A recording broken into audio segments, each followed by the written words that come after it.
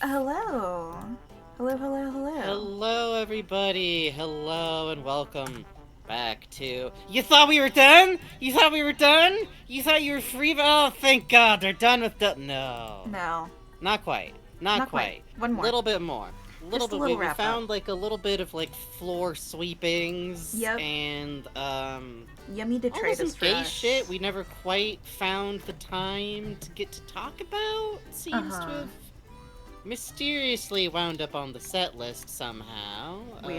Weird how that happened. But from that, hello everybody, hello Bubbly, hello Lily, hello Bluey Ubi, hello Nighted Link. Thank you for your subscription, thank you. Thank you to Bubbly who took Time for $10 Mike's off also. there.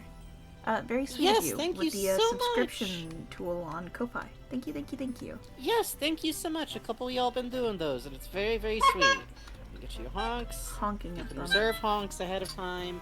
Let me move these, actually. There you go. Gotta test them.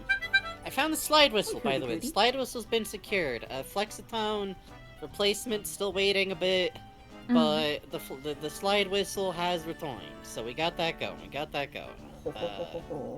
I did then almost immediately misplace it again, but that's just the nature of these things. Yup.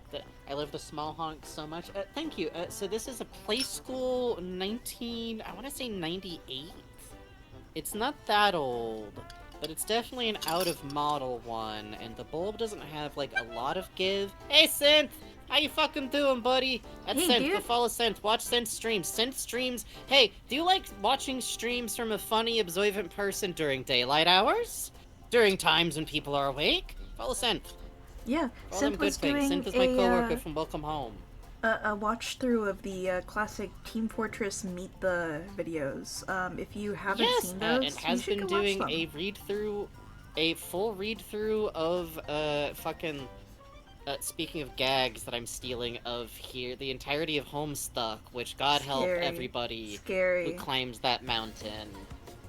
Is that why I named this the Giga Miketermission? Yes, I love doing jokes that scare the shit out of people who know what I'm doing. It's the funniest thing in the universe. It's like having a password to jump scare people. It's true. What have we been up to?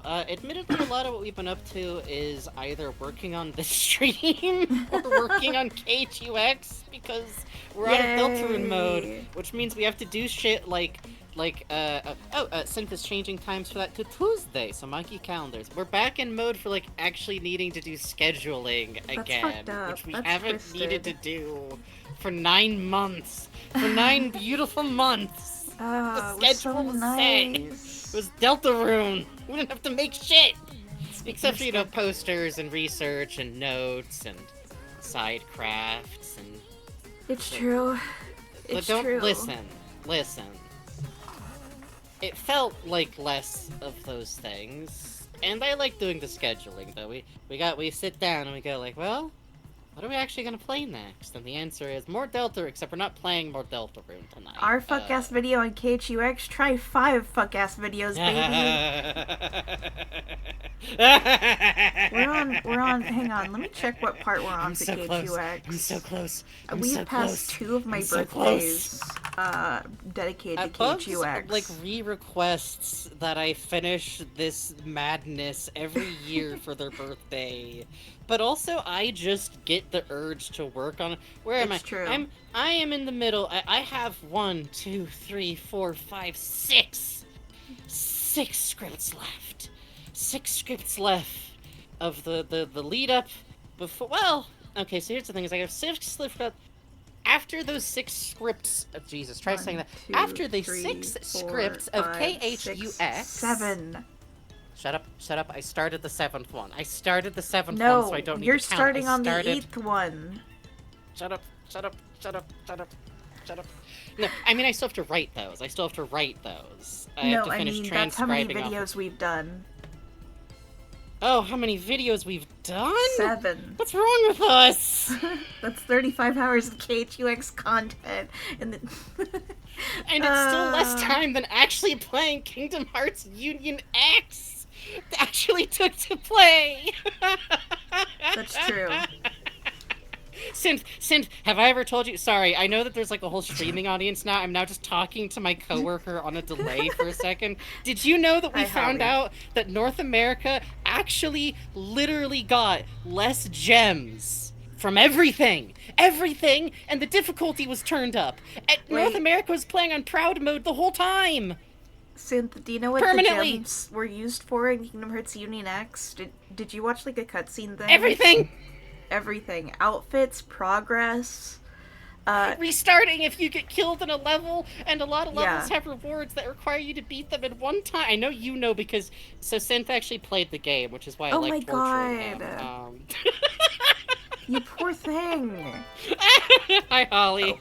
Hi, Raven just found Bonfoy. another video under the couch cushions. I love Raven doing that. You Bonfoy played it at its peak. You poor bastard. You poor dandelion bastard. You poor son of a bitch.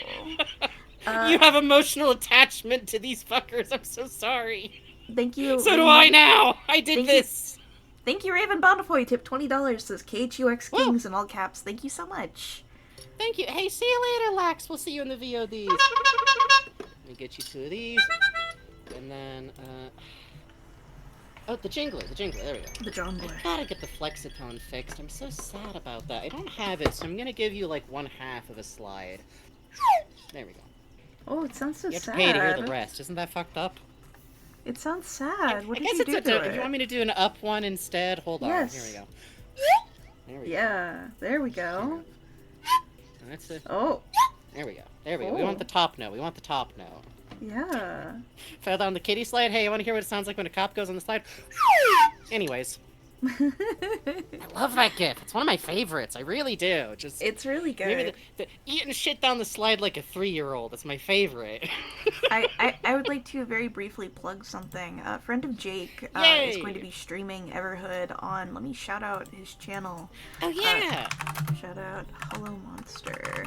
I believe that is the name. Let me just double check. Hello Monster. Yes. Gonna be streaming Everhood with some friends. The fuck? Oh, yes! Shout out. Hello Monster. Last stream at end of stream, I made a death pact with Jake, Antlers Tangled, going down on the lake together to play. I played and beat Mad Rat Dead, and now Jake will play Deltarune at some point in the future. Mad Rat Dead was quite fun. It pissed me off a lot. It was very fun. I got so angry at it sometimes. I think it's good to do this. I think all rhythm games need segments that make you, like, flex the plastic of your controller a little bit. Shooting up. Which by the way, if you ever play a game on a Steam Deck, you feel yourself, like, catch that urge and go, no. Money is between your hands. No. Yeah, I was playing... Grab a pillow for a second. Why not? I was playing on Switch 2. Very colorful. It's really cool. You can feel the heartbeat rhythm in your hands with the vibration. Yes.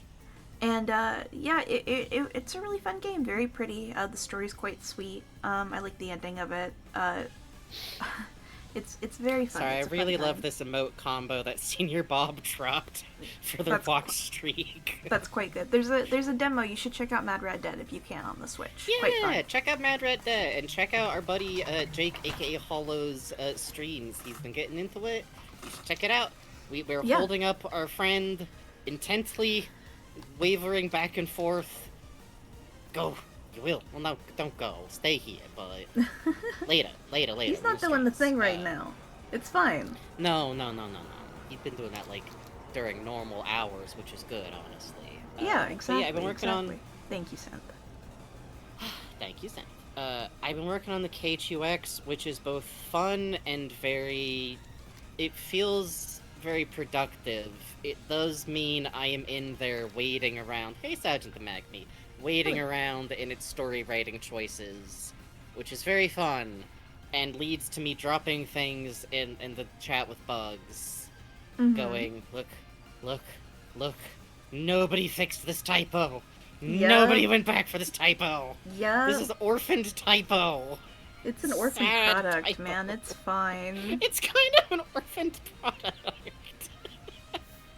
KHUX is like a plucky. The KHUX lives the life of like the Baudelaire children from Oh yeah, fucking poor Baudelaires. Lemony Snicket's Beautiful Tales for Children, where like every beautiful like nurturing caregiver in its life is just you go down this like eaten by a snake, uh fell into a pit, Yup. murdered. Yup.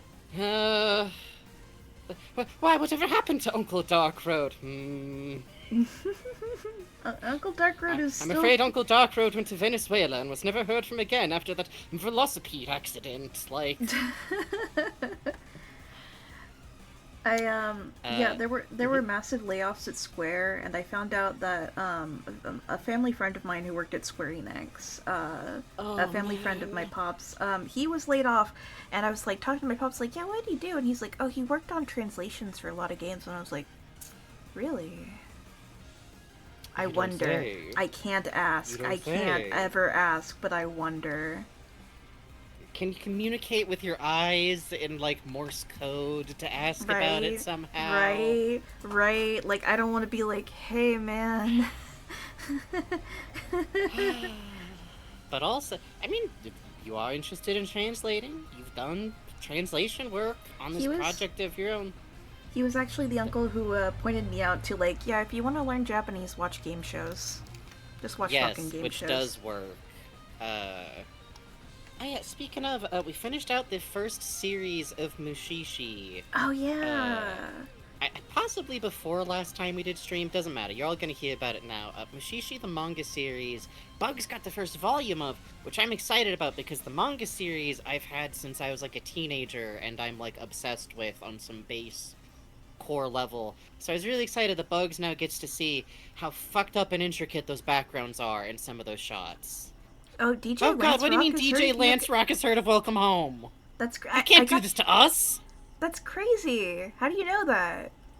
You have to understand, me and Bugs, like, basically, as we said that, like, clasped hands in the middle of, like, our picture box for our shop, like Caddy and Bratty. Yeah. For a second there, spiritually.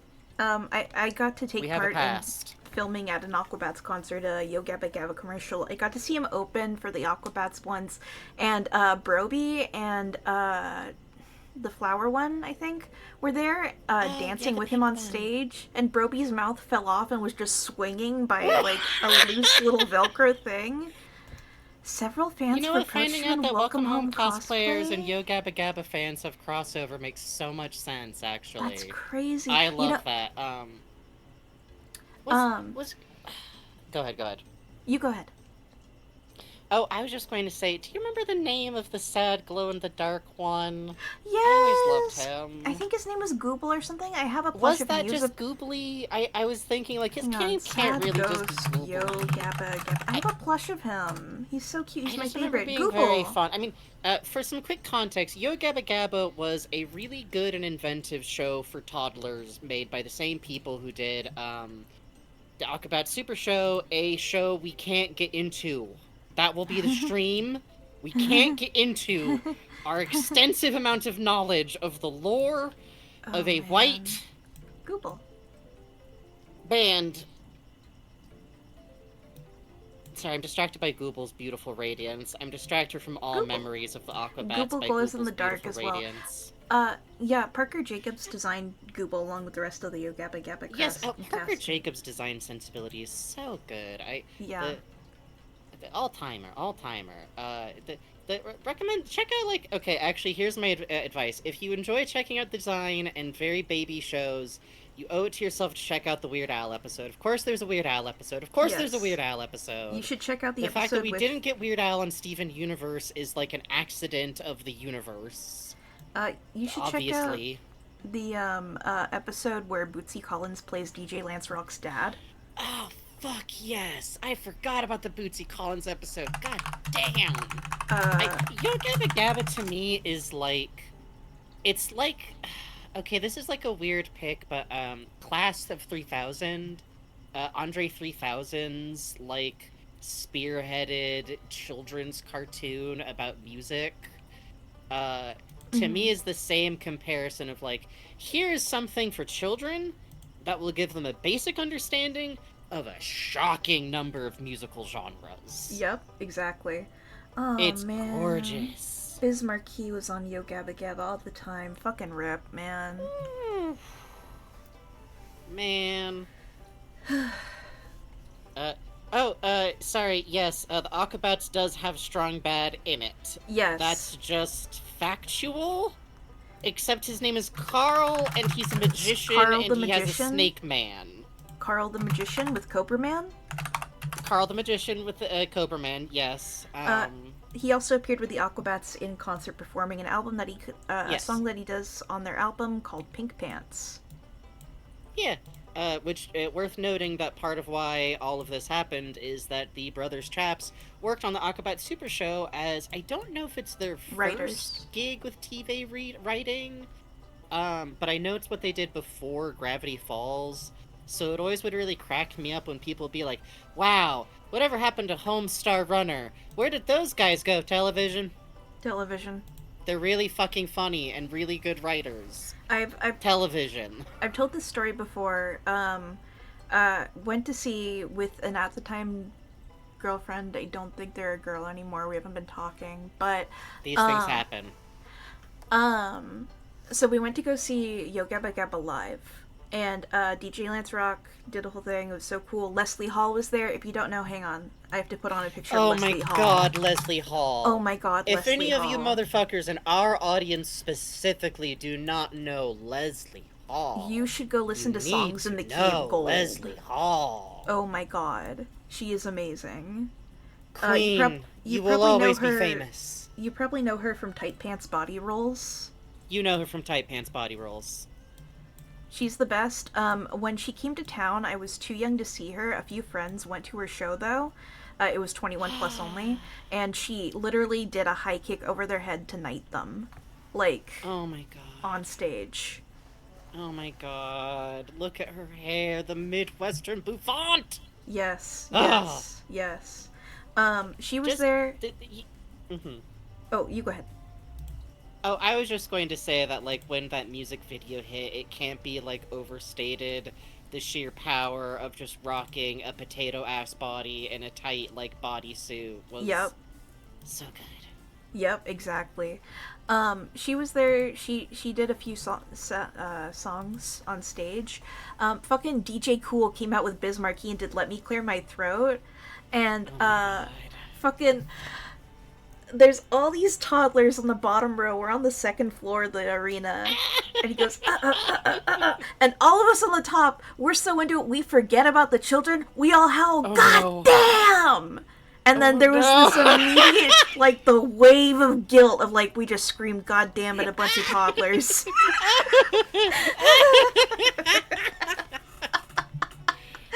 Which, by the way, if you're shit. asking yourself, boy, there seems to be some slightly weird audience crossover between children's show and band for adults. Yeah! It's quite There good. was! It's quite good. It's quite good. Oh, how did they ever elegantly figure that out? Did not. They even had Mark Mothersbaugh was on the show as an artist. Mark man, that's right. Let's see, Yo Gabba Gabba. Mark Mothersbaugh, who my dad knows as, quote, "Oh yeah, the Rugrats guy." Oh, you can't. You can't. I was What did Mark obsessed Mothersbaugh with do in Devo. some I was past life? he's the lead of Devo. I was obsessed with Devo at the Yes. time, and I mentioned Mark Mothersbaugh to my dad. And he's like, "Oh, I interviewed him, the Rugrats guy. Yeah, he does music for the Rugrats." And I was like, "Yes, that is the Rugrats guy. You're right, Dad." The unfailable power of a dad to find the funniest way to, like, remember any information. When we went to see Hoppers, he was listed as doing the music for it. And I leaned over to my dad and went, "Hey, it's the Rugrats guy," and he went, "Yeah, it is." It's good to do this. It's good to do this. It's good to do this, I think. It is. Oh yeah, speaking of our deep, like, amount of band lore knowledge, but Bugs has also been going through some more of the Gorillaz Yeah. the backlogs for So, fun. for my birthday, my dad got me the Get the Freebies comic collection, which is gorgeous work on a kind of a terrible comic. Yeah. I used to, when I was first starting off drawing, when I was like 12, 13, like I drew like my whole life, but when I started like studying, I used to try and copy Jamie Hewlett's art. So I'm like, damn, I should see, like, comparatively, man. should do some more studies and understand his like evolution of style a little more. So I picked up a Tank Girl collection and Gorilla's Almanac, which is from like 2021. Yeah. No, 2020. And it's a bunch of new illustrations, bunch of gags, and they have a very sweet letter section where someone named Lucas from Argentina wrote in. They wrote into the Gorillas and said, like, Dear Gorillas has been background music to my whole FTM transition since it started a few years back. Let me resize this. Him. And I'm planning on seeing Gorillas and as my actual self. Went to a concert still but still as F, to give some sort of closure to this part of my transition, be ready for what's next. And each of the replies, they were goofing on it. But this one they just had Noodle go, "We love you, Lucas." And I don't know. It's particularly from a British group. It's like, oh, thank God. Yes. Like, we might have goofed about 2D's very hilarious, perfect, coming out, casual bit. But, like, no, I mean shit that they say that stuff, like, now. And I love you finding that, too, because, like, I think Plastic Beach literally came out, like, while I was starting my transition, or, like, no shit. in it. Oh, yeah, damn. no kidding. Like, it was about the same time. I was, like, 18-ish, 19-ish, in that weird area there. It's very associated. I don't know. That's crazy, man. And I know that 2D has some significance for you as well that way, which is, partially I think how one engages with bands, but also 2D's always had a certain something. He does. He has. There's always been it for He has the aura of simply not particularly caring until he has to check, like, his driver's license. Yeah. Like, if there's a form with gender box on it, I feel like 2D, like, stares at it, and if one of the band is with them, is gonna, like, lean over and go, like, "What are these for? What are you these for? The M1? Okay." It's like as much thought as he gave it for, like, several decades. They did. There was an interview they did with the Gorillas in the Almanac, where they were being asked questions, and 2D was always answering about 3 questions behind. It was really good. Yes! Such a goof. It's one of those things we share of, like, getting into the deep lore and the weird, like, split. We were talking about, like, how much we both wish it was possible to, like, do a tour of the old Kong Studios website they had. Oh, yeah. Like, it would be on the way back, I bet, but the problem is that because there's so much Gorillaz music in it, There's so much Gorillaz music and so many... Because it had, like, weird, like, different levels of update, too. I wonder how many of those are, like, saved. Maybe sometime just on our own we'll fuck around with it for fun. Yeah, that'd be fun. Yeah, and let's see. Oh, I got my little workspace set up again, and, like, a minor update, which is nice. So I got, like, my little drawing zone reset up, which is exciting. Mostly so far just doodling again and trying to figure out Rex's stupid hair. It's fun for it to be a contrast, but also I keep staring at him and going, "Bitch, you look like a cherrim, like Gijinka. I gotta fix this." Get his ass. He's my own OC, I'm allowed. The real answer is I gotta push his hairline back again. That'll fix it. Yeah, that's basically always it. If you're having trouble with an OC, consider lifting the hairline. Push it back, thin it at the edges a little, maybe, and then bada bing, bada boom, you got yourself an 18 Yeah, I star. think that's the trick, is that I gotta remember. I thought it'd be cute. You know how, like, a lot of old-fashioned anime bishonen kind of have, like, a weird, like, mullety fringe? I thought it'd be kind of cute if I did that, but with, like, wispy, like, hairline hair a little bit. Oh, that'd be so cute. You get that, like, short fuzz breakup curl. and then you can have, like, the back hair kind of more behind, recreating that same shape. Because he's meant to be, like, it turns to audience, my OC is what happens if one of those, like, magic shopkeeper Bishonen ages. It's true. It's true. Kind of rock star aging. Yeah, I'm specifically aiming really carefully for, like, my era, Bugs' era a little bit, is the Shoshomaru, Yue from Cardcaptor Sakura, which, oh man. We're still watching Cardcaptor Sakura. We are. And I'm nervous, but excited. Why, what's wrong? That girl admires her teacher so much. That's another problem. There's a TV-only character. Listen, I know the manga's evils, and to be entirely honest, the anime is writing around some of those problems as hard as it can. I saw that writing truck veer off the side of the road to avoid some extra manga scenes, and I appreciate it, but I don't know if I trust the TV-only written Chinese character. I don't know how Mei Ling is going to go. I don't know enough. I'm a little scared. Hopefully handled with grace. It's cool. She definitely didn't get introduced with all of the same writing cliches that Shampoo was introduced with in Ranma 1/2 in the 80s. Yay. Oh! Okay. Yay. I love catching back up on anime from my youth. I love catching back up on any form of media from any country. Circling back around to Mushishi. Yeah, I picked up the volume 1. Please. They did they're doing a a collection re-release right now.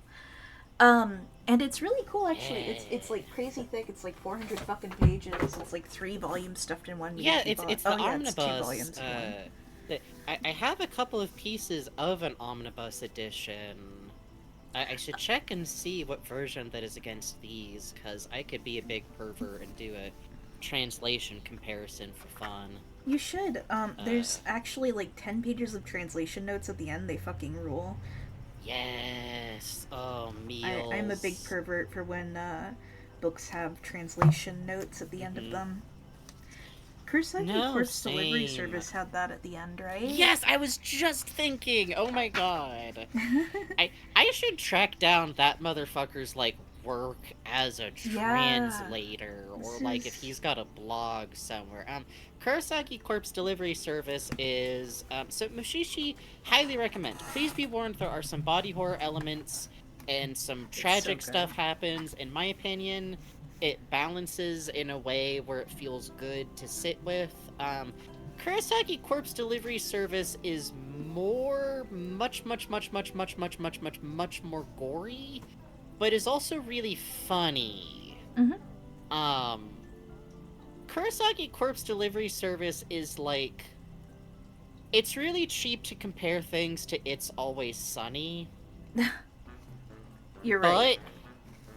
But the characters are only like 3 shades. No, there's one character in Kurosaki Corpse Delivery who has her shit together entirely, and it's floating everybody else, is what's happening. What if there was dumbass Japanese shit kicker necromancers who can't get a job out of college, so they're using all of their various ghost trauma to try and collect on returning the dead to where they want to go? It's quite good. It whips.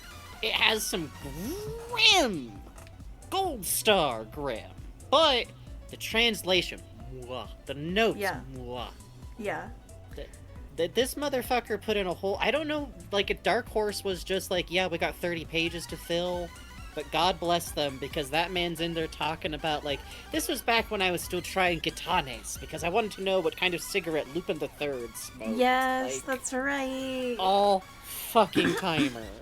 Yeah, the translator on Mushishi is Andres Oliver. Really great work, Andres. Fucking thank you for doing all these notes. God damn. Not to turn every conversation we have into a stream idea, but someday it would actually be very fun to just talk about some of our favorite, like, manga translators, because, like, Oh, that'd be cool. I have a few manga where like the translation job and the notes are like some of just my favorites. Dude, I found out the translator for She Likes to Eat is also like the translator for My Hero Academia. I think it's that. Oh and shit! People got super mad at him online for not being like the fan translations. Because I went to look up his work because I was like, damn, that's a really elegant translation for this thing. She likes to cook, she likes to eat. And I was like, what do you mean you got like hate blogs and shit? Damn. Yeah, maybe given that doing a stream where we just gas up translators we like would be like curing some of the bad karma of the anime and manga fandom, now that I think about it.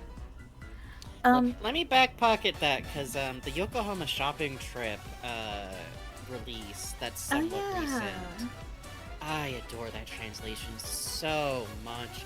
The way they handle the like super rural accents some of the characters had in the original, the way they handle like the strange way that Alpha talks as a robot sometimes. Yeah, it's quite good. But also the way she sounds very natural. It's so good.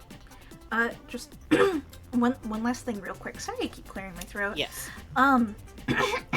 Golly. It's fine. It's fine. I'm dying.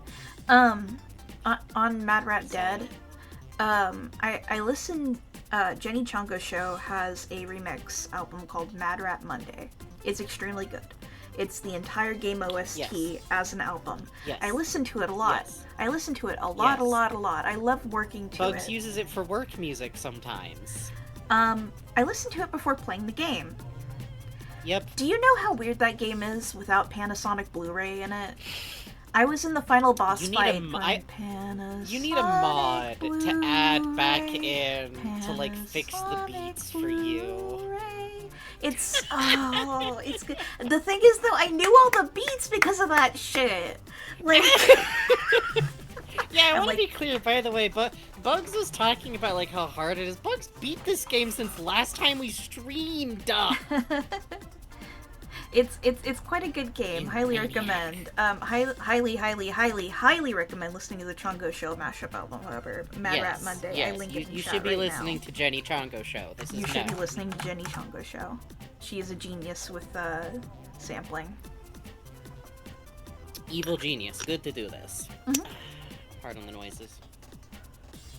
It's like listening to Kiss from a Rose and bracing yourself for it to transition into shit by Neil Cicigera.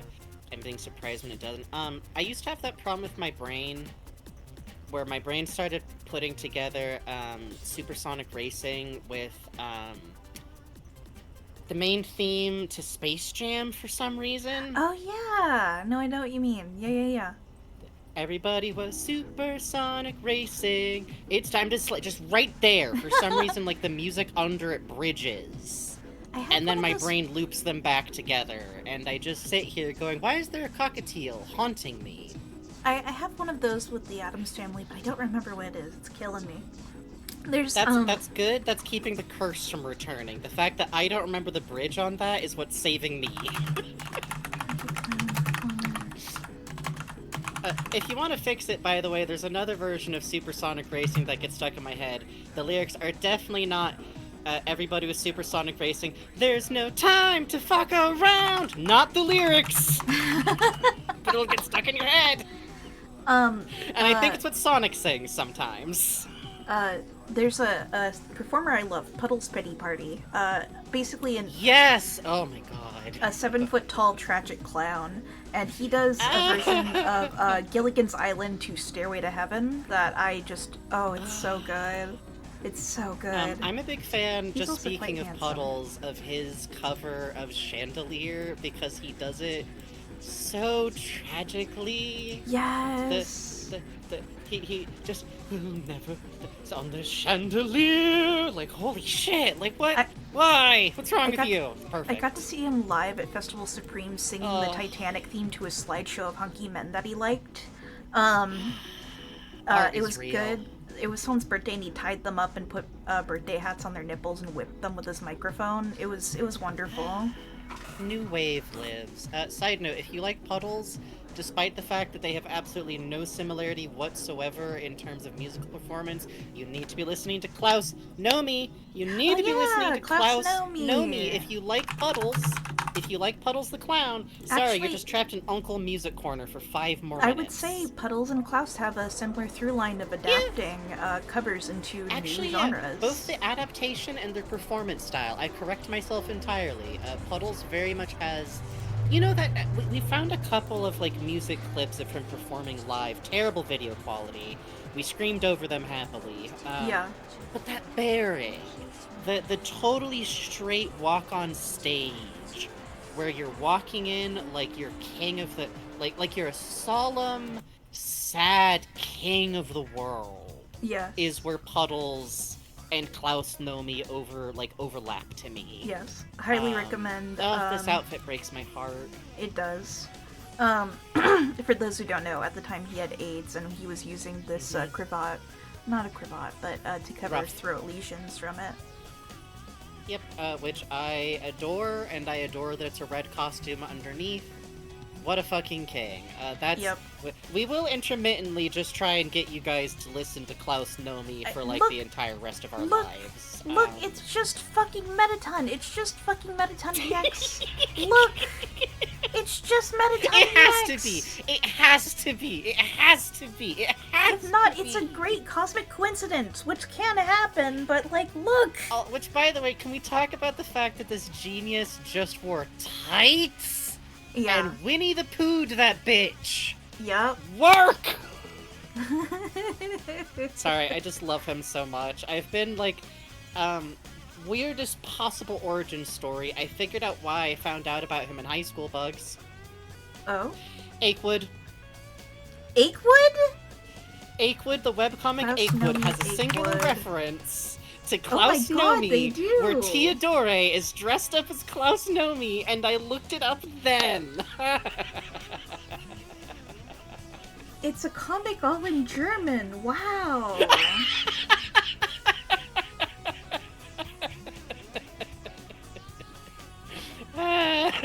I wish my sense of memory worked for, other things, but here we are. Which, by the way, for those of you who are familiar with the art world, supposedly, Klaus Nomi was involved with Jean-Michel Basquiat. Basquiat? Oh. I wouldn't be shocked. Which, by the way, shout out before we transition over, Frankie Knower of Esoteric Lores. Frankie Knower of Too Much About Achewood. Why is all of Achewood still in there somewhere? You could show me any panel from Achewood and I think I can give you the context. That's my worst autistic skill. It's bad. It's not good. You're probably familiar with Basquiat's work. God, it's pretty. Sorry, Katamari of Love just scared that the Klaus Nomi comic was on September 11th. Good God. Wow, for real? Jeez. Art is real. Art is beautiful. What a world. Well, speaking of art, this is probably the best transition we could possibly get to, for now, our send-off of our Deltarune series until it is time to Deltarune again. Yep. But to do that, I think we gotta hand off the reins to to the fellas. You know, I agree. I guess we'll do the whole intro over there? Fun to do the intro over there. Might as well. I'll set the click over.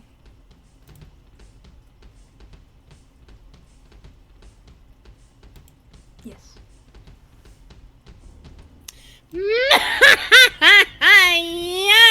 What the hell are you all doing here? We're not doing debate. Open the doors. I'm not waiting for these guys to yell. There's a whole minute. What is going on in here? I thought we were gonna clean up before the next time they were in here. The boss is gonna see this! Pluie still has the hats! The text is still wiggling! The Holotone's dame is dancing in front of my board! Hello and welcome to the Giga Miketermission! I am your host for my sins! Small Mike. I mean Mike! I mean Mike! I mean Grippins! I mean Mike! Midopi. That's Mike. I mean Mike. I mean Bugs. I mean Mike. I mean hello everybody. I am Frankie Frankenstein playing the part of Motormouth Mike tonight. Hello and welcome to the show. We are once again finishing out our entire playthrough of Deltarune. we are going to get to the general rules here for a second, and mostly I would just like to remind people that even though this is a conversational type stream, we still ask people stay somewhat on subject, which is to say, we're talking, and we're having fun, and you're joining us. Yeah. But imagine that we are having a conversation with each other, and somebody runs up to go, but what about this? It makes us lose our fucking train of thought, to be entirely honest. It's true. But, that being said, it's a bit of a casual night tonight, so I'm gonna run through it a little bit on the simple side. Remember that we make the rules, remember that we're always right, remember to be nice to bugs. We're not playing tonight, but if you find a way to somehow try to tell bugs what to do, I'll shoot you out of a cannon. Feed you to the... Do we have anything to feed people to? I can't feed them to the snail. I don't think that works. Bluey.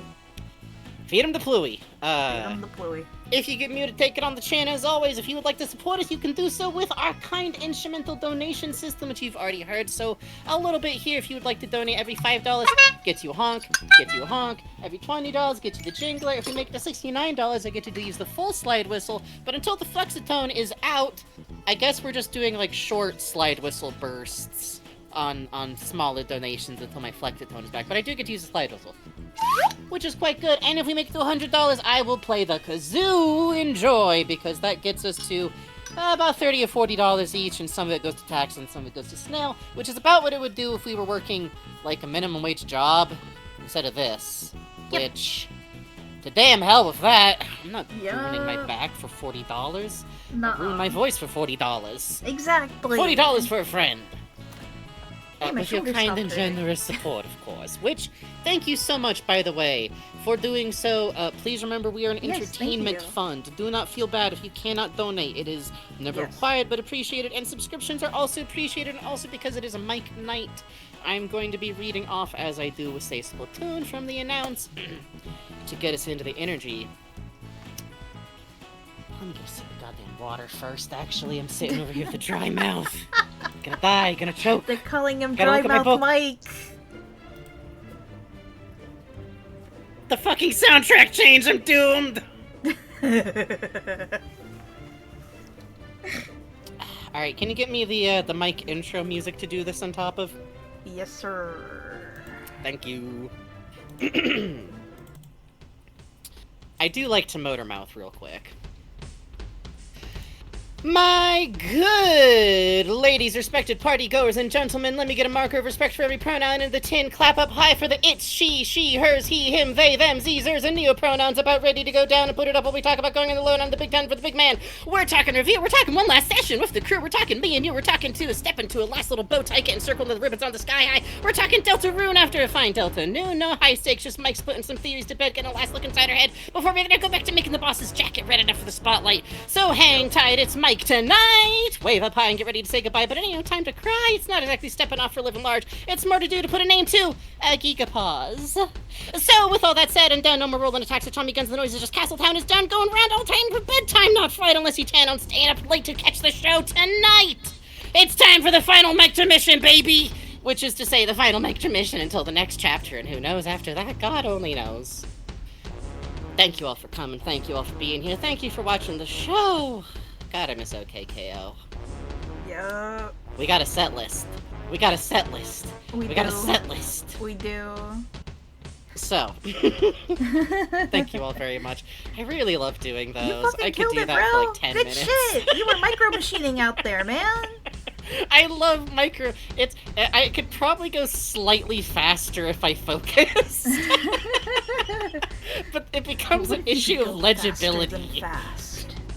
Yeah, the problem is if I do it. My good ladies, respect party goes down, let me get a marker of respect for your pronoun, the tin clap up high for the it's, she, hers, he, him, they, them, zers, and your pronoun about ready to go down and put up. We talk going on the low down the big time for them. We're talking we're talking about the station with the crew, we're talking being, we're talking black little bow tie getting circled in the sky, we're talking to. It gets hard to understand. I was reading a list of stream side effects. We just got a $30 tip. Thank you so much. From a Ko-Fi supporter, Funny Noises donated $30 and says audio. Holy shit! Yay! You. Funny noises! There we go. Sorry, it's hard to get them both going at once. Brings us to $60, $9 away from getting to do the entire slide whistle, but you get just the edge. What was that? Wow. What did you do? You were like playing the jug there. What happened? Let me see if I can do that. Let me do that again. Play the thinking jug so I can think. Let me see. Can I flute style this bitch? Hold on. Oh. Whoa! That was playing the slide whistle on an airplane. Whoa! Happy $30. You got a new noise. Yeah, damn. And $9 away from doing the entire slide whistle without doing whatever the goddamn hell that was. Alright. So we got the set list to get through, which is to say, so originally this was just going to be us talking shipping nonsense, like that was kind of the plan. No, this isn't going to be a doodle and draw at any point. Thank you for following Sea Frog Art. We're gonna be doing our own thing, but we actually literally do have a couple of things to talk about. We have, specifically, one item we want to talk about before everything else, and then we realized we actually do still have to talk about Noelle item descriptions and check in on our good friend, Mysterious Sad Voice in the Code. Yup. So, go ahead, boss. Oh, you go ahead. No, please, for the love of God, I just talked for like 10 minutes. Okay, so the first thing I want to talk about real quick is, I actually figured out, from poking around, yes. what happened, why we didn't get that dialogue from Ralsei about the piano. Yes! Oh, man. I was poking around and I found someone on Reddit who had the same problem. If you don't remember, at the end of the last stream, before we left the room where, you go to seal the fountain at the end of chapter 4. Before you leave the room before, Ralsei normally stops you and says, like, you were really good when you played the piano. Yeah, I thought it was cool when you played. It's very sweet. So before we got that dialogue, I decided to backtrack to the very end, well, the entrance of the room. And we got dialogue. Right, we were doing all the backtracking. Where a hand that perfectly fits yours fits into your hand and stops you from going back, right? Like a perfect mirror. So, it turns out in the code of the game, certain lines are set for certain numbers. It plays as, like, event, like, 34 is, like, one line, and then event 35 would be, like, another line. I obviously don't know code from how I'm talking about this, but you understand what I mean, right? Yeah, there's specific values that get set by certain interactions, and that tells the game, like, oh hey, we got value 32, so we fire off that Starwalker's here. That is a completely random example, but good enough because it's just a marker that says this got done, so this happens. So, let's say Ralsei's event was, talking to us before that line was 33. And let's say those piano lines are like lines like 37 and 38. When we went back to that room at the very end, or that interaction at the end, it advanced us to event 40, which cuts you out of being able to get that interaction with Ralsei. Note, you only get that interaction with Ralsei when you're leaving the room. Right, which means that if we got that interaction with Ralsei, that would have been us moving on entirely, right? So, would we have been able to go back for the hand interaction? Right. So, here's what I'm wondering. Is that on purpose? Because I don't think Susie and Susie healed you is on purpose. No, that's the thing. It's like, with this game, it could so very easily be meant to mean something, and there's some interesting things you can read into that, which is like something about going back and having that interaction with whatever that is creates a small amount of distance from Ralsei. I think it's probably an accident of code, but I find it very interesting, so... Yeah, that's where I'm at, too. I think it's interesting. I'm not certain it's on purpose, but I think it's intriguing to think about. Definitely, see you around, Lilycat. Jesus Christ. Alright, you gotta do your stretches now. Triangle, circle, X.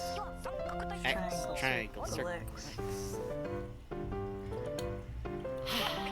So the other thing that we wanted to talk about on top of anything more to say on that? I think we're both united in, we don't know what that is, but it's worth highlighting because other people have reported the same thing. Yeah, that's basically it. I think it's interesting, but, you know, I don't know if I should take it as something worth noting or as a whoopsie doodle, you know? The reason I compare it to Susie and Susie healed you is Right. I was telling myself, like, well, if it wasn't on purpose, it would have been patched out by now, right? But then I was like, well, wait, Susie and Susie healed you is still there.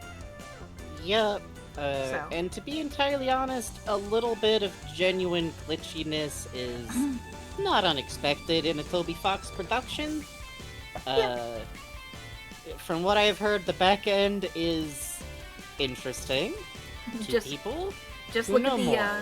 ice cream skip for Undertale.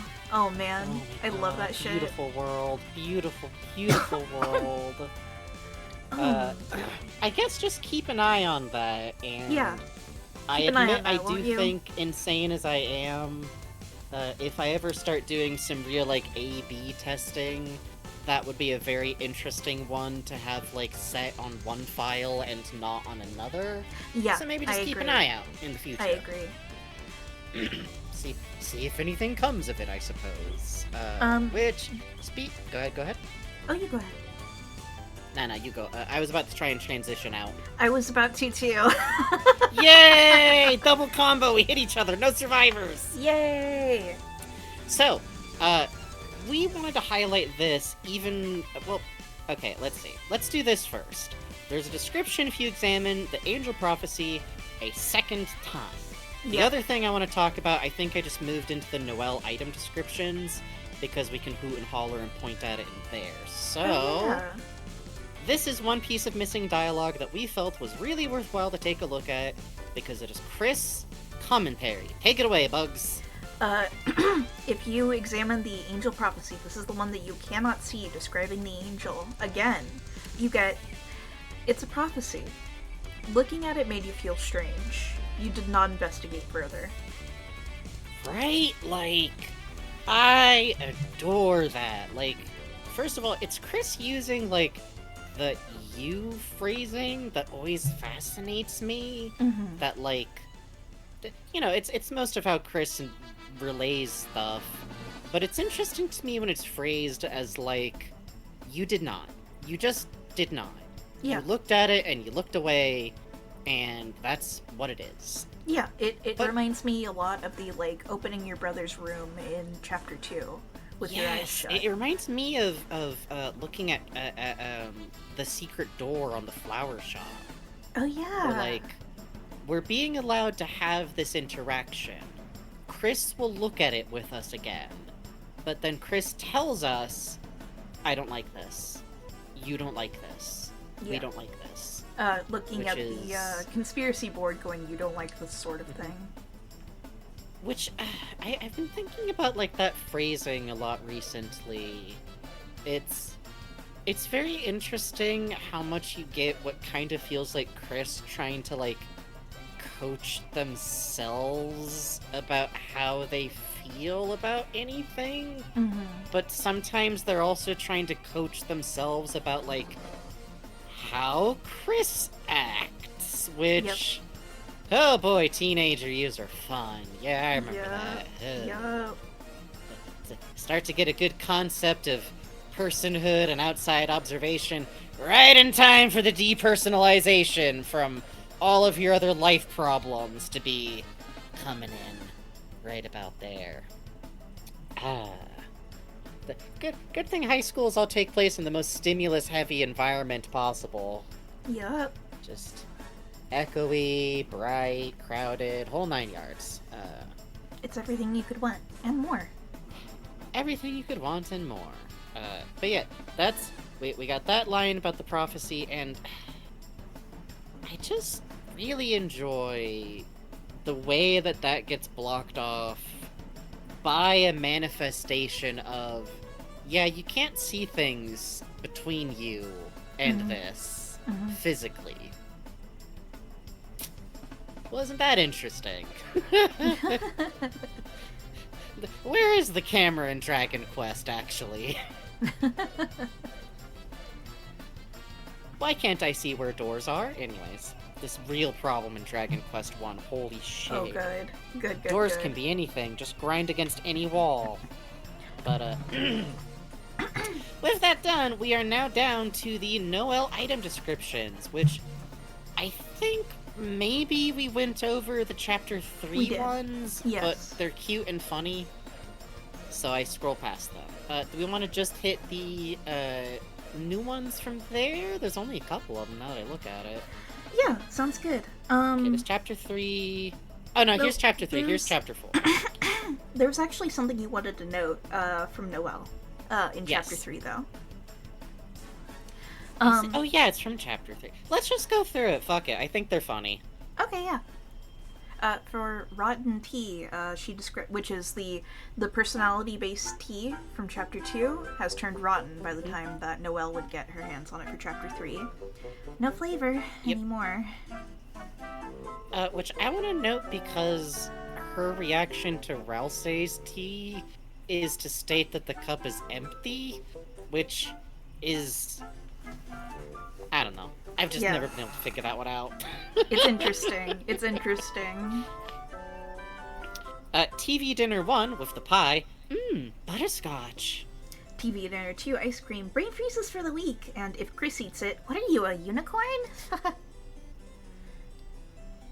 Suggesting Chris is putting the cone up against their forehead, which Quite is good. very funny, because that's an act out that doesn't exist in normal canon, or isn't being reported on. Quite good. Whatever Quite the hell that good. means. TV slop. Here, I refreezed it. TV slop? Oh, TV dinner 3, vegan steak. I can hardly tell it's not, real sorry. blood. Pippus, can we keep it? If Chris eats it. If Chris eats it, Chris! I wanted that. Flat soda, which is the soda Susie leaves you half drunk. Whatever, it's just Chris's. Executive buffet. I already did TV slop, apologies. Caviar again? Deluxe dinner. Worrying. I'm, an alien. It comes with little 10 daily boppers. Which, just real quick, to back up a second on the caviar, that one always cracks me up because, you know, arguable canon out here and everything. Caviar is also like a jarred canned food. So, this might be the rich kid equivalent of like, alright baby, after school tuna and crackers. Getting that pork face. You're right, Katamari of Love. You're right. Yup. She would, like, chuck it and then, like, let's see. hold the rest, like a little vial kept in her room, and she's like, oh, this is a bad idea. Why am I doing this? No. She chugs the rest, but then on the last mouthful, she has the idea, and then she forces herself to swallow because there's people around her, and if she spits it back into the can, she's going to explode and die and bury it in the woods. You're right. It's a difficult age. Oh, here's one that, I think we probably already talked about this, but Shadow Mantle! No, it's for someone taller. The hell does that mean? What do you mean? Ralsei can wear it. Ralsei's shorter than Noelle. Yeah, but Ralsei will wear whatever the fuck we hand Ralsei. We hand Ralsei like a paper bag with a face on it, and Ralsei is already stepping into it like a confused cat. Like, Susie's taller, so that implies it does fit Susie, but also, like, I mostly want to highlight this partially because what the hell, but also because Noelle sometimes comments on the physicality of things in these, or like what Chris is doing, in ways that fascinate me. Like, we didn't know that about that damn cape. It's for someone taller than Noelle. Does it fit Tenna? It's also intriguing, given, you know, this is in the code only. You would only see this if you're snooping around. Or if there's some scenario where all of this pops up, which again, we would only be seeing now because we're snooping. Snooping as usual, you could say. Yes. Which also, Chris is, like, shorter than Noelle. I just want to highlight real quick, never forget Chris is shorter than Noelle. Noelle is very tall. Noelle is the second tallest member of the Light Nerds. She is just shorter than Susie. Everyone forgets her beautiful tall head. Everyone forget. Yeah, her beautiful long head. We might have lost Drinky for a second. One moment.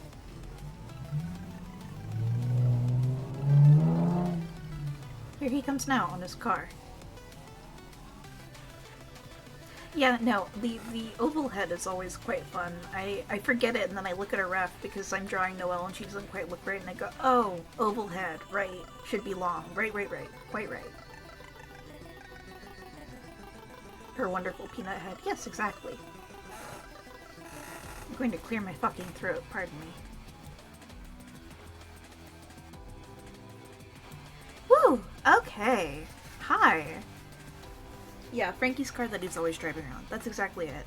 It's like the car from the Munsters, but it's like you know, actually, funnily enough, from googling around the term Frankenbugs every so often I'm when I'm trying to get to the Ko-Fi, sometimes I don't have the URL right because it's like ko-fi, and I always try to type it Ko-Fi. I end up typing like Ko-Fi Frankenbugs.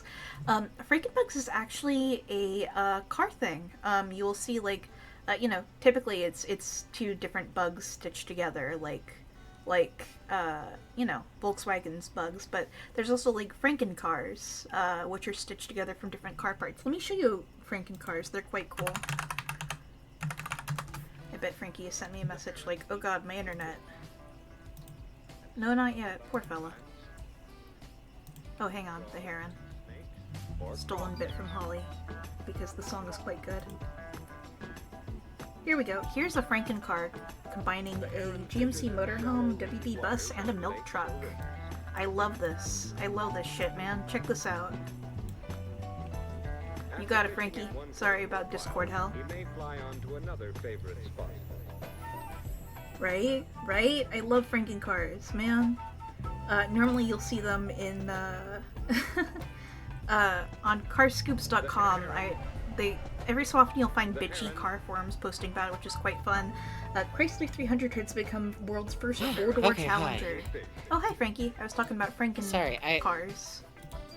Oh, sick. Hi. I switched to a slightly worse connection, but it's working and the other one isn't, so... Huh. We do what we do.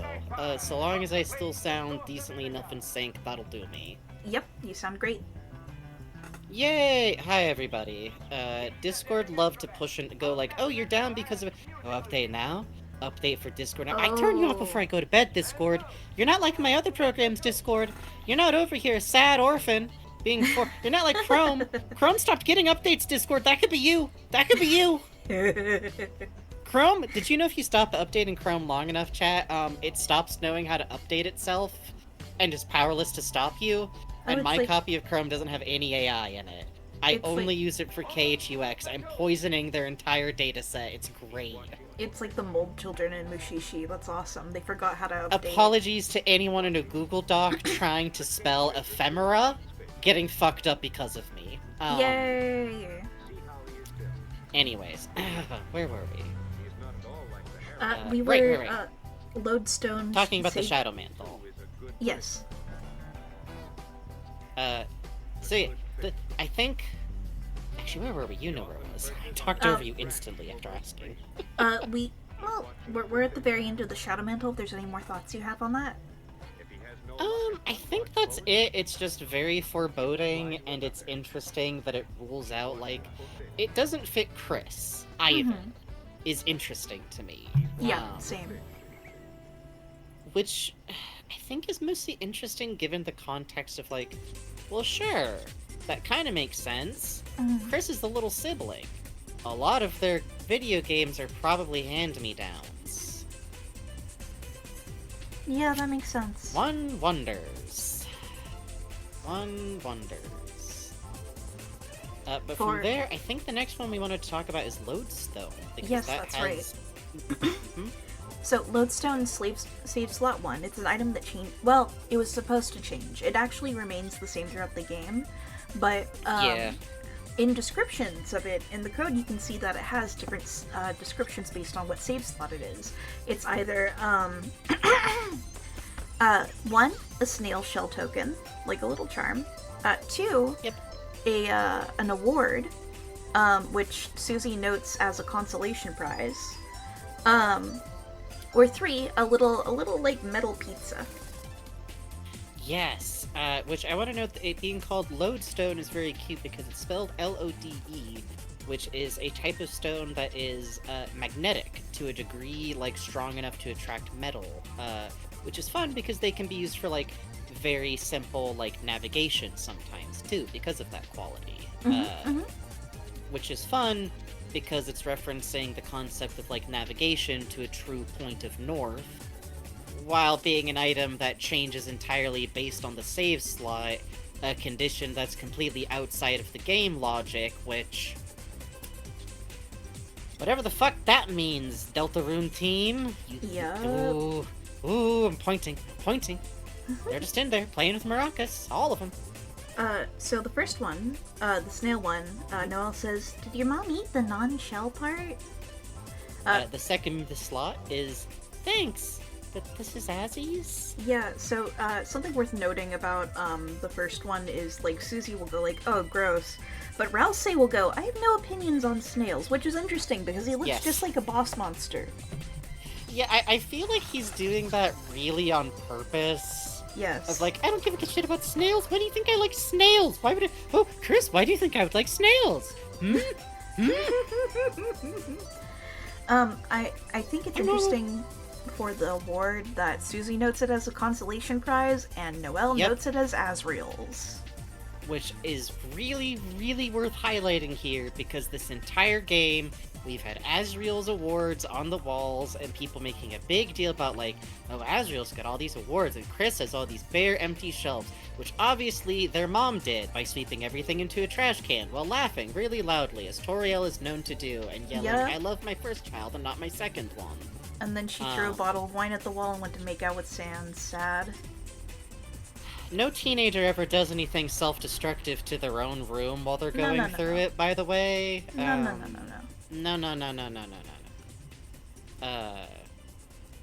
So what are those awards? If this one that we found is a runner-up,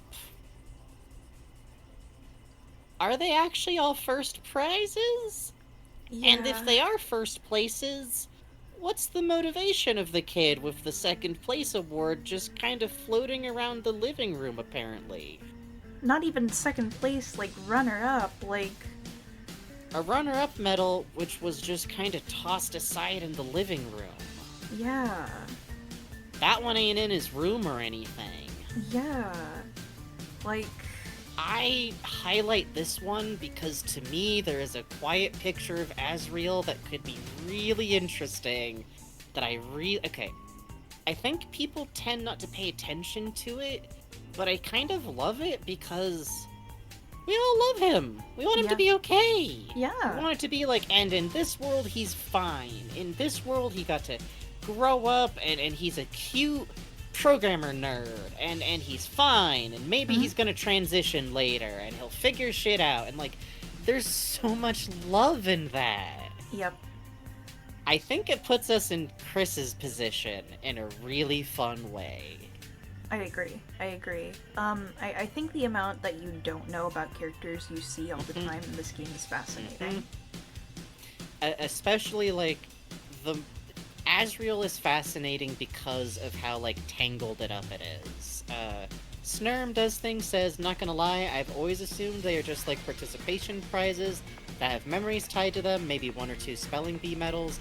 Honestly, now, even, obviously this medal doesn't, like, it's tricky because I also don't want to go, like, well, Sans drunk ketchup at one time, but he drank mustard, so I think he only drinks ketchup and mustard. That's also not anything, but I can't believe you put a does open up the possibility. In the damn fridge.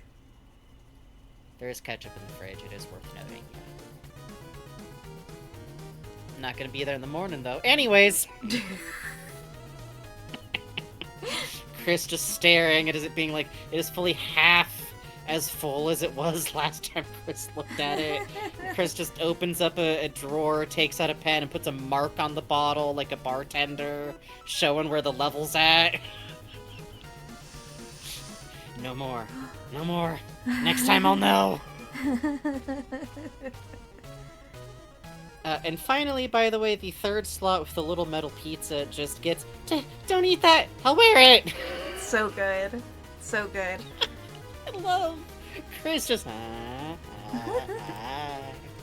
Mew Mew battle theme? Oh yeah, no, please look forward to it Yes. eventually. Please. I wanna We play love her on Switch mode desperately. so Frankie can meet her. It's true. It's true. I haven't actually gotten to meet her before myself. So we have the armors in here. I think we definitely went through these, but we should probably skip to the one that we want to talk about. Yeah. Just for a So, second. Very intriguing. Noelle can equip the Black Shard and has no comment, which is interesting because Susie will say...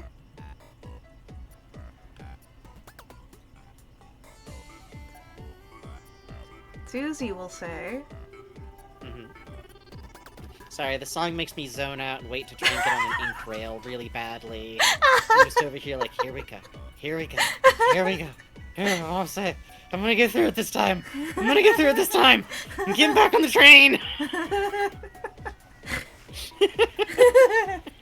What's Susie say, boss?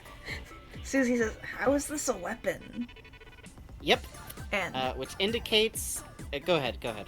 oh, well, it's described as like a dagger-like shard of glass, which is interesting. Yeah. It's really implied that like what you're holding is just like a fairly short. Like, a dagger means it's probably, like, a foot or two long at the most. Like, probably, like, one, even. Mm-hmm. And it's just, like, a hunk you're holding. Yeah. And Noelle has no comment. It's equipable on Noelle. It's equipable on Noelle. Yes. And there's no comment. And Ralsei says, referring to it, I shouldn't use it. What? Shouldn't. Shouldn't. Shouldn't. Should not.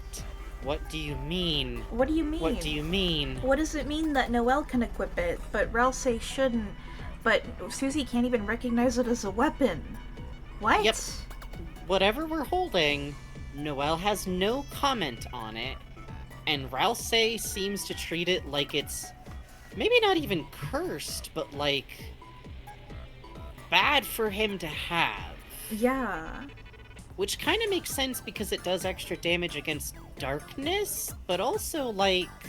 Apparently... No. I was reading through the image description, or the item description. Apparently it only starts doing the extra damage to darkness after Chapter 4, which is intriguing. Whatever the hell that means. Yeah. It's worth noting because this is also one of the sword classified weapons that Noelle can equip, which is something that we're always keeping a bit of an eye on. I also included in here, just as a reminder for you guys, the Light World check says it is a small chip of extremely hard glass. Oddly, it's nearly opaque. The Dark World check says a dagger-like shard of the Black Knife. Strikes the weaknesses of dark element enemies. So...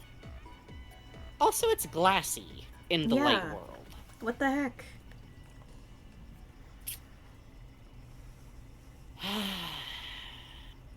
We're gonna see, like, some figure in, like, a motorcycle helmet with antlers that appear to be coming out of the crack in the glass. Oh. Something fucked up. That would be cool as shit, It has dude. to be something where, like, there could be fake antlers on it, you know? Yeah. Oh man, I would love that. That would be sick as hell. Especially because motorcycle glass is extra super hard glass. I think that's real, because that's sick as hell, boys. No. What am I saying? What am I saying? Raven Bonifoy says, you ever wonder if those dark shards are a place of a broken prophecy panel? This could be nothing. Yes, all the time. All the time I wonder if the crystals are prophecy panel pieces or related to prophecies. My instinctive understanding of what the Black Shard is it is a chunk popped off of Fate. We took a crack at Fate and we got a shard. We got one piece of it broken clean off. Man. Not enough. But we got a little piece. That's what that feels like to me. That's Susie hitting that sword that hard is making this tiny little inroad. And the thing is, in the moment, and I talked about this at the time, it fascinates me how much it feels very crushing, but as soon as you step back and look at the big picture, like, what did we do? You're not supposed to be able to do that.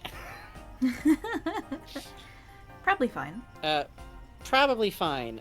Speaking of, however, let's start hitting the Chapter 4 ones, which is what we're actually here to talk about, most of which are cute. I think we should go through all of them for fun. One of them.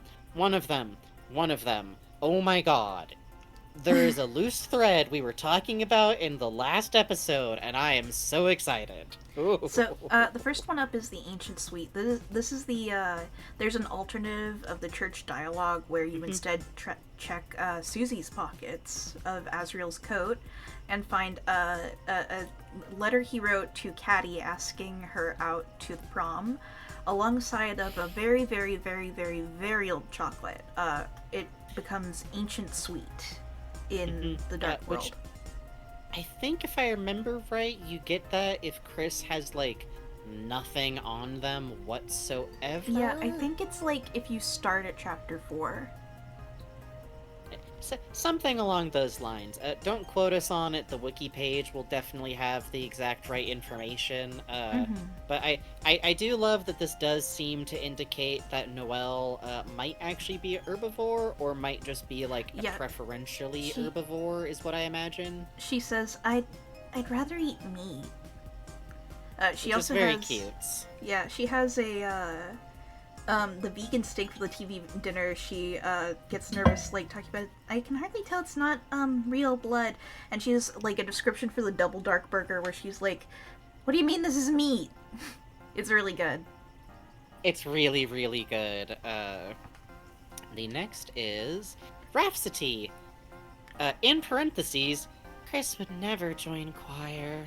Man. Which I love that, because it's like, is it either Chris would never join choir, or is it Chris would never join choir? Right. It seems to be a running through line that there was, like, repeated attempts to get Chris into choir that have, like, never panned. There's an outfit in Chris's size, there's a couple of things about it. Chris would sing swears. It's indicated that there's no reason to play the organ right now, you know? For Scarlixer, she actually splits the drink. She takes 155 points of HP healing, and Chris takes 5. She goes, fine, you can have the last drop. Which cracks me up, because that's like, you know, Chris is just like, oh, little sippy for Chris, little sippy for Chris. Oh, so thirsty. I guess you can have my delicious church drink that I love so much. Chris, you can get it at the store. No, I can't. Sans put the juice on the top shelf. I wanna check this next. Oh, okay, got it. This next item, the Bitter Tear. Yeah, let me hit that. Bitter Tear. It's like when we ate snow. A note there is Rouse has no item description for that. Yep. But interestingly enough, actually, Susie will say, ... isn't that rain? Yeah, which I really love, because, one, that implies that it tastes gross, because it's like dirty water.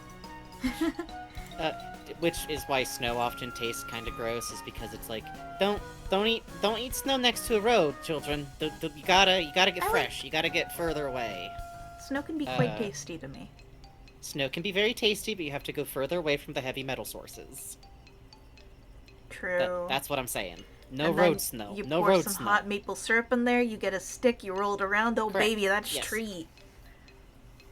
But I love that Rouse has no statement on it, because at this point, someone not commenting on anything of these is worth noting very heavily. I also like noting that the church sounds like it has a leak somewhere, which is my private theory for what the totally normal wash basin that doesn't turn into anything is. It's just a bucket somewhere to deal with the drip. We're just up in the rafters at that point is all. Yeah. That's why a different Mizzle shows up like, what the fuck are you all doing? Wafer Guard. What's next? Cheesy armor? Mystic Band. The other flavor is better, which is really funny because she's a magic user, Oh yeah. but she doesn't like the magic flavor association, so... Power Band gets Why Always Jewelry. And then we come to Princess Ribbon. Yup. When we got Princess Ribbon, I spent a little bit highlighting how both Rouse and Susie indicate they can't wear the gloves. The gloves of the Princess Ribbon don't fit them, but they are noted as being very lacy, delicate gloves. Noelle says, Chris, you can wear the gloves. They don't fit Noelle either. They fit Chris. The princess gloves fit Chris. Fascinating. Fascinating. What if we're all wrong in the funniest possible direction? What if Chris is getting misgendered by the prophecy?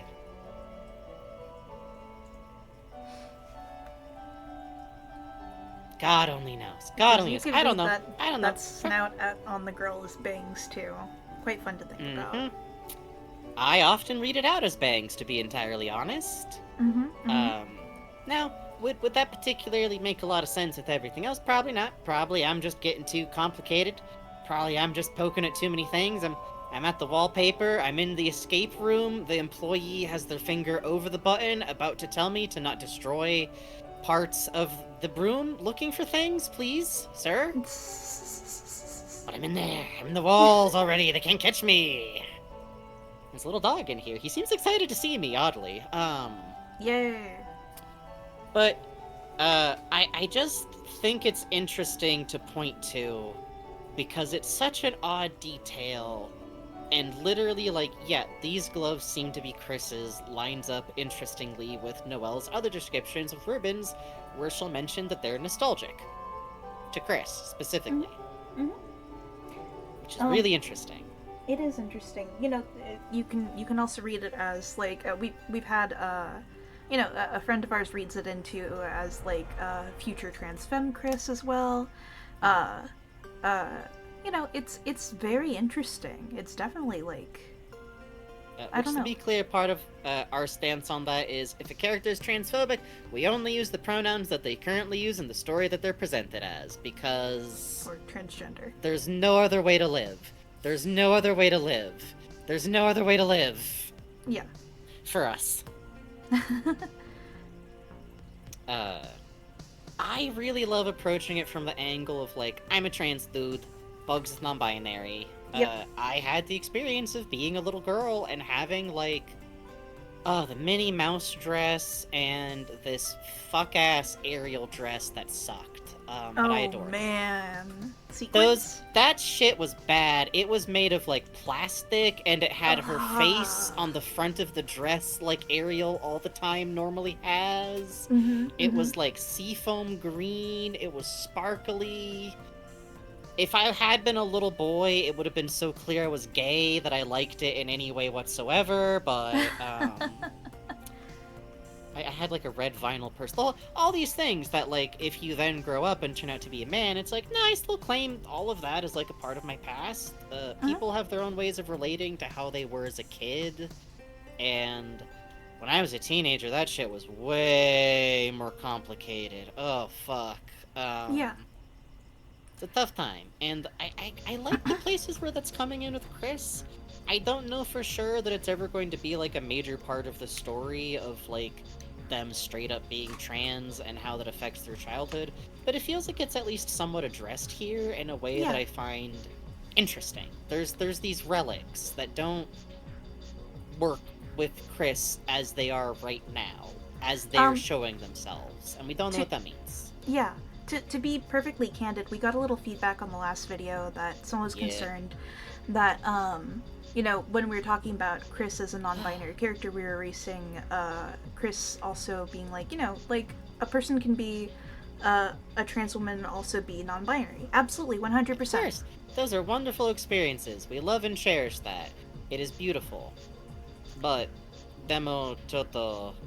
We're just talking about the I'm a one thing trans we had. man. Yeah. I can't talk about that experience. That's not my experience. You guys are here to hear me talk. I Yeah. got mine. But I however, like talking about my thing. Go ahead. but that reading is perfectly a-okay. Love that shit. Love to hear it. Bugs, of course it is. I just want to be clear. But, you know. I know you do, but me saying how to put it. I love my audience, and I expect you guys to have good faith with me that if I say I like reading about this because this is my experience, you aren't Tumblr, and you're not gonna go, wow, I can't believe Frankie hates Y experience. Frankie loves apples so much, Frankie hates oranges. Yeah. So, you know, thank you for understanding. Yeah, But with that in mind, oh, that's geez, why almost it's break. very intriguing. It's very intriguing about Chris with these gloves, you know? Yes. I now have clearance to talk about I'm the sorry, idea I'm of Chris sorry. being AFAB. It's okay, bud, it's okay. Uh, I'm strident about this shit because it makes my friend Snail's life better if I'm a giant pain in the ass about it. Sorry! It's true. It's true. I'm willing to be a giant pain in the ass. With that, though, is it alright if we go on our break a little bit early so I can re-get up energy and go take a stretch? Oh, absolutely. Absolutely. Yeah, sure thing. Slap When we on get back to something. it, we'll talk more about it. We'll finish out the rest of the items, and then we got more stuff. We'll be right back. And also, hopefully, my internet calms down. Partially, I'm eyeballing my internet connection, going, please, please, please. Get up, have a drink, have a little walk around, and hey, thank you guys for talking about this stuff with Yeah, us. thank We do you. appreciate that y'all take us very evenly. Yes, thank you, thank you, thank But you. also, come on! Be nice! Be nice to me! Be nice to me! Alright, be right back, folks.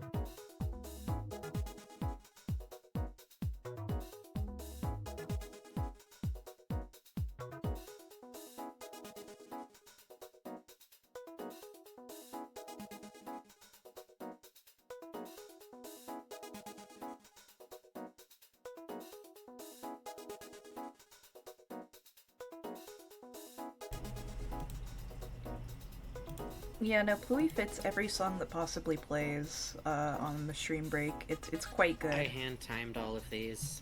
They You did. actually change a little bit in speed. If Quite you line cool. them up next to each other, I'm pretty sure they drift out of sync at some point. Fuck. Because I had to adjust the speed a little bit as they got exported to make the hat bounces work. They Oh my still fit God. most songs though, because when I was animating this, what was it that I was animating? I had like a specific beat in my head that I was just kind of timing it to as I went. I don't use keyframes, I didn't plan any of this out. Don't live like me, don't live like me, don't live like me. Oh my God, you're My right. microphone. What the fuck? Huh. Oh my Which God. part? The Pluies are a little on different beats. What the fuck? They're on slightly different beats because they all have slightly different timing because the hat stacks are all shifting differently. I didn't just You're reanimate them by insane. dragging them over. I shifted the hats underneath each new hat Oh my stack as I God, was going. Frankie. If I wanted to re-export any of the ones in the middle, I'd be so fucked. Those are gone. I just have one working document. Holy shit, dude. Are you good? When I animate stuff, something happens. I don't know. I just crawl out of a cave at some point and go like, here we go. Please note, by the way, there's an individual hat wiggle physics on the cowboy hat on the tail one. You can actually see the hat. The hat swaps back and forth with him and has its own individual little bounce there. That's one of my favorites, I think, for the hat physics overall, because I just gave it this giant bounce. No, I remember what the beat was. It's Yeah. Sorry, I have to describe something really autistic about me real quick. Oh, good. More so. So it's really specifically the beat from a really specific part of the Three Caballeros. From the what? The Three Caballeros. Oh my God. You know, specifically the intro section to the picture book music part, where they're just starting to show like the buildings bouncing. That's what I was timing to. Da da da da da da da da da da da da da da da da. I like this. We're making a little cat club over here. You can literally follow it along to that, like, exact trumpet line. That's amazing.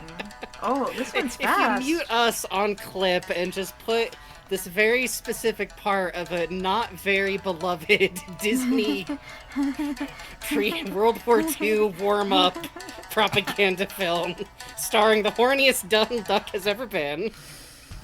Oh. Look at him go. Oh, this one's small.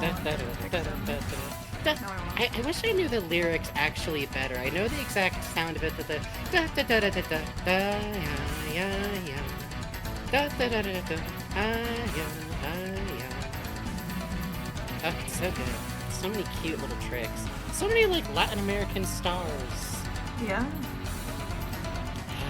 Pluie Party, great to play songs by Donald and his boyfriends. Yes, it's. Boss, I think we gotta get Pluie spayed. This is becoming a problem. He just does. I think it's all the same Pluie. Just Are you sorting? we gotta fix Boss's tracking is the problem. We gotta get the boss. I really spayed. like when you line them up like this. You can really see that the cowboy only one just goes. Yeah. That yeah. one's fucking like That one's motoring, man. God damn. I wanted him to look really excited because these were meant to stack with donations on the first Miketermission we did to like show as it went up, which I think I planned on us reusing it, but we just kind of used the assets. This happened to me when I was testing that wolf taming mod in Vintage Story. Yeah. Sad. Quite good. But for now, on the set list, the Princess Ribbon gloves, I just want to highlight because they're really interesting. Honestly, the fact that they're such a powerful tool for, like, every angle on gender examination is really fun. I'm gonna talk about my experiences here, and this is what I promise you all. I promise you all, none of you will ever be a bastard if someone who's trans femme explains her, or even their, or it, or etc's takes on these characters. Right? Right? Pointing gun? Because I want to hear that shit. That sounds cool. I don't got that. I was a little girl that everybody really thought was going to turn out to be a butch. That did not work out. That did not work out. Yup. Dad gambled wrong. Sorry. The hunting trip did nothing. I love the idea of, like, I don't know.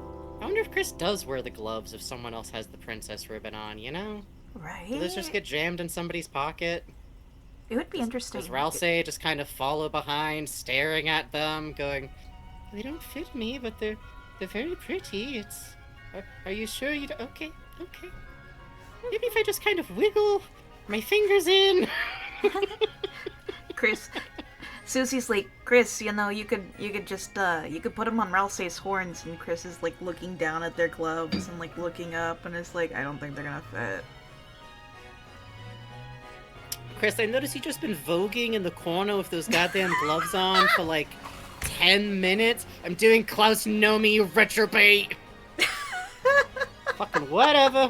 New York. I don't actually know what doing Klaus... No, I can actually picture exactly what that would be. It would be, you gotta put your hands down at, like, exactly your waist, with your arms held really straight, and then you just like, kind of, like, mince forward a little bit. You have to, like, suck in your cheekbones and go bug-eyed, too. Yeah, suck in your cheekbones, isolate your shoulder blades. Yes. Ideally, the whole torso should be kind of isolated, so that it kind of looks like you're gliding from the top up and from the bottom down. You look like a homophobic animator imitating a gay man, but on purpose on stage while being gay instead of the Please other enjoy thing. the Illusion of Life book. We're like the only motherfuckers who will never let this die. We gotta get back to the set list. Following the Princess Ribbon is the Gold Widow. The Gold Widow is an item you get if you donate 10,000 gold to the waterfall. It is a golden spider. And it, take it away. Oh, a golden spider hairpiece. Noah goes, ew! Chris, get that away! Really cute because it both indicates that she is grossed out by spiders still, and that Chris might be slowly chasing her with it a little bit. Just a little. I feel like it's not the full chase, but you know when, like, you start to walk towards someone with something while, like, testing their reaction, like, I just went to look at what the other characters have to say, and it's really good. Yes! Okay, Susie, spider on my head. Okay. And Drelsey goes, itsy and or bitsy. Quite good. I really want to have a playthrough where I get my fucking hands on that stupid thing for no reason. I just want to have it. Equivalent. No fucking reason. Yeah, literally, just...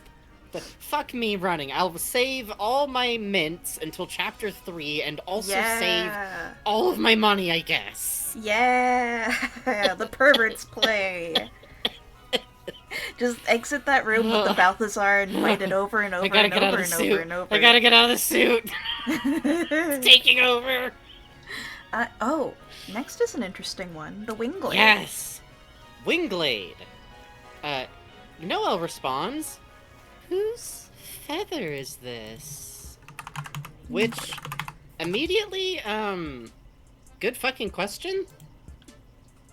So, the Wingblade is obviously indicated to be like a quill pen, so the answer is very likely just like, it's a random feather.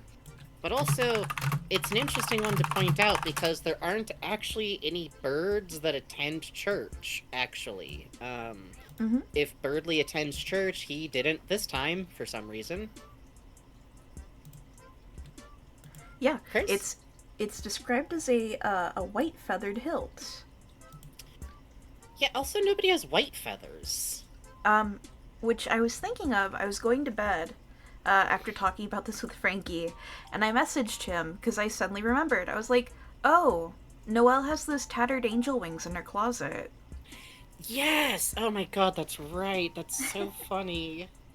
It's described... That could straight up be what it is. Yeah, it's described in-game as a quill pen, but it's like, well, if it's a white feather, then... To be honest, I could see Gerson just finding a random feather and going, ha! Just the thing I needed. Yes. Where's my whittling knife? Here we go. As always, I keep my handy-dandy ink flask on me, marked carefully with whiskey, so I know not to drink it. Sorry, small aside, I was looking through the Japanese script and I found something really cute. So Gerson basically talks like a pretty normal guy. However, because he's an old man, when he's offering everyone candy, he goes like, Ame-chan! It's like, who wants some candy? Candy Wandy? A little bit of Candy Wandy? Yeah, like very like talking to like a little baby. It's really good. It's really good. Similar speech pattern is Arven from Pokemon in this instance. Yes.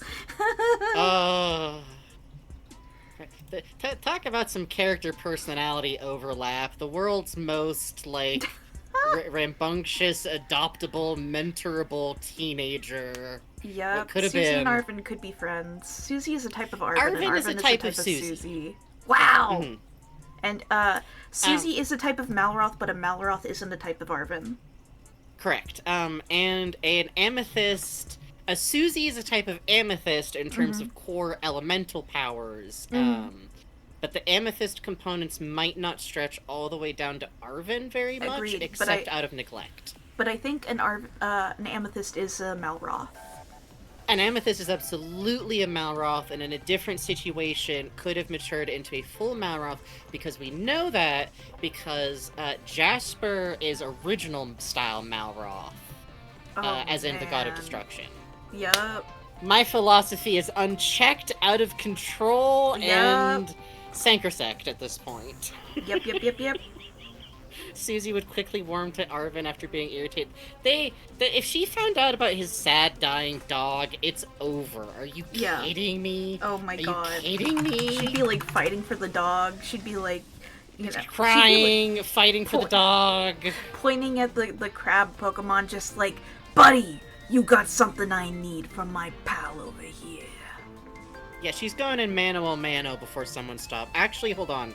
The perfect setting for all of this is just Pokemon Mystery Dungeon, also. I'm just gonna set that on the table while we're here. That's what's going on. That's how this is happening. You know, actually, very funny. Multiversal Pokemon Mystery Dungeon. I saw a really sweet Pokopia piece of the Ditto with the player character from Dragon Quest Builders 2 as a Tinkaton, and Malroth as Mediana. Quite cute. Oh, I love that so much. However, I think he would be a Seviper. I think he would be Shapeshifter Pokemon, but baby. Oh, Zorua! You're right! Zorua. Oh my god! See, okay. Right? Every time I see a Zoroark, I'm like, yo, it's Axel Kingdom Hearts. How you doing, man? Good to see you getting other work.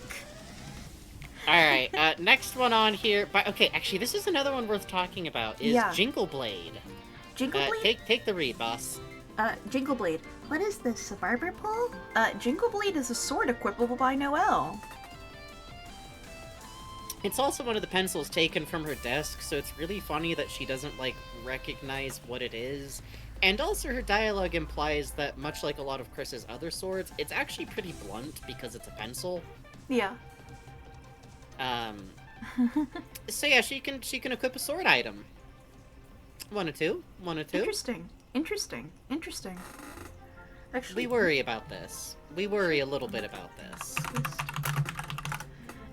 The who could be the girl in the prophecy has officially encapsulated checks my notes everybody but Birdly. Sorry, putting my hand to my earpiece about my opinions on Birdly could turn out to be trans femme. No, still not in the prophecy, actually, turns out. Sorry, false alarm. Actually, that made me think of something. I was wondering, okay. So, the Thorn Ring, when equipped to Noelle, adds a status effect called Trance. Right. This is implied to be, like, why she listens to the commands that Chris, like, hits her with, you know, like, so hard that it hits her so hard that she locks in so hard. Along with, like, you know, her whole relationship with the Darkness, whatever's going on there. Whatever her perception of what's happening is it just a dream, etc., etc., whatever. All I'm saying is, so there's this trance effect added by it. Yes. I remembered, because we were talking about swords, that there's the Twisted Sword, which is able to be made by fusing the Thorn Ring with the Pure Crystal. I was wondering if Noelle could equip it, because one of its effect is Trance Down, and no, she cannot. But it sure has that status effect on it. Yep. Why could Chris equip something with Trance Down? Why can we do a very weird swerve in the game's moral gray area? And that's the only way to get that. You don't keep the Thorn Ring if you do Reed Route. Noelle has it. Yep. Maybe there'll be another chance you can take it off of her later? But as it stands right now, there's a weirder weird route. Yeah. The one where you get you it off do a it just long enough to get the ring. Yep. Which, admittedly, I really like because you kind of rip Spamton off in the funniest way possible. He gets mad. He has unique dialogue if you do that, and then you beat him up. Yes. It's really good. It's so funny. It's so funny. I haven't had the nerve to do it myself yet, but I always really want to try it. Yeah. Just to have it set up for later. If we ever do, like, a Weird Route show-off stream, it would be to do the Birdly Pipit route. It would be to do the Birdly Quit Out route. It would be to do the world's greatest, strangest swerve. Also, really quick, I want to highlight, after double-checking we were talking about the same thing, Lily Cat brought up a great point that the Jingle sword is very likely one of the ones Noelle offers Chris, but we don't take in Chapter 1. Oh, yeah! Which is very funny that Chris then swipes it from her fucking desk. Chris is such a funny little weirdo. I love them. No, Cheesix. Always trans. Bad ending unlocked. Fuck. Trans down effect. Tricky Tony did it again. Fuck. By the way, I think if you put that on me, I start to dress like I did at the start of college again. By the way, I'm not too hot on part 2, but I really like the ending of Chainsaw Man. Yes, I don't know what happened. Inexplicably, Chainsaw Man is the only time I've ever been anime only on anything, which is really funny in several directions. And I'm kind of just enjoying the smoke and the degree to which this is going to create several really good comics from It's people so who are fucking mad funny. about it. There's already an edit being made by people who are mad about it that's even fucking It's literally funnier. healthy for the shonen ecosystem for this to happen sometimes. Thank you, Chainsaw Man. Do you know how healthy it is that this happened this fast instead of a Bleach situation? This is great. This is oxygen entering the arts. Like, this is aeration. The creek is having the gravel scraped, and it looks bad right now, but come back in a year and it's gonna be beautiful. Like, yeah, exactly. Alright, speaking of some shonen shit, Justice Axe has maybe one of my favorite... it should be noted, a lot of these weapons, she will not equip any of the axes or anything like that, but you can show her them, which is very funny. Yes. Susie beat up an old man? Which cracks me up because that implies that did Chris go... Hey, Susie had to beat Gerson to get this. Is Chris trying to wingman a little bit?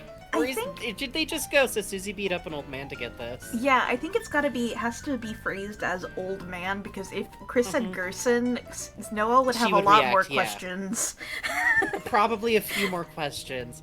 But yeah, it's like, hey, Susie defeated the world's most powerful old man to get this. Is that cool, or okay? You into this? Yes, no, yes, no. Speaking of Absorbax, which is the ladle used to scoop the punch, that red, is that blood? Calm down, girl. And then Scarf Mark, which is one of Ralsei's equivalent items that is implied to be a bookmark ribbon. Look, ribbon dancing! Quite good. And that is the last of Noelle's dialogue, which is still continuing to be a thing. We don't know what it means. I guess look forward to see if there's more of them in Chapter 5, or maybe she could wind up actually being in the party again. I'm very interested to see if there's going to be at some point where, like, she's in the party again, and it's like, oh, why the fuck were all these available in the other chapters, though? It's fun. It's fun. It is fun. Ooh. Sorry, one sec. I gotta clear my throat. Wow, sorry about that. I had a cough that went the wrong direction, if that makes sense. We are the brothers congested today. We are the brothers air pipe problems. Drink more milk now. People joke about, like, Noelle being like Laura Palmer, which I pushed back on because I know too much about Laura Palmer. And Noelle really needs to get a lot more extracurriculars on her plate in, like, several directions. She's got to get on prom committee. She's got to get on yearbook. She's got to be doing Meals on Wheels. She needs to be a part of a cocaine supply chain. Yeah. She needs to be doing some really uncomfortable stuff with some adult magazine ads. And, I think she was, like, an investor in that, like, bordello up north. This is a lie that I'm saying to be funny. I think she was just a board member, illegally, under the table at some point. She was doing a lot, is what I'm saying. They called her the Red Queen. They did not call her the Black Queen. Yes. Noelle is a creepypasta protagonist. People have misunderstood that Noelle is the protagonist of a mid-stakes creepypasta. She is the protagonist of a Ben Drowned-esque creepypasta. Especially in Weird Route, but to be honest, in No Mercy Route, where Birdley's arm just stops working, I think I had a scary dream that was like a video game, like the video game me and my dad played, and then I woke up and my best friend was in a fucking coma. It's quite good. Creepypasta. It's quite good. Creepypasta. This girl needs to meet Bucky. She needs to meet Bucky. I want a Bucky Beaver plushie with Noelle. I think. Oh my god. I think she would play Shipwreck 64, and then the ending of it, she would, like, sit with. Like, up late. Just sitting with it. And then she would play, and get the really good ending, and then she'd quit the game, and then she'd cry. And then she'd try unsuccessfully to get Chris to play it for like a year. Yup, exactly. And then she'd be laying awake like, if Olive came to me, I could have saved her. I would have saved her, and she and I could have left. And then... This is my island, Sona, and Caddy won't play the game either. She just watches YouTube videos about it, but that's good. I'm glad she's taking an interest. I'm glad. Had to watch a lot of Smile Dog videos after Oh that. my But anyways. god! Wait, Susie would love watching Noelle play it. Like That's Noelle. literally. Oh my god. Okay, you're so Noelle right. gets Susie to play it, but doesn't tell her about the horror elements. Just is like, play it, trust me, play it, trust me, trust me, trust me. Oh And my that's what gets God. Chris in there, because Chris is just manifesting in a chair, just like, don't mind me. Don't mind me. Susie throws the controller when the Giovanni Frio slam hits, and Chris is locked in to watch the whole thing. Ralphie like, so what have you two been up to since you last came to Castletown? And Chris is like, we've been playing games together. We've That's been wonderful. having. What happened?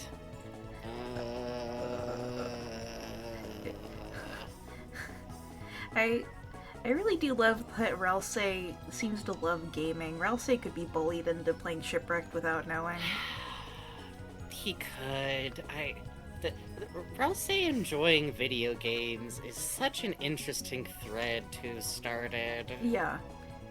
Please look forward to later, where I'll at least touch, like, for a minute on my favorite, really hypothetical, but fun.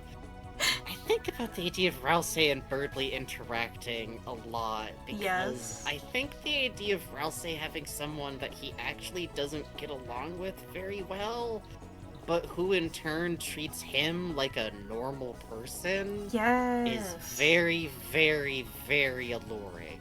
Wandering around in the sewers where the Bucky Starling is, and Ralsei just kind of sadly like, Titans are a lot like Starlings, actually.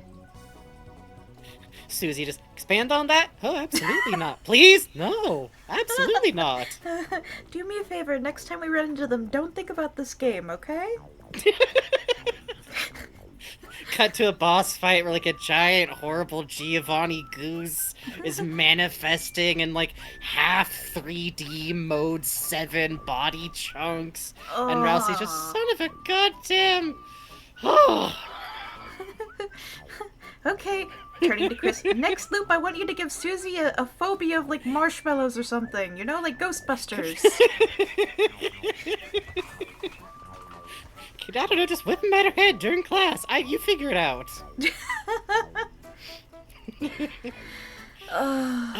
Okay, so the last thing we have to talk about is the final girl in the code section, which I have sourced specifically in this case from a Reddit post by user UltraTag Pro, because they had very nice screen caps of the actual code, which I just think is interesting to look at. Double checked against a Steam community post by King for, double checking what went where. I know we did Chapter 3's last time. Yep. So, I will start reading from Chapter 4's set, which, if you weren't here for the big Miketermission, we started explaining these. Long story short, these are all literally a bunch of strings where, like, the Chapter 3 set is literally, like, unused 0 equals string set lock, unused 1, unused 2, unused 3. Like, that is how these are logged, is unused lines that reoccur and have their own thing going with them, so... Let me wet my whistle real quick. A terrible phrase that regrettably you do start to understand once you do voice acting. You go like, oh, yeah, Yeah. the whistle do be dry. The whistle do be dry. It don't whistle. Without play, the whistle grows dry, Chris. Jesus. Alright. Without wet. What is this place, anyways? How did I get here? As if I haven't asked that question a billion times already. I always did have that nightmare. Walking into the darkness, with the light shining from the doorway. Then the door slams behind me, and everything goes black. Is this that nightmare? Or was everything else a dream? I'm starting to lose track of the time. This is where chapter 4 starts. Mm-hmm. Oh yeah, I got it mixed up. It's fun to read. The problem is it's such a good lineup. Yeah, it is. Alright, chapter 4. I'm starting to lose track of the time. Has it been days? Hours? If someone told me it's been years, I might believe them. Before, the sun came up, and so many wonderful things happened that made time... Oh, jeez, sorry, got cut off there. No, it actually just says... That made time meaningful. Things like breakfast, or late-night TV. In this place, I don't eat or drink anymore. I can't tell if I'm awake or dreaming. I can't even tell if I'm dead or alive. It's nothing but pitch black silence. Except for the noise. The scratching noise I sometimes hear. This sounds crazy, but even though no one can hear me, when I hear that noise, I feel like someone's listening. Anyone, if you're there, thank you. So that's what we got for now on that. Yep. One thing worth noting about the scratching noise, let me pull this up from Hushbugger's Deltarune text dump. Okay. So, in Japanese, the scratching noise is described as, where the heck is it? Oh, here it is. A scratching noise is described as hikaku yo na oto, a scratching or clawing like noise. Mm-hmm. Some people who are really all the way in on friend is a kitty cat type theory go like, Yeah. That's a cat, but it literally can also just mean a scratching noise. So, you know. Yeah. Just so you know. I think it's us. I think straight up it represents us peeking into the code and disseminating it and talking about it. I could totally see that. Yeah. Right, like to us clawing literally at the code, searching through it, and her feeling like she's being listened to, when we're literally the people who are like, we're listening, we're reading, we're following this, we're keeping track of this thin little thread of a character that like literally doesn't exist, but we care, and that's reaching them somehow. Is that Mike Deltarune? Where? The real one? Oh god, I have to kill him now. I think it would be bad if he saw real Mike. Hi, I'm Frankie, so that's Bugs. We're wrapping up an extremely long play of Deltarune, talking about theories. If you want to hear some people who've been driving themselves nuts, who could say why we're dressed up as the Mikes? Nah, just settle in the chat, boss. Let's see. So, I think does that bring us the girl to... in the code. Yeah. I think just any wrap-up thoughts on her is, like, we don't know what it is, we don't know who that is, a very common... I feel like everybody kind of goes, oh shit, Des. It is hard not to, we're searching for a missing girl, there's someone missing from the story, that's where we go to first. It doesn't feel accidental that that's where we go. Yeah. It could still turn out to be something else. This could turn out to just be this strange little melancholy through line that never gets resolved. I wouldn't be mad about it, honestly. Yeah, same. It would just feel very strange and special and interesting in ways that, like, Gaster and the followers did in Undertale. I love the unresolved mysteries of these things so much. I do too. It gives your brain so much to chew on, you know?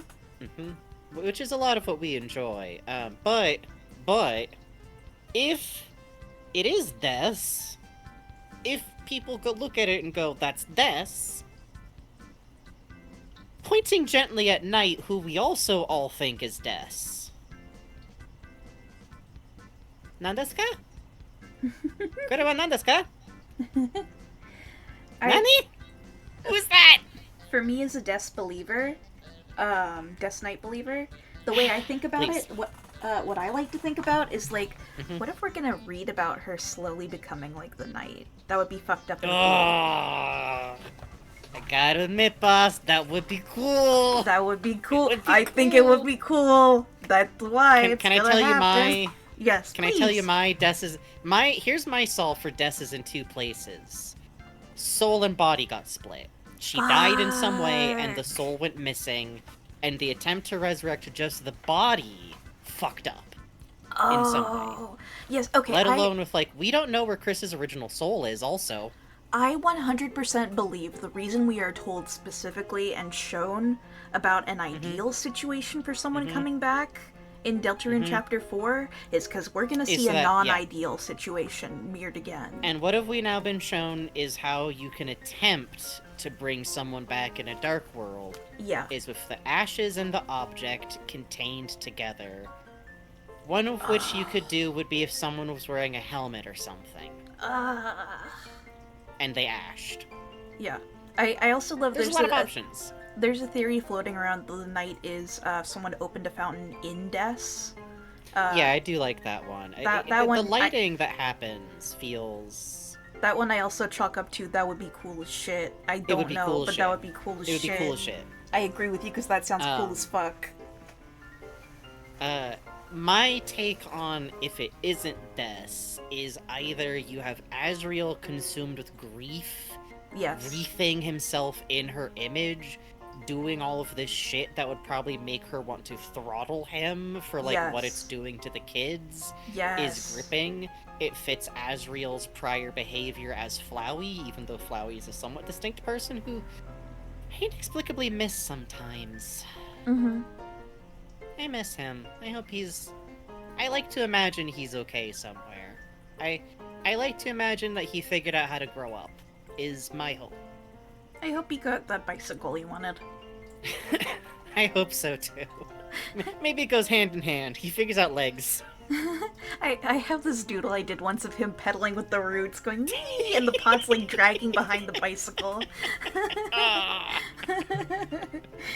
But I also like the idea of like Chris having some weird like body split situation, or Chris's original soul being in Des's body, literally like hurting themselves, losing the past version of themselves to trying to like maintain her image and not change without her. It's all of it's so potent, you know? End of the day, I love to admit that Des probably has more on its side, but fun to set down I describe it as our roulette bets. Here's the thing. When I first started doing like this playthrough with Frankie, 100% I did not believe Azriel Knight. I was like, you know, yeah, that's interesting, yeah, but the more we played through with Frankie's framing in mind, the more I'm like, he might be onto something. He might actually be onto something. He might actually have something here. He might be cooking. He might be cooking. I think that it's like, my way of phrasing it is that like it's the black bet is on Des. The red bet is on Azriel, and the 1 in a million green bet is on Chris. That's like you 49, and Papyrus 49, is the purple one. There's purple on there too. Papyrus is a different games table happening and down is the the street. nickel pusher in the corner. The bait in the beanbag, the fucking the pickleball game down the street. the cakewalk, I think you'll find, it represents. Papyrus Knight walking in a square. I, the great Papyrus, will receive the bunt cake. I like Lemon bars. That's not lemon cake. bars.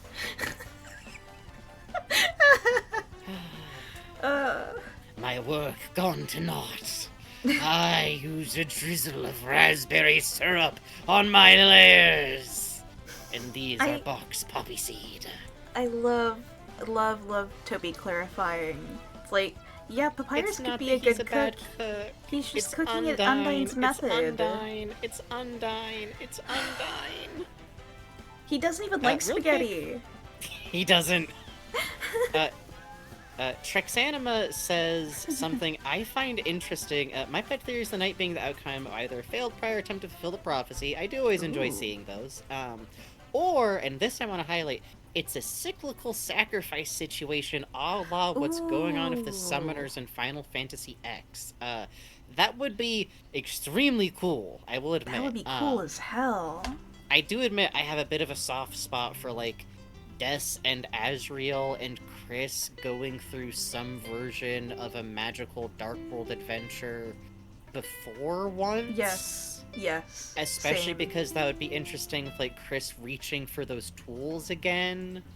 My most embroidered take on it is there's a really funny, and this is a good way to segue, we're now moving into, like, our last theory thoughts of the night.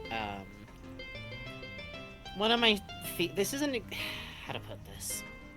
There could be a really funny world where all of this is partially happening the way it has. Not like all of it. Whatever's going on with Chris and the cell phone is like something big going on. That's past what I'm talking about here. But just in terms of like chapter 1 and the setup,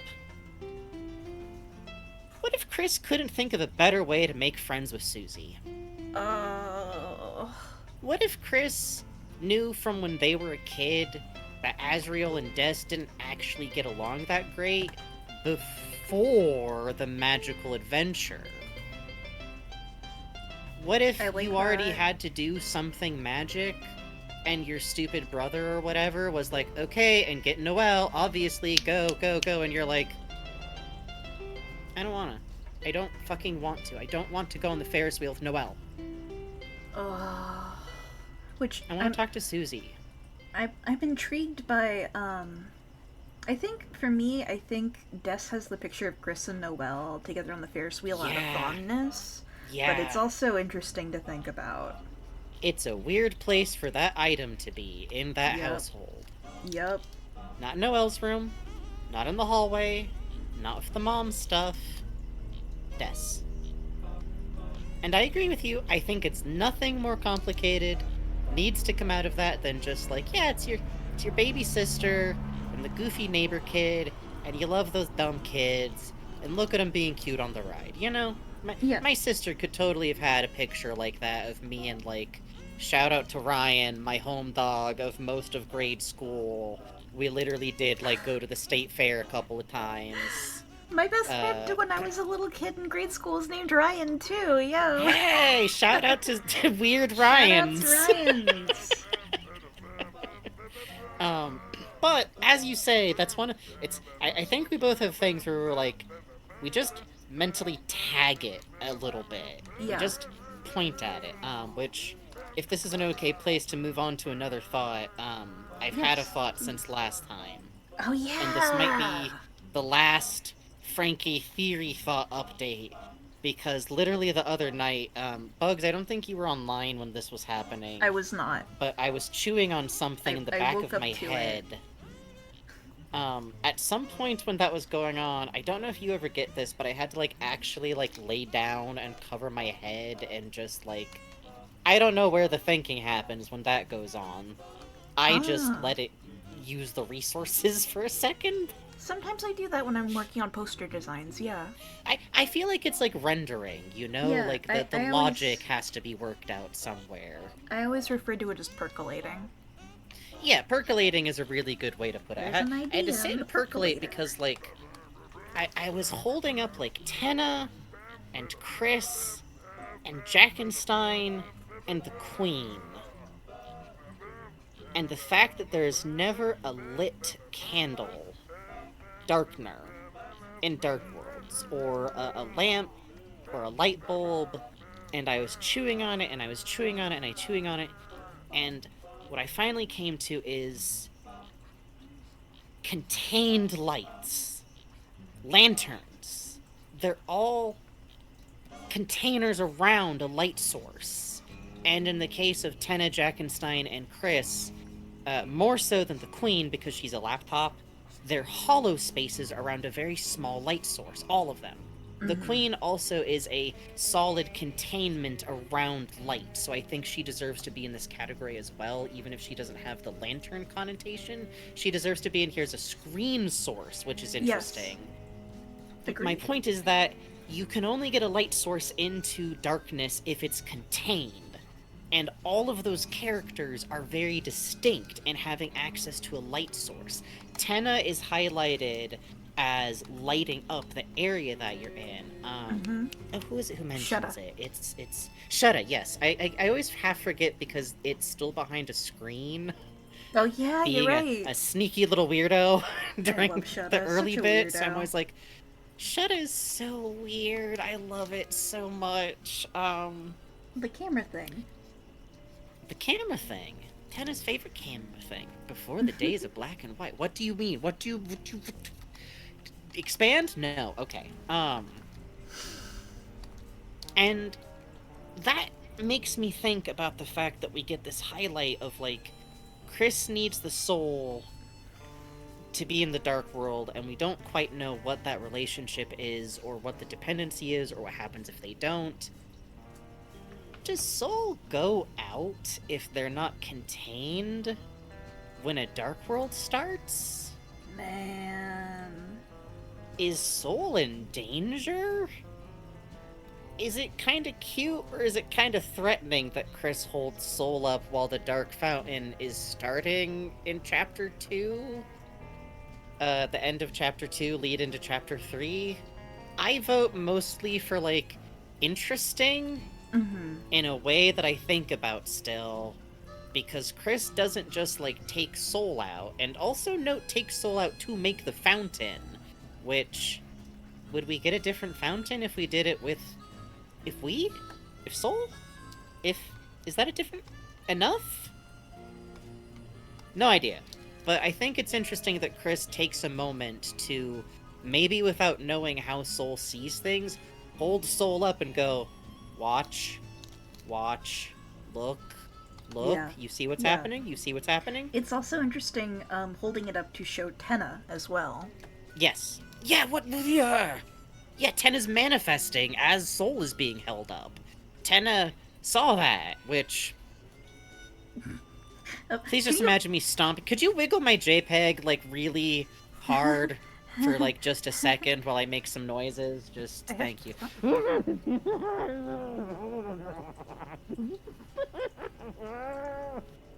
Thank you. I needed that. That actually did help. I don't know how that helps, but it does. Substitute for stimming, I guess. So, mostly I'm just highlighting here that there's something interesting going on with lanterns, and as Snail puts it in chat, then is Chris the container necessary to get the soul into the dark world? I think that's worth thinking about, and I think it's also worth thinking about, could there be a situation where we don't know how to get back to Chris in time? I don't know. I really don't know if that's on the table at all. I don't know if I'm looking at this from the right direction, but I think it's interesting that we have a repeated motif, Jackenstein contained around the candle, and he makes this big point of, like, my true face is scary. What I am is scary and bad. The other Darkeners don't like what he is. He has to go all the way to the darkest dark. Tenna is in charge of everything. But also, that little sparkle of light in him is kind of driving him nuts. He knows the prophecy. Worth noting, Jackenstein refers to Chris's soul's light as the light it burns, and also, Spamton has a line talking about, with, like, burning eyes, right? The Japanese version of it, literally the verb for burning eyes is like as in looking at something very bright, as in like. What if Chris's eyes look red because there's light coming behind them? Ah. What if it's just? What if it's just?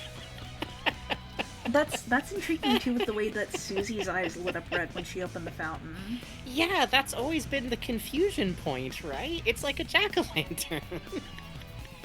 I realized this because I have some imagery in the fic that I've been working on again, which I need to edit good enough so I can throw you and Snail a copy of what I've added. Where I needed how to show that something was... Thank you. I was going, how do I show that this is Soul in a dream imitating someone? Mm-hmm. And I went, what if it looks kind of like when a 3D model doesn't load in right? And there's a light inside. Because I'm a bad person. I like that, Is that what Jackenstein's true face is? I thought it was the tip of a magician's wand or something. It's a candle. He's a Let me see if I can find a picture. He's a carved pumpkin. Yeah. I can see it being confusing. Not confusing, but like the beautiful abstractness of it is so cute to me. Shout out again to... Oh gosh, how's my brain... Splendid Land. Oh, thank you. My brain spat out like the entirely wrong S-named creator. See? My brain went it's small a little candle and the wick is the little hat. Isn't that cute? Yes! And he produces light. He's the candle. Even the black flecks are like the little black flecks you get on a candle as a wick burns down. For the eyes, that's so cute. It's so cute. And Tenna, if you don't know how CRTs work, is... a lot of his interior construction is based around a giant, for his size, a giant, solid piece of glass, probably made of 2 separate components. We did not watch extensive technical videos like weirdos. Usually. We didn't. Put together and vacuum sealed with a little light source way in the back of it that's being projected up against the screen. It's literally like there's a screen mesh of metal in the glass fronting too. Mm-hmm. The cathode ray tube. Yeah, that's a good example of it. So I enjoy thinking about that because Tenna is also being lit from inside by a small light source, and an element of that light source is in some way outside of all of these characters. Jackenstein is a candle. He has to be lit by a lightener with a match. That's literally divine fire, baby. Tenna? Tenna's got a direct conduit to the lighteners. He's 1 foot in the light world. He knows what he is. He knows where he is. I think Chris being parallel to this tells us a lot about where Chris is in the narrative. And I think it suggests Chris is also kinda 1 foot in this, and 1 foot in whatever's really going on. Yup. Oh, that's a good one. He looks nice there. He looks good. Well, oh god, it's 11:03. Yeah, after this break, do we want to swap over the other thing? Or do we have more to say? Yeah, I think this is a good point, honestly. I had some notes here to talk about, like, everybody else and, like, touch on our main thoughts. Maybe we just, like... Oh, you put the fucking swamp note in here? Hell yeah. Shush. I sure did, baby. That's the section header. That's the title of this section. Thank you. We'll read that off when we get to it. But Respect. Final thoughts. I'm really interested in the fact that the next chapter is front-loading, bringing Noelle and Birdley back into things. I'm interested in the fact that it will split Susie out of an experience with Chris, because I think it's fun that happens. I wonder if there's going to be a point where we're going to be told, do you want to follow what Susie is doing or stay here with Birdley? Also interesting is those who have done Weird Route will be locked out of whatever the Birdley thing would be. Yeah, I'm excited to hear back from the Weird Route warriors, to be entirely honest. I've kind of wound up all in on Bugs' idea of Rousey maybe being under a big stress point next chapter, and I'm really excited to see what he's like in this new odd communication state of being able to be upfront about stuff. I wonder if he's gonna surprise the hell out of us by just putting something on the table next chapter. Yeah, right? Like, just straight up, like, puts on the table, like, so, my father, the Dark King, is in the basement, and he's gonna try and kill you later. Like, I don't know. Something. I've been feeding him Light scraps. nerds, already He likes said. wafer. He eats little cakes. Been doing this so he doesn't eat the other town members, which is great. I think my dream development, and I don't know if this would happen this chapter, but I think knowing with how much Toby and the team as a whole do with Toriel, and the stated, like, writings and interviews that have been done talking about Toriel being, like, having a mom who is a character, I wonder if Toriel's gonna, like, find out about shit at some point. Right? I feel like she's very smart, and we notice her noticing what's that, like, is Chris doing okay? I'm gonna check with his teacher. I'm gonna ask a little bit. I'm really glad he's hanging out. Your mom they're came hanging by with and Susie. asked about us, asked at the doctors, if, you know. Yes! They're checking out that book all the time, the entire time. Like, I would not be shocked, given that and the fact that there was a moment where Toriel was left alone in a dark world without us there or the camera on the scene. Which, and also, it would just be fun. I love, to Boss Baby, one of my favorite moments in Steven Universe that's very small is the moment when her mom finds out about everything and goes, okay, this seems really serious, and I want to be a part of this, and figure this out with you. And it's like the biggest swerve in children's fiction. Like, a mom who isn't just a plot obstruction, who can realize something's gone wrong, and even to some degree become a very important part of, like, I want you to keep doing this. If this matters to you, if this is cool. I loved that then, and I could so see Toriel. Oh, couldn't you just see her having the moment of, like, I'm so sorry you had to deal with this.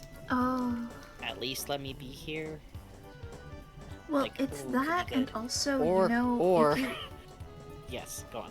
If you defeat the knight, she gets a unique description. Her face is twisted as if having a nightmare.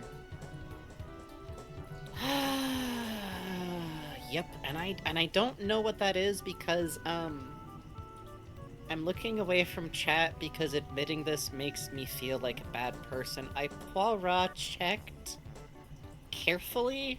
She's actually really clear. She is one of the only people who can't possibly have ever been the knight, actually. She's, like, under direct supervision. Like, we know she was hanging out with Sans during one of the most important parts that could have happened, and she's pretty clear. She's Yep. Which makes me wonder if it's like, well, she's a smart woman. She's very capable. She pays a lot of attention. She's a religious woman. Yep. Maybe she could put pieces together. Adults being complete people who are actually paying attention to you could be one of the shocking, relatable twists of this game. It's entirely possible. But otherwise, I think I've really covered everything. Carol redemption moment, she's gonna jump in front of us with her cool sword. Quite cool. I would love that. And it won't make up for her bad parenting even slightly, but it'll be really dope. And everyone will see that she's just kind of, what if a cool bad dad was a cool kind of bad mom? Yeah, exactly. And I think that's a quality. And I think the fact that she's kind of black-coated but has blonde hair is... Anyways, to me... Yes. The Honey Nut Cheerios... Okay. We gotta go on break. What do y'all think of Rudy Knight theory? I can see why people theory think by goofuses. Particularly the Hey, why does the only black man? Why does the really black coated dude get this one? No, so. Romeo has thoughts Sorry, too. you probably have a better actual opinion. I'm just gonna make fart noises.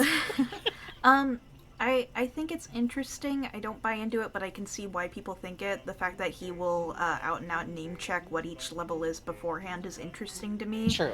I don't think True. he's the knight, but it would be interesting if he were involved some way. Moreover, my fear with Rudy is that he's going to be the reason Noelle opens a dark world in the future. Oh man, no, yeah, like I forgot to even mention that because I think we're both just so sure that it Sword of Damocles over everything is your dad is dying and Yep. in the dark world healing magic is real and Yep. you've already had it explained to you how to do this by Birdley.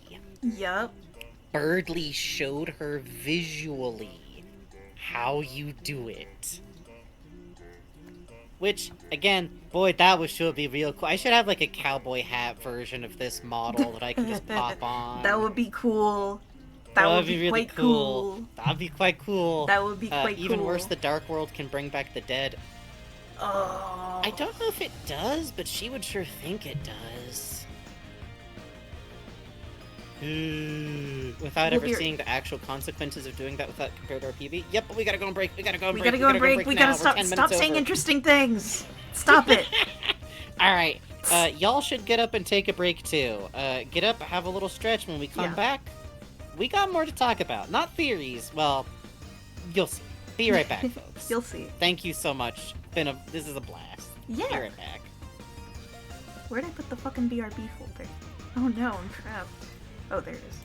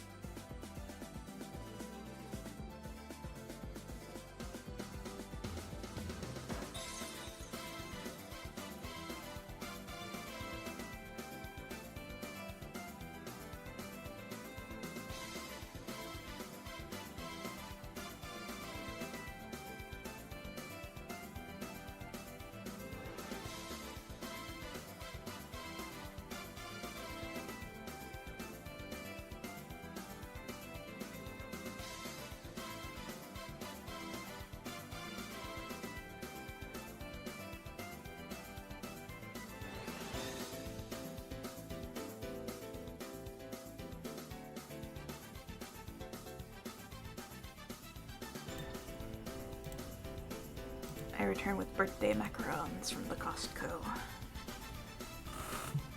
Mmm. Lemon flavor. It's quite good.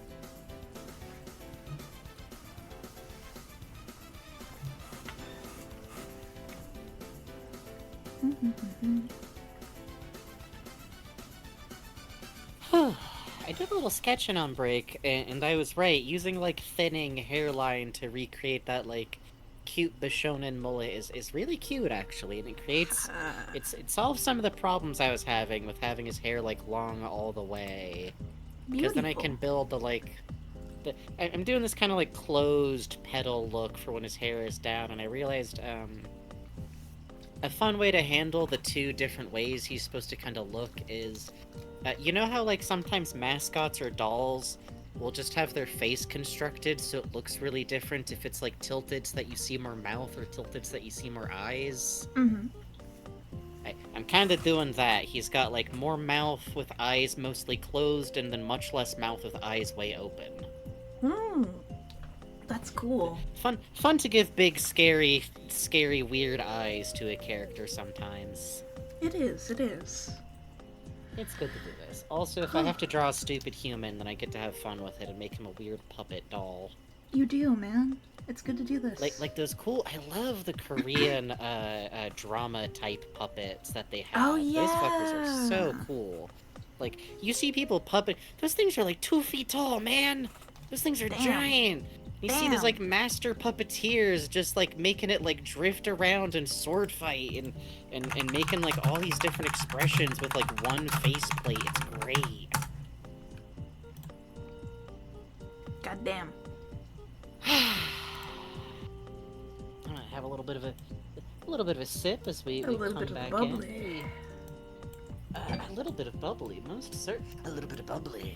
A little bit of the bubbly. See, legitimately, this is goofy, but doing the intro has actually worked for my plan to be able to do this voice in a sustained way without actually damaging my throat is completely viable now.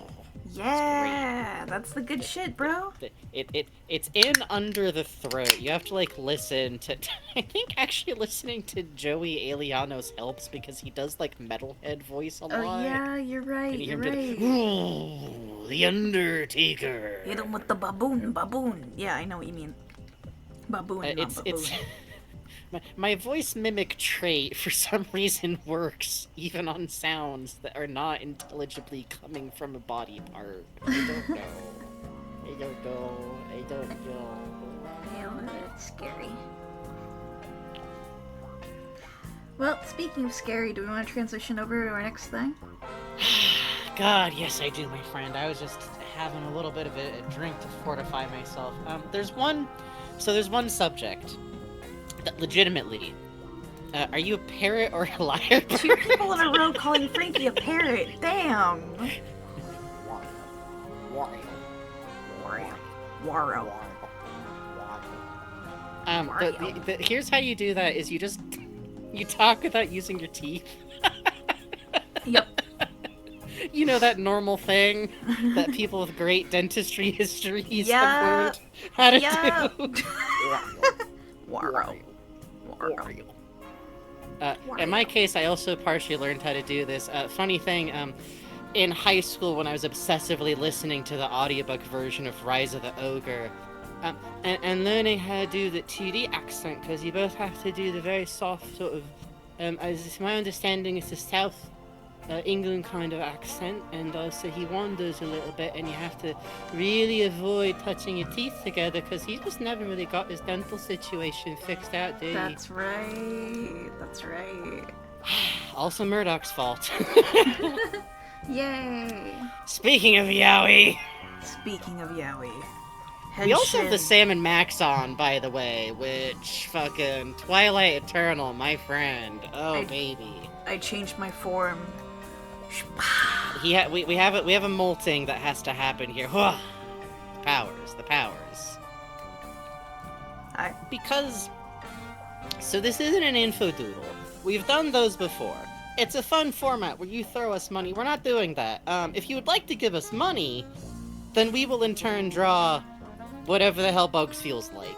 and I will continue to talk about whatever the hell I feel like talking about. Yep. But we will thank you very graciously and enjoy it very much, and you will enjoy what we do because, I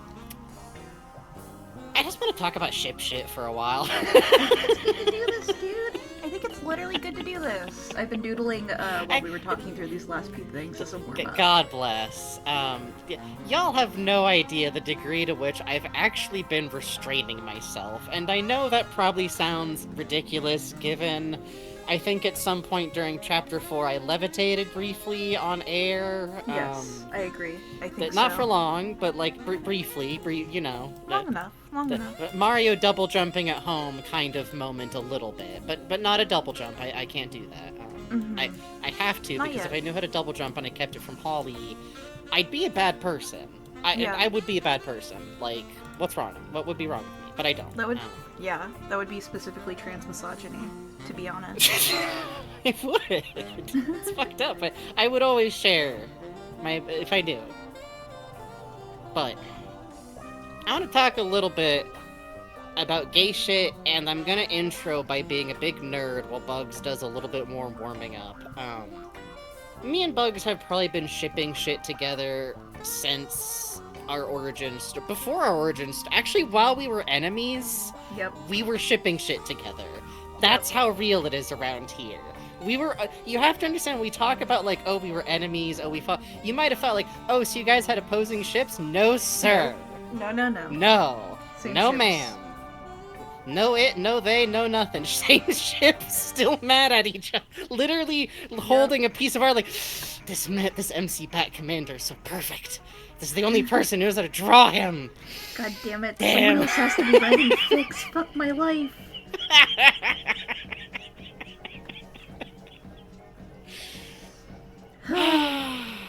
So, the thing is, we have very similar taste, and I think a lot of what we enjoy, ironically enough, is characters that are different enough from each other to fight, but have enough in common to get into fights. Like, Yup. it's the most fun when you feel like characters have stuff that they can, like, honestly sit down and talk about, even if for a lot of my ships, what they would want to sit down and talk about is, like, I think we've done several RPs, if you don't mind me sharing a little bit. Oh, please. I love Of Majima and Kiryu, where at some point they just started, like, gaming out dumb fight ideas. Yes. Or, like, just talking about, like, dumb fucking, like, Yakuza hobbies they've both had. Like, their shared backstory together. And them both liking fighting. Sanji and Zoro both being, like, fixated on the crew and the ocean and taking care of everybody and being fighters, but in very different ways. Sam and Max are Sam and Max, and I don't have to say anything else. Yep. They're Sam and Max. It's the same concept, but, like, I just point at them. Look at those. Look at those little gay men. I appreciate them, so. They could be Deltarune, you don't know. Do you know the video game music had just the instrumental version of Teddy Bear's Mafia and Casino theme pop through recently? And I truly shocked myself at the gusto with which I can, with no lyrics, start singing fucking welcome, welcome, gentlemen, friends. What is it? Fins and bucks and dollars to spend. We're just regular businessmen. Businessmen, just you and me and Teddy Bear. No mafia here, no mafia, no. Free. We're mafia free. Yeah, you missed all the games. Sorry, Adrian. All we have left is gay shit. Are you okay to stick around to hear friends talk about gay shit? I'd like to talk. My friend Adrian, do you want me to talk about gay shit with a character who kind of sucks? And that is very obnoxious and probably thinks he's more important than he... Birdley probably loves Starscream, holy shit. Oh my god.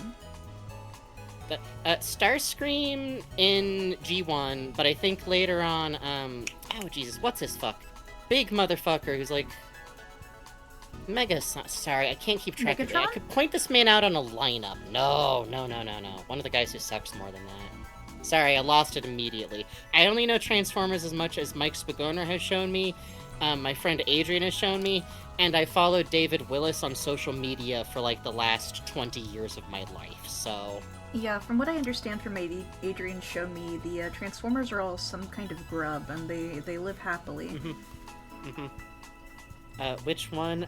The guy who, when they tried to make the movie, is given the thing of power, but fucks it up immediately, repeatedly. Ultra Magnus, thank you. Ultra Magnus. Ultra Magnus. No, the other guy who sucks more. That would be Birdley's favorite from then on. Oh, man. Because of how Birdley is as a person. Which might give you a slight hint of where we're starting here. I want to fucking talk about Curdly, because what we like a lot here is characters of conflict. Characters who've shared history. And to be honest, especially because we've been talking about gorillas lately, mess is fun. And people toss around like toxic yaoi, toxic yuri, this and that. I think sometimes what people really mean is that they like mess, you know? Yep. Like, where there's just some problem between these characters that is not being addressed, can't be figured out. Sorry, Adrian, you're on chat delay. God help you now. I think that's fun, and Curdly's a really fun place to start to talk about this, because I'm steering this conversation towards a ship that exists much less... The midnight hour is going to become an indulgent dice zone in these parts, if y'all would like a preview. I love you, Adrian. Enjoy your sushi. So someday we gotta have a stream where we actually just are in paint chat and let people float in and out so that Adrian can just kind of drift in. Yeah, I think so. I think Adrian should be allowed to drift in. I think so. So, I have a header here. Y'all are gonna have to forgive my personality. Gomenasai, Eigo, me, help. Huh? What? Sorry, that's just... No, I'm not calling out for help. That's just me joking about my Japanese pronunciation being bad in caveman talk. Don't worry. Kurisu, Sugini, Battori, Tsukini, Nameru no wa Kimi da. Noelle and Susie, too, have become totally immersed in my swamp. That's right. Bugs did some quick digging, and this isn't even like for ship reasons, I just think this is so fucking funny. Yeah. Pissed off for my grandma didn't talk to me in Japanese as a baby, trying to learn the shit now sucks so bad. You fucking man. High-fiving you with, like, I wish families had held on to our history and language, even if I understand why. God, I wish I spoke Romani. Romanishal. Anyways, so he uses a really specific term of swamp, which is used, I think it's a net speak, it's like internet lingo specifically for like getting addicted to something in terms of like getting obsessed addicted. with something, getting addicted, to be immersed in a swamp, more or less, to be immersed. Yes, which might be where we wound up getting this drifted from on different channels, puppet channels, mysterious puppet channels. Strange. I just love that Birdley actually uses the fucking swamp bit here. Yeah. Beautiful, beautiful kismet. It's quite good. I love that they have this dumb, complicated, but normal fucking relationship. Like, they're both just kind of kids that are on the edge of stuff. They're number 1 and number 3 best grades in their class, and both of them know that this isn't how the ranking would be if all 3 of them actually gave a shit equally. Yup. It's the kid that you don't get along with and makes a giant show of how much you don't get along with each other, because that's just how the social strata calcified out at some point, but you're also the only people who talk to each other about some stuff. Like, this is the other person who knows about Kingdom Hearts. It's 2003. Yup. And there's one other kid here who knows what Yu-Gi-Oh is. Like, it's a very normal kind of bond, and I think that partially appeals to me about it. It's partially that I like Birdly, because you all might be shocked to hear that I was once a very annoying teenager. A very annoying, very dramatic teenager. Can I help you? That one friend is a lifeline to a weird girl. Exactly! Fine. And it feels like Chris has this kind of relationship with Birdly. I really love, too, that we get this setup with Birdly, where it feels like Deltarune, I feel like in Chapter 1, does a lot of, like, you know what this is. You know who this is. You know these tropes. You're going on a magical adventure with the school bully, and she's gonna learn how to be nice, you know? Yup. Exactly. Which makes really the moment that she takes off into the woods with a random low-level bad guy really good. And in some ways living out a childhood fantasy of mine, watching 5,000 things, where every time a big galoot who has, like, fucked up clothing is on screen, that means they're the evil child. Yup.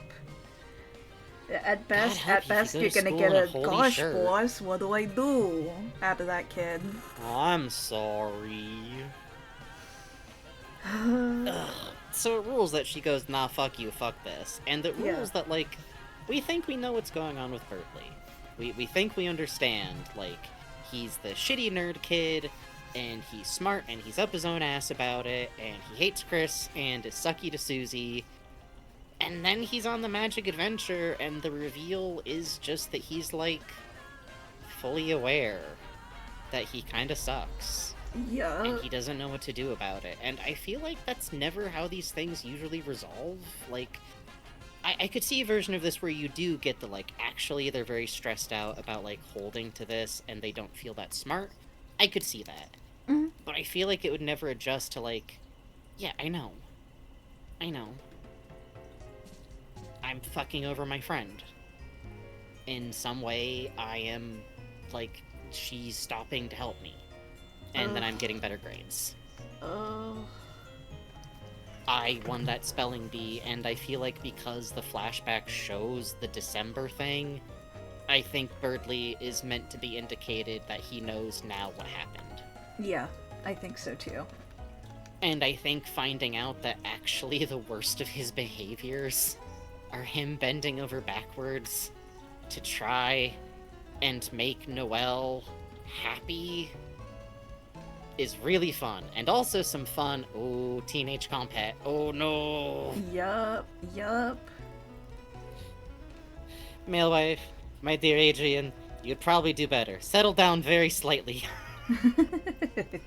My beloved friend. Thank you, Adrian. Thank you. Chris knows Birdly really well, also. Something that we didn't really cover as a very minor Weird Route note is that there is a line you will get in Chapter 4, which I don't remember where, it's the Jackenstein fight, right? Yes, about the Gru?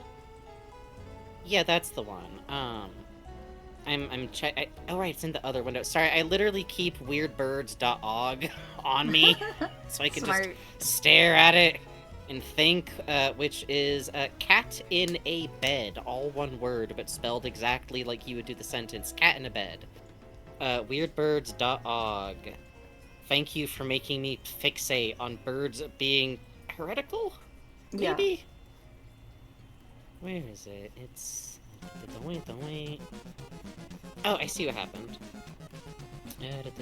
Enjoy song, by the way. Yup. I also love that Birdly is the character who will notice if something's wrong with Noelle in Weird Route. Fuck yes! Oh, man. He will even try to talk her off of it. You can imagine Birdly in your head warning you about Grooze. Smells like rotting fruit. Grooze is from an extremely old, like, text-based... Oh, it's not coming to mind the exact name of the game. If someone in our audience knows it offhand, please feel free to let us know.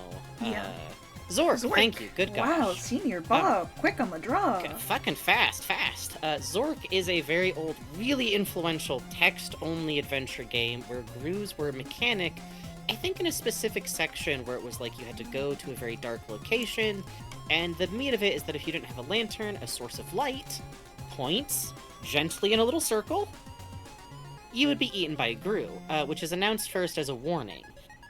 You will be eaten by a grue, which then became kind of mimetic in very early internet spaces, all the way back in MUDs, which were like proto-MMORPG, like text-based, like chat boards, kind of. Yeah. It's all very primordial stuff. Some of it's a little bit before my time, so I'm like repeating back what I've been taught by the elders, by which I mean young Gen X before me.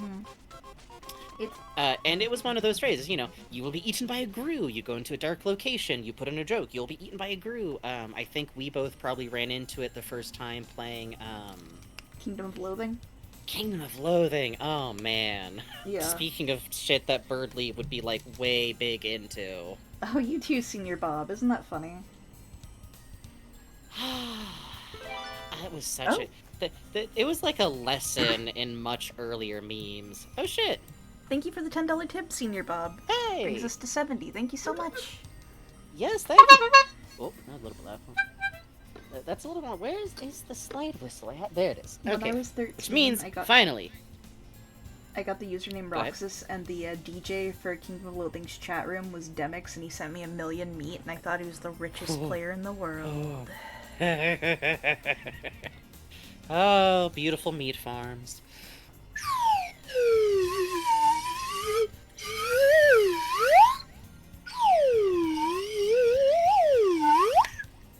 Thank you so much for your generosity. Thank you all so much. I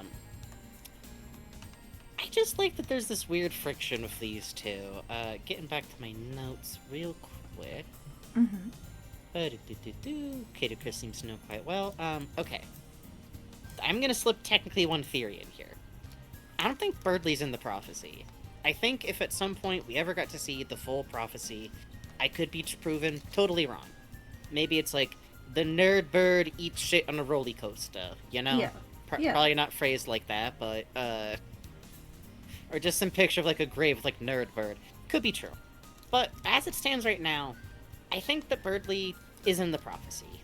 I think that Birdly isn't the cute neighbor girl next door that you open the JRPG and is gonna be romantically linked in some way because there's a girl near your hero character, so...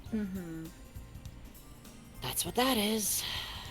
Instead, it just seems like it's something that Chris, likes, chooses, can choose, has the option to, and it feels like this other weird thing, and I find it very interesting that not only is there, a semi-corrective impulse and weird route taking Birdly out, and then the impulse of, and Noelle's going to the fair with you.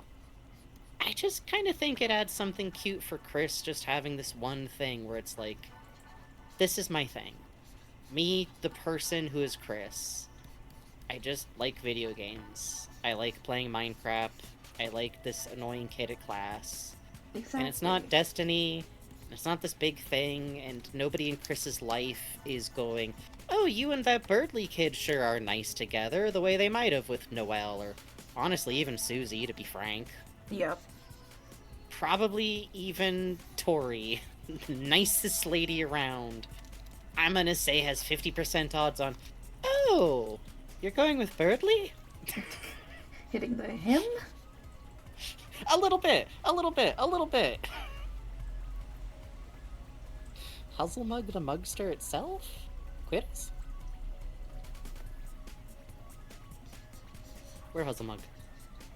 I think that's one of them bands. Scary. I take your word for it.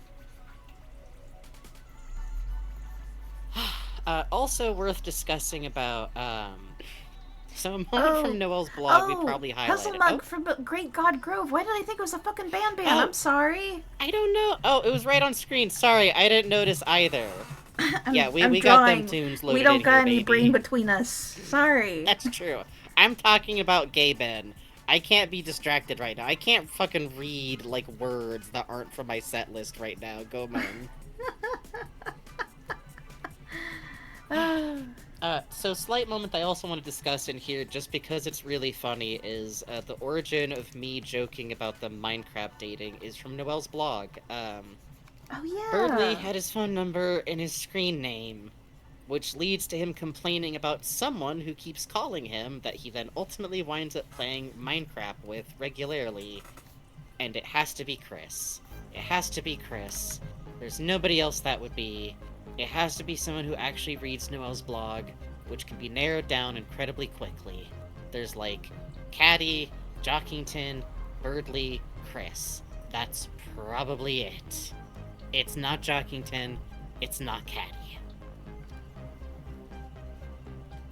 I think they just play Minecraft together and talk while they do online, which is really, really, really, really funny to me because it's so normal, but why is it positioned in this weird way where it's like, no, heavens to goodness, no, I'm not friends with Chris. He's tsundere. I just realized. He's tsundere. Yes. He's tsundere. Yes. He's not only tsundere, but the plot makes direct jokes about it. The character who's in love with Chris at home is the cactus upstairs. The cactus at Noel's place that used to be named Christmas got renamed by Birdley, tsundere, and Chris himself will accuse other people of... Sorry, Birdley himself will accuse other people of acting tsundere while literally doing the thing. It's cursed. But it's maybe the most self-aware use of how that behavior is I've ever seen. Oh Good my night, Senior God. Bob. Good night, Senior Bob. Thank you again. Thank you. I just think it's cute. I think it's cute, and I think it's interesting that Birdley's not terribly weird about Chris being a human. I always love the, but stay sanguine, my fellow bluebird. Yes. Like, that's very cute, because sanguine is invoking the sanguine humor, which is both, like, cheerful. It's just a nerdy way to say, like, cheerful or upbeat. But it's also the blood humor. And it's very cute that he is capable of making, like, a little note like that. It doesn't suck, if that makes sense. Like, Yes, 100%. this is me kind of pulling in, like, being mixed race to some degree as, like, an analog here. I don't... Holds a hand up. People who have these experiences get to compare it without them saying that that's what Deltarune is doing, and everybody's just gotta be chill with that. Aye. Given that, Holy shit. someone being able to, like, actively acknowledge that you're not the same race in a way that doesn't suck is actually nice. I feel like a lot of times people think that, like, the nicest thing to do with race is to never acknowledge it, ever, especially verbally, which can actually feel very weird. At 11 p.m. at night? Oh, this happens so often I didn't even notice. I'm just like, yep, It happens all hours. But the rent's cheap. The rent's cheap, baby. You should hear it, 3 What a.m. was I and the saying? guy was doing donuts. Oh, go ahead. You were talking about how as a mixed-race person, sometimes having it not acknowledged at all is weirder than having it, like... Yes, exactly. And, like, I think there's kind of something, too, pointing out that, like, for Chris, people being shitty about it probably sucks. But also people trying to pretend like you're exactly the same as everyone else also sucks, because it's not only not true, it flies deeply in the face of how you're probably being treated all the time by people around you, whether they notice it or not. Like, there's just no real helping it, and it kind of like that even though Birdley has, like, Birdley has one dumb line about, like, cavemen that cracks me up a little bit, because it's so non-offensively like, dude, no, Yeah. come on. Yeah. Not cool, Birdley. Not cool, but also, like, what, Fred Flintstone? You're Fred Yeah. Flintstoning me? I'm being profiled? I just like the idea of Birdley being someone in Chris's life who's been around long enough to, like, go like, hello, my good Homo sapiens, how are you doing today? And just gets, like, an eye roll, you know? Oh. Toriel pushed very over gently, into a sweetly creek. taking aside, like, grade 1 Birdley and going like, now Birdley, I know you mean well, but you can't call Chris a homo. I looked up all kinds of things about humans in the dictionary, though. That's wonderful. Really lovely. That is That's wonderful. lovely. I'm very happy. You cannot call Chris a homo.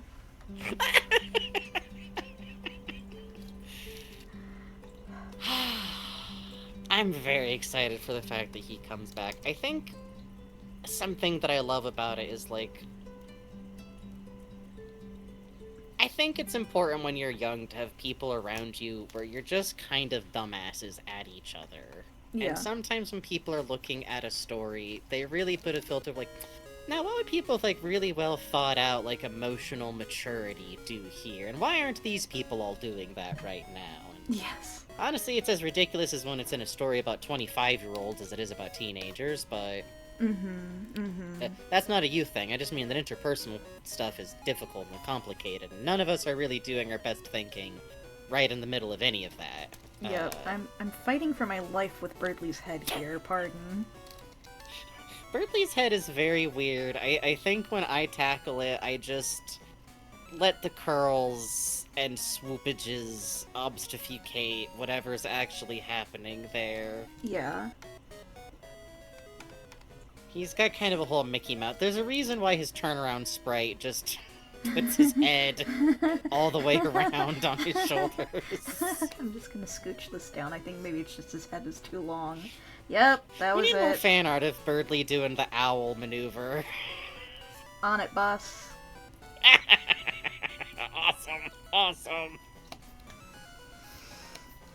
I wound up writing these two a lot. I think just because the way they bounce off of each other is fun. Also, I think that as far as, like, character... It's fun to write characters who are, like, fighting themselves, if that makes sense. Like, when someone has something about them that makes it hard to communicate, I perversely really enjoy that. Yes. And I think both Chris and Birdley have that, where, like, Chris has all these, like... Chris is living, like, a dark, magical kid, like, hell world. Chris is, like, when the 6th Power Ranger is just always over there with the villains for some reason sometimes. Like, Yup. there's secrets and betrayals and triple truces and magic and dark worlds and shit, and I don't think they can share any of that with, like, anyone right now. Like, there's no singular person that all of that can be told to right now, and they're stressed the ever-loving fuck out. And I kind of like the idea of interactions where Birdley, the person who has a living, will not say the correct thing filter on. Being like, do you want to argue for a little bit about shit that doesn't matter? Like, In it's another goofy, but world, I I would have shit. loved to fight on Game of FAQs with you. Give me a second. I've got to text the guy who I threatened the life of in a forum argument one last time, and then Chris's phone rings.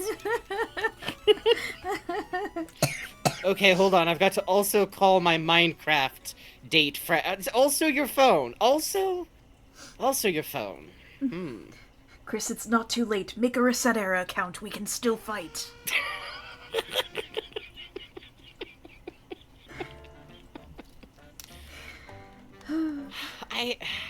It's also so interesting to me that we have been already, like, there are so many remixes of Birdley's theme into Theme of a True Hero, Oh, man. Undyne's themes, and all of them to me are very, it would be quite cool if It would be quite Boydley cool.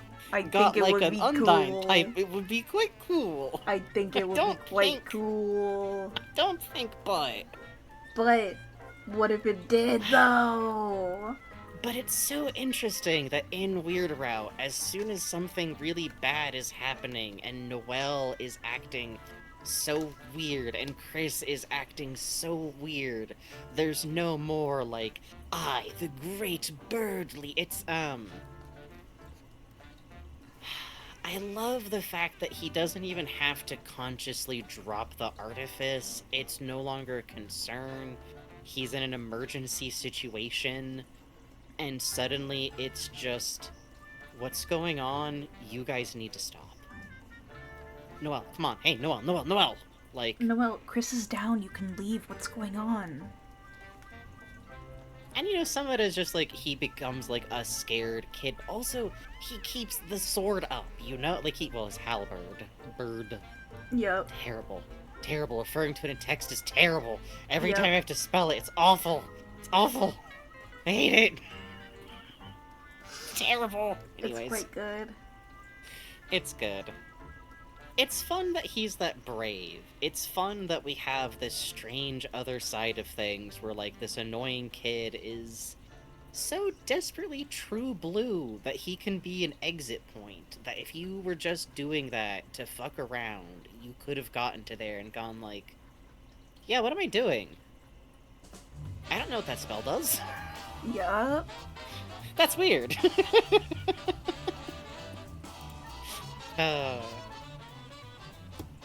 Please look forward at some point. The piece of writing I have going on right now actually isn't a ship fic. For some reason, despite how much of a game I talk, I write a lot of fucking gen fic where people just talk to each other. Ringing the dinner bell for the underfed gen fic crowd, I guess.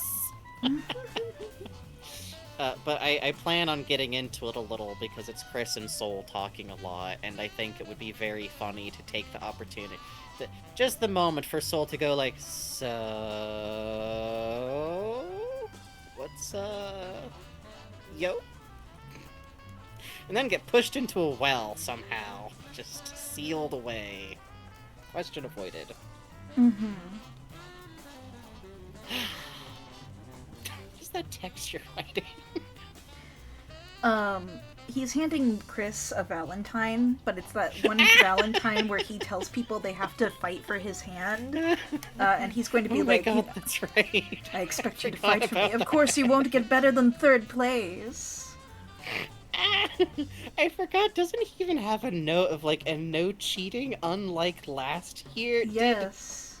Did Chris make Noelle fill it out for him, for them, for Birdly to look at, and then sign it? What happened here? Did Chris copy someone? What? Who else? I just wanted to highlight how awful it looks when he turns his head all the way around. Oh, it looks really bad. It does. That's why Susie's there looking scared. It's genuinely worth noting, like, so much what Birdly does. I think I respond to go, no. But that's why I love him. I love deeply weird goober characters. I will not apologize for this. I think it is true. cute to imagine Chris having, like, one of the worst nights of their absolute life, and maybe just getting, like, 10 or 20 minutes with this fuck-ass kid who's just always been around in this town, and make up stuff about a shared history they could have, because it's fun to do this. It's fun to do this. You can just make up fucking whatever. I say they had dance class together. And it's funny to do this, because I think it's such a small town. You would only have, like, they're the only people that can dance together because they're, like, the same height. Oh my god, that would be cute. Chris knows what front-facing Birdly looks like intimately, purely because they were locked in battle, obviously. If anyone asks Birdly to... Oh, for sure. Oh, no. Chris is brave. Chris has seen this awful bird's head in so many angles. Are you kidding me? This kid was raised to the beauty standards of boss monsters, and I love them all, but I think they all have Borzoi fursona problems, if you look at them dead on. I think if you're little tiny Chris and imagine Toriel with, like, her snoot to, like, kiss your little head, pointed at you downward, the, like, fucking like fisheye lens approach of her loving little kiss on her head. That's what beauty is to Chris. You don't mind? They don't mind? Jesus Christ, so sorry. After all the game I talked earlier, now my brain goes, time to slip up pronouns every 5 bajillion times. Jesus. I never forgive you on behalf of non-binaries everywhere. Oh fuck, I called us binaries. Oh fuck. Now we both have to walk off the plank. Great. Sorry. Now nobody's driving the ship. Now Pluie drives. Oh. That's no good. Wait a second, Pluies can't fly? Pluies can't fly! Then we just see Pluie up in the airplane cockpit just dancing. Just dancing. A kissy. Oh, that's so beautiful. This is also Sans POV, and that's why he's brave. It's true. Side note, by the way, I like thinking through, like, character interactions. It is very funny to think about the idea. Sans at the house more often, hanging out with your mom. It is what it is. Birdley coming over to hang with Chris. Something about the idea of Birdley and Sans ever interacting just makes me take pause. I really liked that bit in your fic. That was really funny. Oh, yeah. Oh, Chris can't be out here. Chris is upstairs asleep. I must be seeing things. Sans to me is a real one. Sans would be the not quite stepdad real one that, like, 10 years later Chris absently calls, I'm the like, dad that sat down. I'm the dad who got a neck cramp. Your mom's really tall. Sans talking to Birdley's just rage baiting the weird bird. Is it though? Is it? Or is he, like, fascinated? Is it like seeing a beautiful rare butterfly land near you? I need you to think about how much Papyrus and Birdley have in common before you say that. But is he waiting for how badly Papyrus and Birdley would get along to just quietly... Oh. There's no way, there's no way, there's no way, there's no way, there's no way. Please look forward to Asriel's new boyfriend not getting along even a little with Chris's new boyfriend. Fuck. My long game, by the way. I'm just sitting here waiting for a character to actually exist, blinking my big eyes so niceies. Also, I believe that Papyrus is going to turn out to be a teenager. I think it would be really funny if he stepped out and he's a full, like, half a head shorter than usual. I'm probably wrong, to be clear. That's why this is just a brief side note, but I think... And he's got older braces! teen... Oh, he should have braces! Hey, Persistence, you are literally here for the end of Birdley. There will be more ship talk after break, but... They're such sweet goobers, and... I think I do like thinking about, like, if Birdley was there more, if Birdley was a bigger part of the adventure is interesting. But I think Birdley finding out what's going on is very interesting. Because I feel like on some level, maybe he would understand what Chris is doing? Mm-hmm. I feel like part of what Chris and Birdley have in common is that they're both, like, very loyal. Very loyal. Literally to their own self-detriment. Yep. Birdley is so loyal to Noelle, he's already imagining himself, like, trapped in a heterosexual marriage, if it's what makes her happy. Like, that's not healthy. Burn his arm for the fun gang. Yeah. Oh my god, yeah, him tearing out the fucking plug is so intense. Like... He stands up to the queen. He's stalwart. Which is part of why someday I still have, like, the ongoing storyboarding for Bird Brain, except spelled the other way. Fan comic based around the lyrics of Bird Brain. That's a currently fan comic. Someday. Yes. Someday. My arm. I'm just gonna censor the word and just have, like, Yamcha pose Birdley. I'm gonna be honest. It's just Yamcha posed out on the floor. But I feel like there's something so funny. Like, sometimes Birdley is heroic. Like, what I'm riffing on here is it all for a show? When the golden hour nears, you show no fear. There's something interesting in, like, Birdley, who is this big, dumb, kind of a joke for a bit. Like, he's a joke. He's the goofy, nerd, bad guy. And then... he really works for you guys. He pulls out of the Queen's protection. He's a very dangerous fight. Yep, exactly. He goes and talks to everyone, which means he's going and talking to each Darkner and going, they need your help. I'm with them. Can you believe me? Will you help me? And got them all to agree, which includes people who know he worked for the Queen and hate the Queen. Like, it's a very quick sequence. Good night, Snurm. Yeah, go to bed, people. We're gonna be up for another hour after this. You only unlock Batena by being a real one. That's just an hour of me talking to bugs. Look forward to it. Please look forward to it. By a real one, I mean having a bad sleep schedule. Go to bed, go to bed, go to bed. Catch it on the pod. It's cute. I hope Birdly is brought in more later. I think there's something funny about the idea of there being someone who's kind of a hindrance to the prophecy, who's just some fucking kid. Yeah. It's cute. It is cute to me. I think also his feathers should fluff up all the way. Yes, no, I'm a big fan of the idea that he's, like, still got, like, some of his baby feathers. Yes. And it's, like, part of why his head outline is so goofy. He's still got, like, all of this, like, fluff down, awkwardly coming out. Like, people do riffs on, like, Noelle's velvet coming off, which is always good, but, like, just imagine poor Birdly just having, like, a chunk of fucking, like, down trying to work itself off your face. Oh. Can't be good. Can't be good. Can't Can't be be good. Chris is going to pull on any loose enough looking feather. There's no helping this. It is happening. Yep. You can't. You can hop away gently in line all you want to. It's not coming after you like a toddler with a pigeon. Just.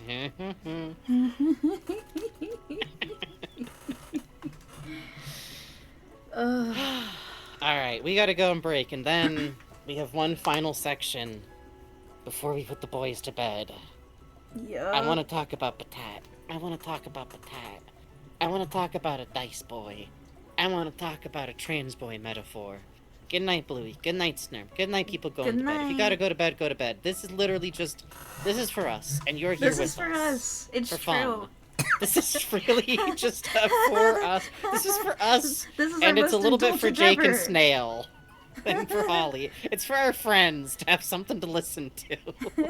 I'm gonna delete the Romeo from this page. Goodbye, Romeo. I love you. Ooh, goodbye, Romeo. Alright. We are going to take another break now. I am going to eat a little bit of food. I recommend that y'all who are still staying with us have a little stretch, have a little rest. If you gotta go to bed, hey, go to bed. It's midnight on on now Thursday. Yeah. In the middle of a random Midnight week. on the Thursday. We'll be here baby. on the VODs. We'll be here on the VODs. You can pick back up later. Yeah. We're pretty easy to find the BRBs. Mist is a maniac and timestamps these babies. God, so. Mist, shoutouts. Fucking every Thank time. You, Mist. Shoutouts. Thank you, Mist. Mist even messages Mist. me if a VOD doesn't upload on time. It's fucking. Maybe we should shit. dedicate like an emote slot to Mist request. Or I don't know. something. I don't know what emote. Oh, Mist request. Yeah, Mist. No, if I mean you're just like listening to this, yeah. Let us know and we'll Toss put us a whatever emote you want PNG in. reasonably, as long as it ain't like reasonably, a penis, reasonably. You know? Okay, we'll yeah, be right back. Yeah. Be right back.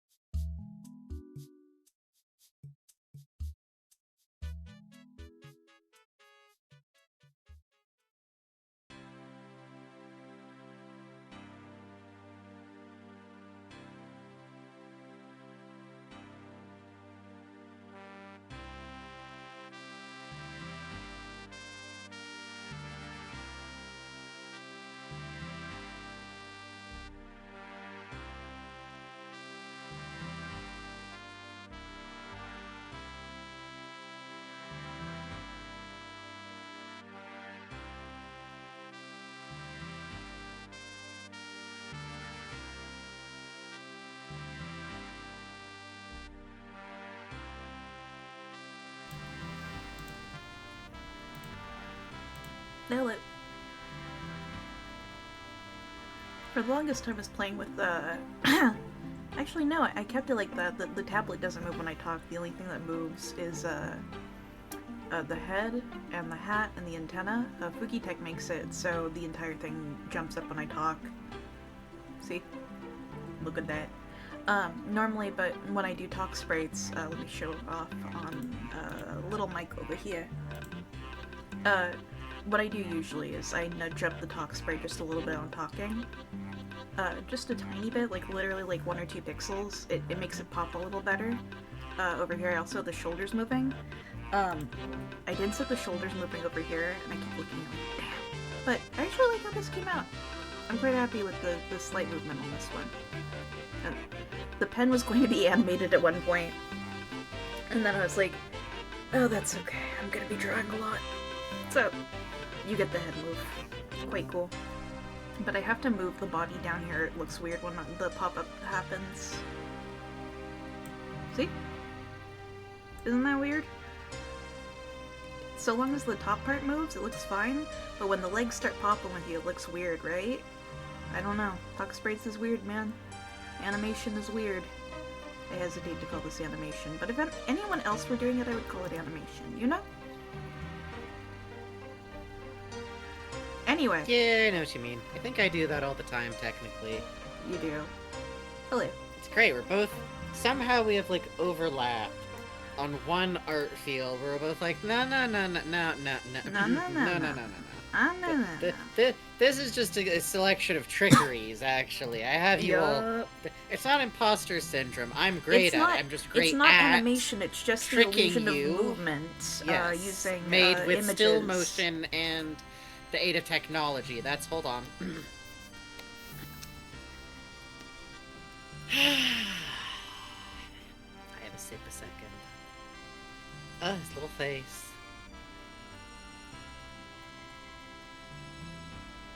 Batat is like the funniest character in the universe in a few directions.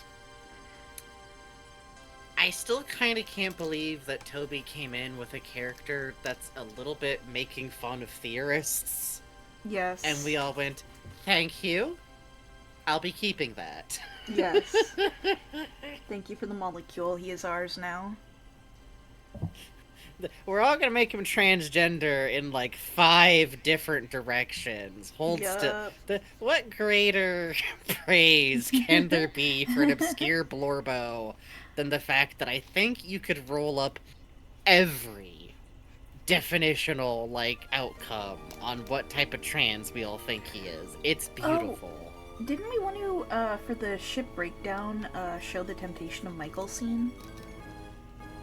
One sec while I fix my microphone, ironically, but yes.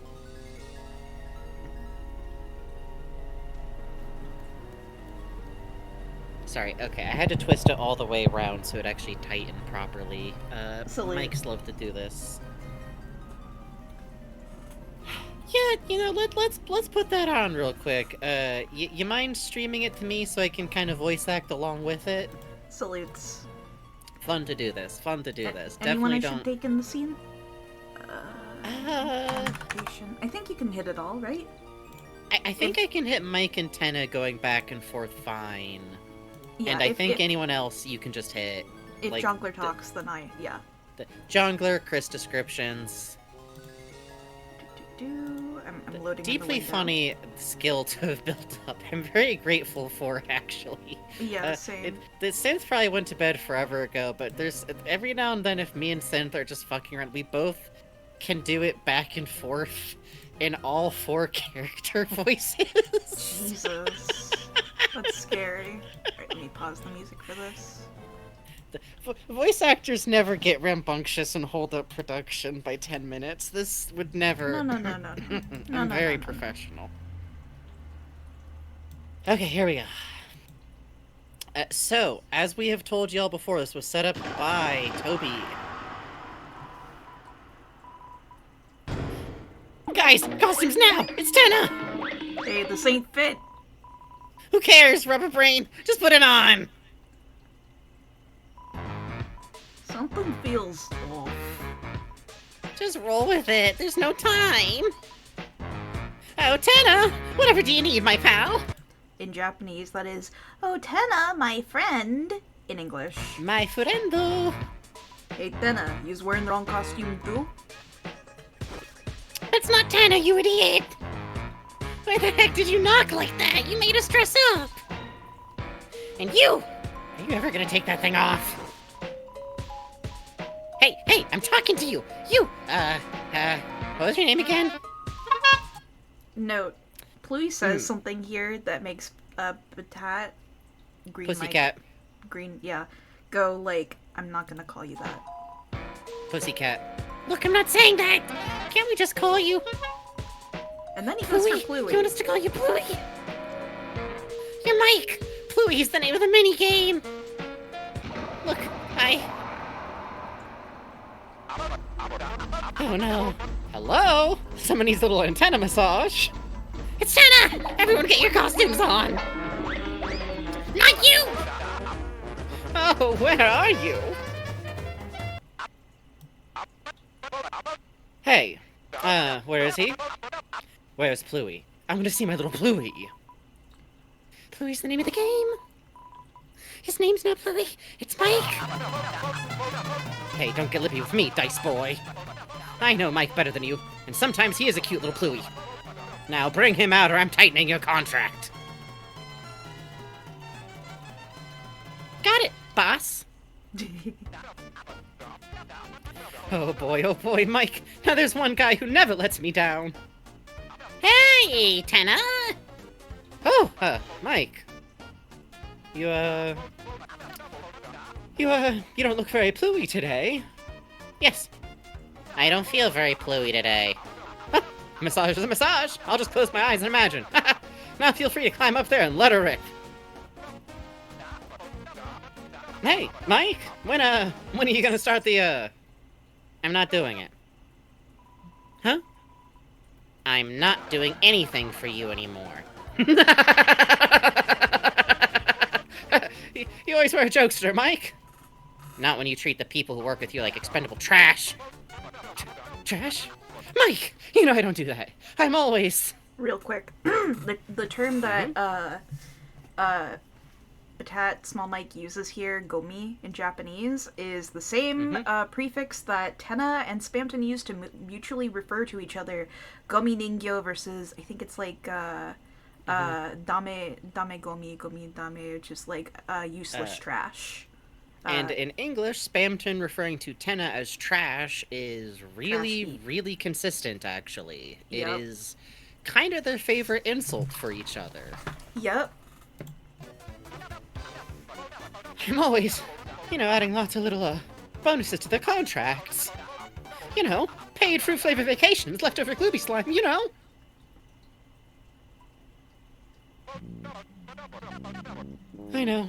I know what this is about. You told me you had a bad feeling about that contract. That he wasn't supposed to sign it. That he couldn't. And if he did, something terrible would happen. And even though I knew that, I still made him do it anyways. How could it be my fault? I need to be big. I need it just as much as anyone else. How is it my fault he ran out on me? I could have helped him. I would have. We could have been big together. You cared about him too, Mike. So the phrasing here is kini iru. Similar. You cared about him. Funnily enough, Batat actually uses kini iru to refer to it, and Tenna uses it towards Chris as like, "Oh, that was your favorite." Talking about like it was some show program he was talking to Chris about. But Batat, when you fight him in the mic fight, when he's like, "I'm Tenna's best and favorite," he does the kini iru. So same thing. I know he was your, cared for him. That's why, since then, feels like you're not really here. Everything is fake. When the curtain falls, everything just feels like playing pretend. You know what I mean, Mike? Can we, Can I see the part of the employee contract that stipulates fruit-flavored vacations?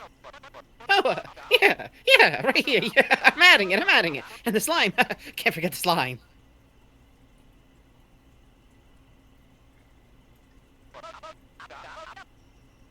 I can never forget the slime. You know, I think I need to go. Get more Pluie. Yeah, great idea, Mike. Chris, I don't know if it's just me, but the size of Mike's ass seems really variable lately. Keep an eye on that for me. And then we all kind of lost our minds. To be clear, turn to the audience. If any of you ever worry that we don't think that this means Tenna should be at Metaton's house, no. No. This doesn't really feel like the good outcome, as much as I enjoy the juicy yaoi information I got from it. Yeah. Something about Tenna languishing in permanent, like, sad fakeness doesn't seem great. My ultimate push is that I think Batena come over to Metaton's house, extra boyfriend. Why not? Fun. Good for everybody. 2 boyfriends per boyfriend? Yo. But this clip is definitely what made us suddenly become really interested in Batat, because I think what we identified talking about it to prep for this stream is, this revealed that there's much more push than we thought there was. Like, before then, you know, there's the cuteness of him being, like, really obsessed with Tenna and, like, wanting to have the job and being stuck as Mike, and I have a lot of affection. You might be shocked to say, here, looking at my outfit right now, I've got a lot of affection for little Goofus. As, like, the maddened theorist, because, yeah, me too, buddy. Me fucking too, buddy. Yup. But I think until we got more information, he had kind of like a Smithersy kind of a Burger Pants 2, where he has all of this built up, like, maybe some complicated feelings about it, maybe he hates it, loves to hate it kind of going on. But discovering it's like, no, actually, this isn't necessarily that he passively absorbs abuse as Mike all the time. This might be a very unusual situation where, like, he does quit. He quit on stage. Like, he walked. Yep. And now, talking to Tenna, he's perfectly capable of going, no, I'm not doing anything for you while you treat people like shit. And he might bend on it, but the way he bends on it is to accept more in his contract that he might like, to try and work with Tenna, and some of that is out of this gulf, and I do think that also what attracts us is, remember what we said, mess, shared history, shared things that both of them are interested in and know about, and there's the weirdness too here, like, we both get all of the shared history of all of the time that he's been Mike, the entire time that he's taken over this position, but he would kinda need to meet Tenna for the same time. Because he'd have to explain who he is. Mm-hmm. But also, one sec. Part of what we like is that I feel like there's a lot of room open for, like, does Tenna really not know? I think the idea that he at least doesn't know, we like the idea that one way or another, this is comedically obviously not original Mike. Original Mike was like a person with an existence, and there's no way that Batat guessed correctly what it was. And the fun of from there going, you're Tenna, and Mike is gone, and you don't know what happened, and suddenly one day, quote-unquote, Mike responds, and it's not you doing it, even though sometimes it's you doing it. And then he shows up. And there's probably a really fun 2-day period where Tenna think he's got, like, rot in his like he's rusting somewhere, like, that's it? You lost it, old boy. This is it. It's also interesting, Frankie is the one who came up with this idea, and I like it a lot. Thank you. So we have El Nino and La Nina. My funny little doodles of them. Yes. And they are And they're the Weather Channel. Right? So, that's a part of Tenna's broadcast. Yeah, what would the Weather Channel correspond to physically in the real world? A part of Tenna. Right? They're inside the TV. They're some of the only characters in TV land that work that way. Queen does this a lot, by the way. She's weird. Yeah. The laptop's weird. Yeah. I don't know what's going on over there. She's scary. I think if the internet turns back on, she gets really scary. Yeah. So maybe there's a part of Tenna that goes like, okay, I got so desperate I made myself a mic. Great. Yep. I popped my sound settings out as, like, a new guy and then forgot about it. Like, there's so much fun there, to me, of Tenna not knowing what happened here, and to me, the angle that's the most fun is, like, you're Tenna, and it's not Mike, but there's someone who showed up and he calls himself Mike, and you're kind of just rolling with it because he's really good at this, and you need him. And what if you question this, and suddenly it all goes away? And Tenna, we know, had all of this start to happen after whatever happened with Spamton went down. So he's in post-breakup mode, which, by the way, side note, I truly adore with Tenna the entirety of the texture of his... I'm learning I need to, like, get more into characters with, like, catastrophic, known past love lives. It's actually quite fun. Yeah. To work through the, like, well, how did this affect him? What do you pick up from an ex that's, like, good? What do you pick up that's bad? What, like, personality feedback do you get from how this might have gone down? And yeah, what would have happened that each party thinks was about them that was actually about something completely outside the relationship, you know? Yes, that's the goods, man. We love the machinery. We're both very into, like, construct this concept of the character that feels like a working model. I've been listening to the Steven Universe podcast in preparation for the Steven Universe birthday Project Boy stream we will eventually do. Name to be released when I think it's funny. Mm-hmm. Hey, WD Gaston, nice to see you. We're wrapping up talking about ship and shit at this point, but we are at the end of a very long playlist of getting very in-depth into Deltarune. I think it's just VODs. So if you want something to watch later, go check out our VODs channel. I love that with Tenna. I love the mess of the impersonation and this weird relationship where, like, does Tenna have any reason to think the mics aren't all one person? Why would he think that asking to look and cuddle a little kitty cat who doesn't talk would, like, make Mike feel bad? He doesn't know what's happening. Yeah. You want to hold kitty cat. He very cutely he refers to it as like Plui-chan in Japanese. He Yes. Drops to boku to use it. Also worth noting, he's rude in Japanese also, but in a way I would refer to as, hey, thanks for the follow, Gasta. Appreciate it. Love your work. Big fan of the job opportunity provided the bush lizards. I mean, I am. It's true, it's true. I love the idea of, like, there's this weird, complicated gulf of information. And if he's thinking, Strawberry Lemonade Gay says, and if he's thinking to himself, like, oh great, I'm so desperate, I made a mic, what would it mean for him to believe that? And then if Mike say he's leaving again, Tenna torture Nexus every day of his life here. Yes! Which I love, because I think Tenna would fully still believe, like, oh, of course he also outgrew me. Like, Yup. There's no part of me that can't be more, like, Tenna and the gulf of everything wrong with him is so fun. And I think part of what we like about Batat is, you know, there's a lot of room for interpretation with him because he's a side character. I'm gonna note that up top. Once again, I am on the playground taking the entirety of Recess to explain how to correctly play Batat. But I'm having fun, so... It's true, you that's are. That's okay.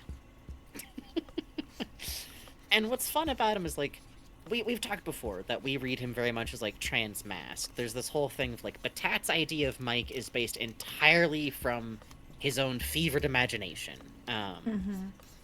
He's a Pippins who mostly kind of default to, like, neutral pronouns, more or less. Yeah, why? But Mike is him. Mike is a guy. Mike is a big guy. Mike isn't just a guy, he's a big fat guy in a bow tie. There's a really interesting layer to that with Batat. Ooh, yes, please. So other Pippins will use the masculine Y pronoun, W-A-I. Batat uses wate. It's kind of the suggestion, as I understand it from Japanese fandom, is that he's trying to he sounds a little more like Smarty Pants. He's got a slightly different dialect than the other Pippins as well. But wate is also more gender neutral pronoun. It's interesting. Yeah. Which again, note here, playground rules. You can take every direction, and I think that's beautiful. Our read, we think it's fun that he kind of mirrors Metaton's, like, ghost to hot trans-mask robot thing. And that's kind of the way we spin our read on him. Also, this is probably the place to start talking about Batat headcanons. Oh, baby, there's so much room here. My favorite, I thought about it a lot. They're so fucking funny. The entire crew of Deltarune is so fucking funny for giving us the big theorist, wound up, gay little Smithers microphone, who's also green. The one green Pippins, for no reason. One solitary green boy. Why are you green? Why are you green? Does it mean anything with Chris's lost green crayon? Probably not. Does it mean anything with Rousey being green? Probably not. Does it mean anything once you start trying to do color coding being green? Probably not. You can't. You literally, I'm telling you all now, if you find yourself putting down lists of how colors are grouped in Deltarune, I tried. Walk away. Leave it. Take up a craft. Sew something. Anything. Sew cloth to another piece of cloth. At random. Trade your plushies clothings around, like anything. Oh, that reminds me, I keep meaning to try and wrestle Barnaby's vest onto my Julie plushie. Oh, that would be quite good. Barnaby might get that vest back someday. So because he's green, let's start working through Frankie's way of reasonable assumptions. If I have to create character information wholesale, what's fun to me is to look at the information we have. Batat is green. That's different from the other Pippins, so we might be able to assume he's a different pair of dice. The characters around who could have dice are Asriel and Chris, because they're the kids in the household. The source of dice could be from school, or they could be personal property. But we know Chris liked to play a lot of games with Noelle, and we know Chris likes to cheat, but Chris is bad at cheating. Yup.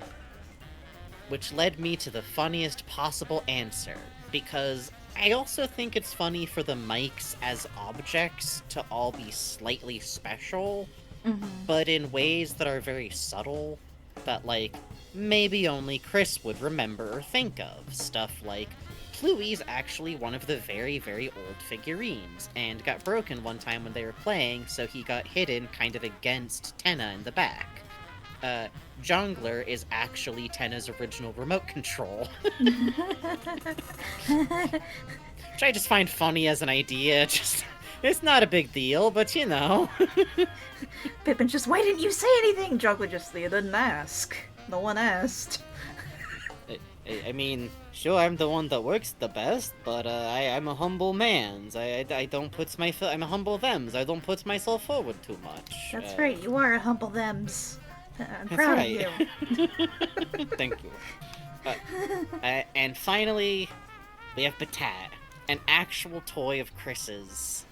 A loaded dice that Chris was sneaking into games against Noelle and their older brother that probably kept driving them nuts. Because the only way that would work would be to do dumb scams to make Batat blend in with the other, like, dice. I'm imagining, like, very carefully using that shitty Crayola marker tip to, like, so carefully, like, hit each one with red enough that it fools the eye for, like, just a second. Or, like, gluing on little red circles dot by dot. fuck? I imagine the rule is, like, once the dice has been rolled, like, there's a permanent family argument ending rule that, like, when the dice stops rolling, that's it. That's it. It doesn't matter. It doesn't matter. No, it doesn't matter. It doesn't matter what dice it was. That's it. That's the dice roll. That's it. Which is fun because then you get Batat, the ex-game competitor, which is just kind of fun to add because I like the idea of him as, like, a jobber. Like, just a reliable but not glamorous, like, piece on the board. Yeah, exactly. The steady, like, Pokemon Gym Battle 2 or 3, you know? The Falconer, of course. The Brock. Yeah. Actually, Brock... Is Brock first? No, it's Brock... The Misty. Let's say that... Let's upgrade him a little bit. The beautiful mermaid TV land. Oh, the gap between Misty's personality in the game and the anime is so fucking funny to me. It is. It's really good. Then they gave her a bunch of sexy sisters in the manga for some unbeknownst she's got reason. those in the anime too. Oh yeah, so funny. So this is a fun backstory for Batat, partially because I think it's fun for him to be a little bit different than the other Pippins. I don't think any of them care, to be clear. I think the other Pippins just go, hey, green Pippins, and he goes, don't call me that, please, for the love of God. Okay, you Don't got call it, me Griffins. No! And it's fun that he's just kind of in Tenna's weird... I love Motley's weird... Sorry, Tenna's weird motley of dice cracks me up a little bit, because, like, if you stop and think about it, it's very cute that all of his employees are, like, either the very fragile figurines that have probably been there since before he was in the house, is where I land, because they seem to be porcelain figurines. They could be very old, and since that's a rare quality in most of the objects in the house, it's fun for them to be, because the idea of the Shadow Men of all Darkners being, like, mysterious house elders... You're not getting anything useful out of them, you know? What was it like in the before time? Great, thanks. That's... that's good. Oh, Tenna's unboxing looked like... Oh, you don't say. Okay.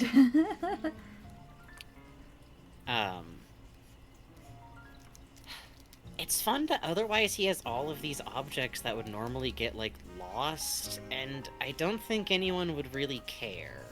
Like, they seem to be objects that are on the verge of getting lost in the living room in general. Like, yeah, I mean, a camera when everyone has a smartphone, you know? Yeah, all the stuff that's a little bit, like, left behind. Spare remotes. Stolen remotes, you know? His loyal cadre of zappers that definitely aren't having some kind of terrible territorial problem because of the overcrowding situation. It's fine. It's good. They're all just growling at each other quietly. With all of that, it is also fun to think of, like, so Batat's here, he manages to kind of drift into this job. You have the option of, like, did he leave? If Pippins are mostly from Castletown, it kind of always feels implied to me that maybe the Pippins either went into hiding or bailed, since we don't fight them in Chapter 1. Yeah. So presumably these are all, like, either Pippins that got lost on their own before whatever went down with the king, or left around then. Since I almost called his past Grippin. Sorry, my man. Since Batat was around for the Mike split, he presumably is before stuff went bad in the Card Kingdom. And also, if he's a distinct dice, he's not so much just a faceless dice. So it's fun for both A, he's one of the toys that kind of fell behind when stuff started to pop off, but unlike some goddamn power strips, he doesn't make his whole fucking life about it. He found something else to be insane about, thank you. And also it's cute if maybe he's here on purpose. What if he just likes this job? What if he likes Tenna? Because everything indicates he actually does. Like, he complains, and the way he's working his job is bad, and probably if Tenna knew he was just one dice working himself to death, I'm not saying Tenna would then become a better boss, but maybe No. he'd be more aware of the physical limits. Yes.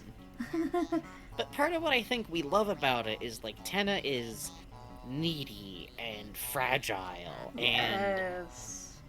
explaining about why we love mess and complicated relationships is partially a helpful on-ramp to say shipping fulfills a lot of different like emotional requirements for different people. Mm-hmm. And truly at the end of the day, sometimes we are literally playing toys different because we're not really the type of people where we're playing toys to like I, I'm not rehabilitating a Barbie I found.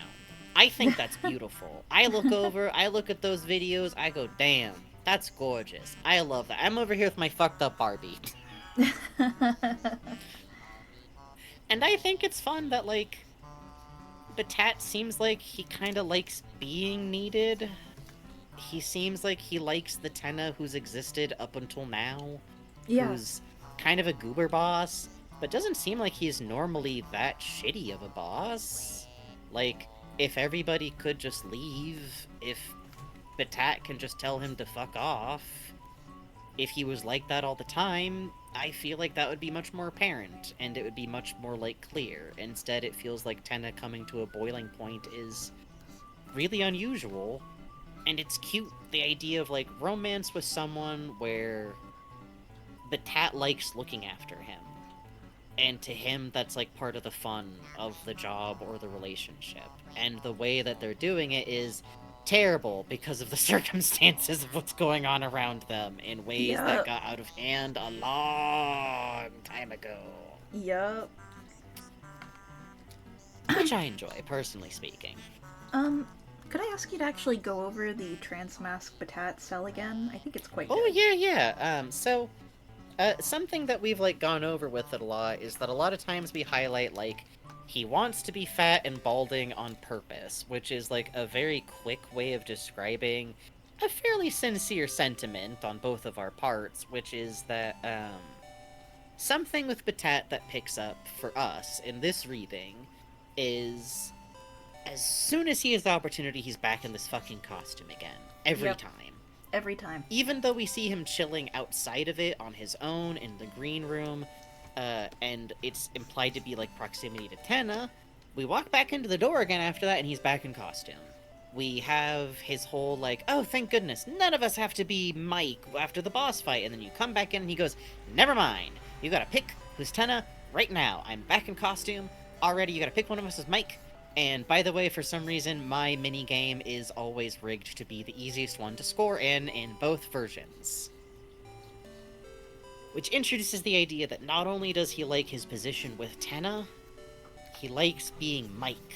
And Yep. Mike is fat, and Mike is loud, and Mike is this, like, caricature almost of exaggerated masculinity, which is why also the people who do reads as it like a drag performance are galaxy brained, and I deeply appreciate it. Hi, Bug Boy guy. We've talked about that before. Hey, Bug Boy guy. And there's something that I really love about like how much that fucks up the tension too, of like, but you like being this. You got to change into something else. And that's so unusual for Darkeners. Darkeners are very static. Darkeners usually need, like, a lightener to define them in some way through their perspective. Mm-hmm. But, for some reason, Batat's real. Batat, in this costume, in this Mike outfit, can use attacks that Pippins don't use, and can use weird sound setting stuff, and can talk, and the mouth and the teeth move, and the body works, and... What if you were... little and angular and flat, and you wore this big shapeless outfit on top of that, and you're mostly like everyone else around you. Mostly. There's one really obvious difference, and it's fine, it's whatever, it's fine. But then you get to be bigger. And remember, Mike is his own design. He doesn't know what Mike looks like. This is his own concept of it, and that's why he argues with the other two like a goofy little goober that I love. Yep. It's Motormouth Mike, obviously. It's a microphone.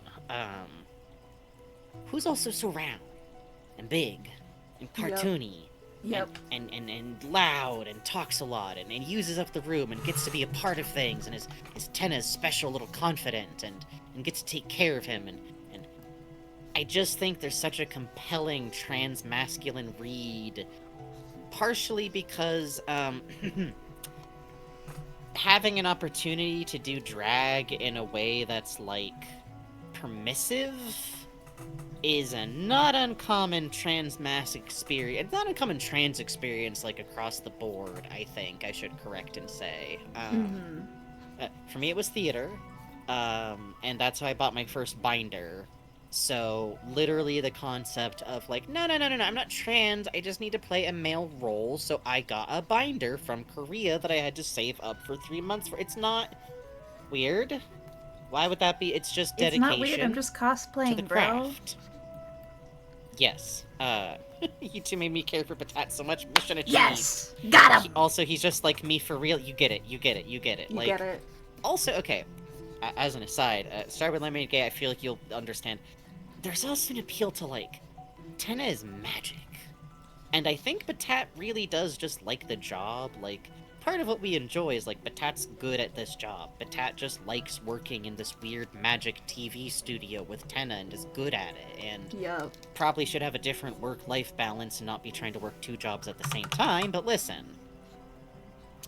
I don't have a follow-up for that. I'm just gonna take a sip of my juice.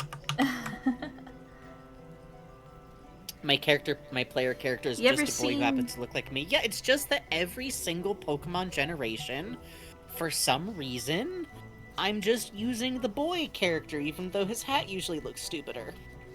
You ever seen Dorian Electra's Career Boy music video? It's a little like that. Oh my god. Yeah, Patat could hit that. But, like, I also do enjoy... Tenna is magic.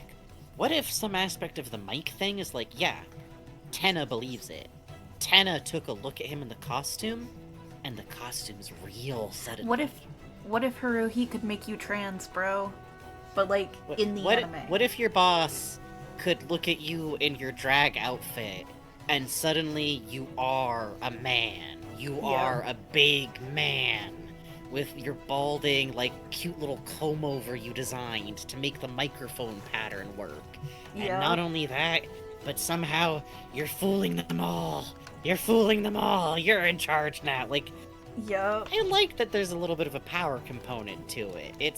It's like weird Beauty and the Beast, not quite Force Mask, but you're right. The magic version of the if I found a vial of testosterone on the ground and it was going to waste if nobody used it right now, but... It's free testosterone through the power of belief. Exactly. Tenna, uniquely among Darkners, seems to be capable of his perspective, changing what Darkners are like. A little bit. I think if you work with him, and you use special effects, and you're in TV land, he can make stuff real, and I can prove this with 2 words. Ralsei horse. In TV land, Tenna is magic.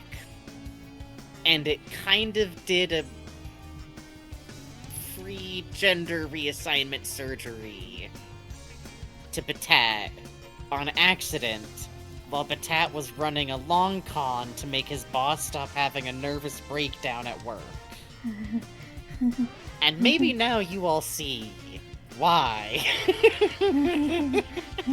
The appeal, the beauty, the image. Tenna, I can be a janitor. I can be the best janitor. You see. Everybody forgets about Ralsei horse. But Ralsei can gallop. Ralsei can jump. Ralsei can walk off the stage still in the horse outfit, and he's still a horse. Ralsei sneaking back in later, just like, so, there a princess outfit in here? Just asking for a friend, is there? Very skinny looking. Makes me think of the idea of a role becoming real if you're good enough at doing it. Yes, that is also part of what I think we feverishly love about Tenna and Patat. Actually, let me take a look at the set list. I put a cap of a Tumblr post in here. Oh, yeah! Okay, it's 12:50. I can quote something with not safe for work text. Yeah. This is a post by Dr. Gay Torius from January 20th. First base, raw, ethically dubious fucking. Second base, exist in a public space together. Third base, you witness me have a real, candid emotion. Fourth base, I reveal an aspect of my tragic backstory to you. Which I just included in here because I think that's a pretty good Patenna. summary of, like... I've seen people be like, oh, but Patenna, and it's such, like, it's so messed up, and it's like... Uh-huh. Yes. Yes. Yes. Yes. Mustard on my sandwich on purpose? Mustard on my sandwich on purpose. A little spicy, not too much. It's cute, and I think the funniest thing possible is for all of this to be going on. For Patat to be in this terrible mess. What if he wins? What if Tenna actually likes him? What if you stop and think about the fact that it's possible Tenna's now known this Mike longer than original Mike? The math could work out for that to be true, depending on when Des vanishes, because all evidence indicates that Mike vanishes when Des vanishes. It's possible that Mike was a guy he knew for a couple of years, and Small Mike is a guy he's known for a decade. And isn't that fun? Isn't that horrible? Isn't that fun to think of Tenna just like, but what if I keep letting myself get fooled? What if I just let it keep going on? It means that I still have Mike. What if... And it's not about it being that Mike, it's not about, like... Maybe I think sometimes Tenna is absolutely in weird grief spaces about these things. God help him. He's had a stressful week, in my opinion. But the fun of, like, I want this person to stay, and I'm not even sure if they're real if I stop wanting Mike back. Like, what makes the magic work? Does Tenna know? I don't think so. I really don't think so. I think if Tenna had, like, good control over how everything worked, the Fire City section wouldn't have looked like that. Yeah. He wasn't happy with that, like, audibly. He's very embarrassed about a lot of what goes on there, like the piped section and everything. Things keep slipping through now and then. And that's fun, too, because, so GGDG once did this comic that I think about a lot. I wish I remembered the name of it. But it's this really beautiful romance of the acolyte of this, like, giant, beautiful space goddess. Yeah. Am I thinking the right thing? Sisters of the Shard, I believe? Hang on. I think so. Lady of the Shard. Yes. It's highly recommend checking it out. If nothing, for God's sakes, the art, the story, gorgeous. Always worth looking at. But I think a lot of that story, it's this very cute, like, this acolyte is in love with her goddess. And I remember, she, like, making her breakfast, like, little plates of breakfast? Yes, that's right! And I love it because, like, you know, not to spoil the story, but long story short, like, that little singular, normal human level of love and devotion was getting through all along. And is returned, and the amount that she notices about her god as a person winds up mattering. Yep, it's true. Tenna's not quite the same thing as a god, and the employees of TV Land do not treat him as a god. I feel like very much on his own design. I feel like the fact that he's not a king feels like he doesn't want to be a king. He's not Lord of Screens, you know? He's just Mr. Antenna. He's boss. He has contracts, he pays people, he has benefits. Which he doesn't have to. Everyone else runs a feudal system. But he does. And I think that's also part of the appeal with him and Batat is, like, what if Tenna loves him? What if you're Tenna? And there's just this one guy who looks after you. And you know the situation is bad. It's not good. Not good. It's not the worst relationship you've ever been in. Yeah. And you just don't really know how to... Well, like I already said, it's just a little bit like, what do you do if you don't know where this begins or ends? And the fun of, like, there's so many dials there. What if Tenna does know? What if Tenna doesn't know? How much does Tenna know? What if he figures it out really early on? What if he's deliberately stringing Patat along the same way that Patat thinks he's stringing him along? That's fun. It's fun. The two motherfuckers being motherfuckers equally is what we like here. It's Like, true, it's true. If it was just, and you know, people place their own way, and I enjoy seeing the art from the people who enjoyed completely 100% full Tenna and Patat being really tragic about it, because we're all enjoying our true toy together.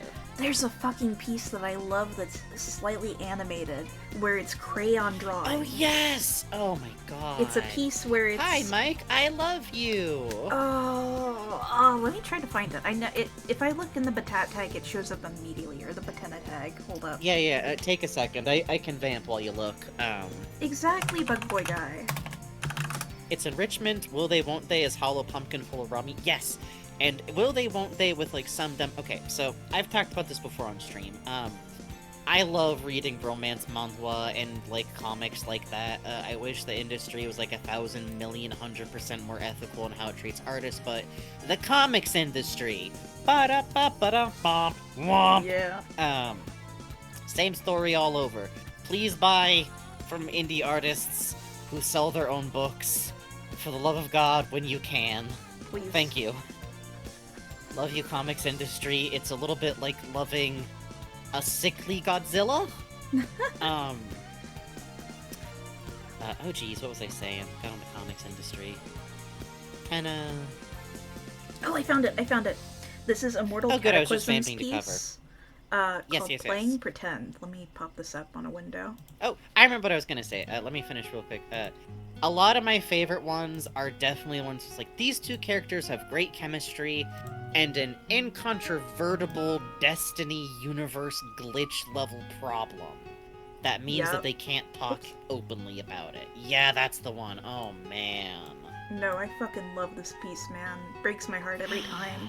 The artist even posted a drawing of what's underneath, but you can just barely see Tenna holding his face, small Mike trying to comfort him, the shattered mirror. The phone! It's so good. It's so good. It's so good. I will toss a link to it in chat as well, because it's so fucking good. Good thinking, love that good shit. thinking. There's just so many good angles on it.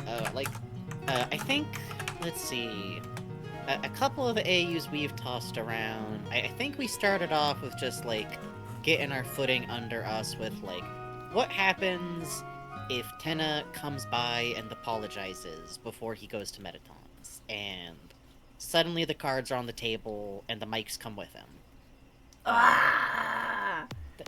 Good solid starting place. Highly recommend it. Turns to audience. Anyone out there, if you like RP with friends or you're a fic writer, really recommend having a good, like, figure things out first round with, like, pretty normal settings. And a good, like, in this case, it's a good, like, start with canon and then kind of build a little bit of space into it.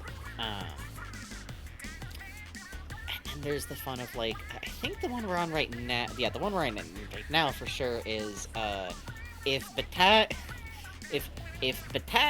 is in the bar while Tenna's in the middle of getting stood up by Spamton mid-relationship going bad and fucking swings his shot. What happens then?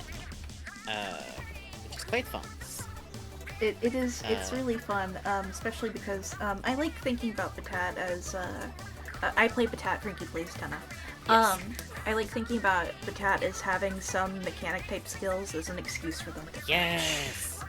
No, I love that, having him be, like, because so much of what he describes in his job of Mike is, like, Tenna upkeep. Him physically, mechanically helping to repair Tenna. I received his electroshock therapy. And don't forget, Susie gets told how to repair Tenna by some of the people that work for Tenna, which could include him. And because there's space for it, why not? And excuse for fixing those wires for reasons. Normal reasons.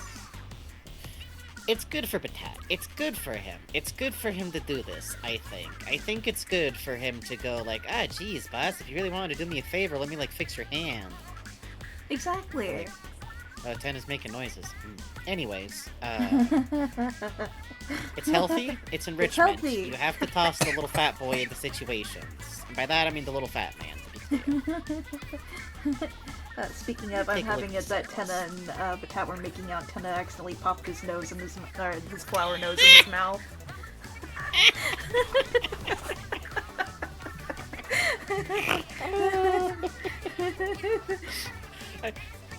There's something out there that always cracks me up where it's like front POV Tenna flower. Oh, that one is It so just cute. covers That his whole animation face. is amazing. That little wobbly smile he does after. Oh, I love it. Let's see. Oh, okay, so there's one last facet on here. We probably have to take our last break pretty soon, but, while we're here. So, I should mention in all of this, I'm not a, like, oh, Tenna was pushed around by Spam Pin. Literally part of what I enjoyed about that update is that clearly Tenna did something bad, and I'm so politely excited to find out what. Love that, absolutely. Yeah. Tasty. I don't give a damn. Wonderful to hear.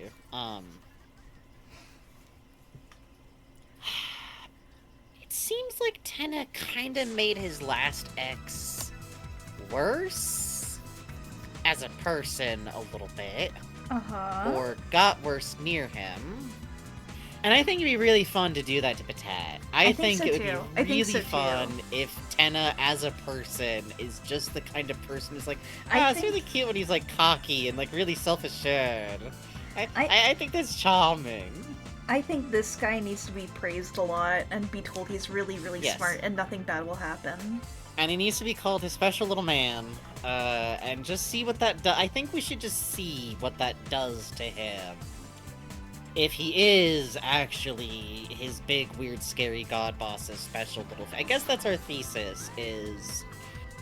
What if someone who appeared to feverishly want to be a cute fat man did actually get the attention of the giant 20-foot-tall hot boy, but he's kind of fucking it up, canonically. That's really where the mind-arrestingly good...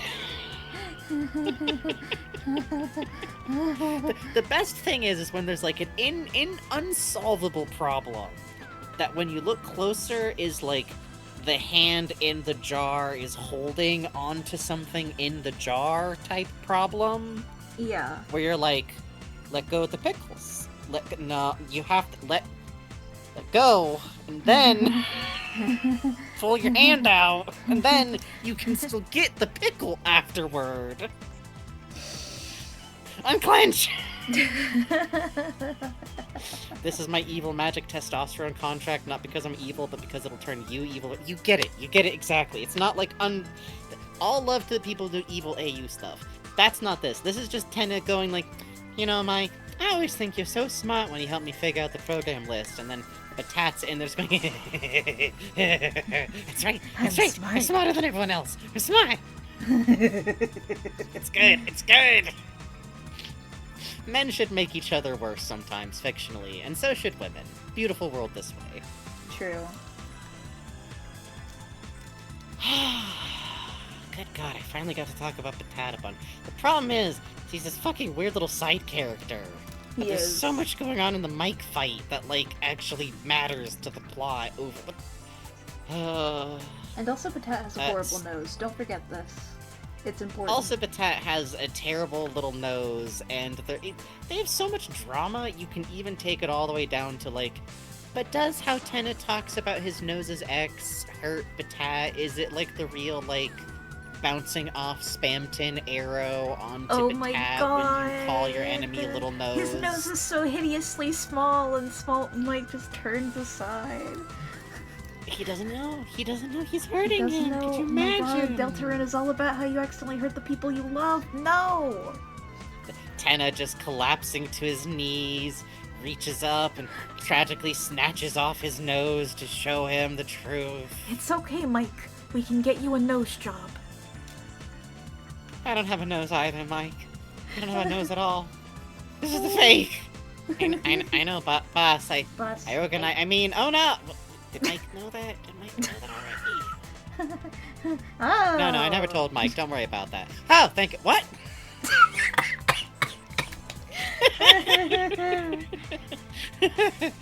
Side note, in terms of AUs and my taste, if y'all want to know the Frankie, what happens when I start really turning the knob on like 3 AUs deep, I'm all the way at... I think it would be funny if Tenna cued Batat in that he knows he's not the real Mike early, but in a way that came off really threatening.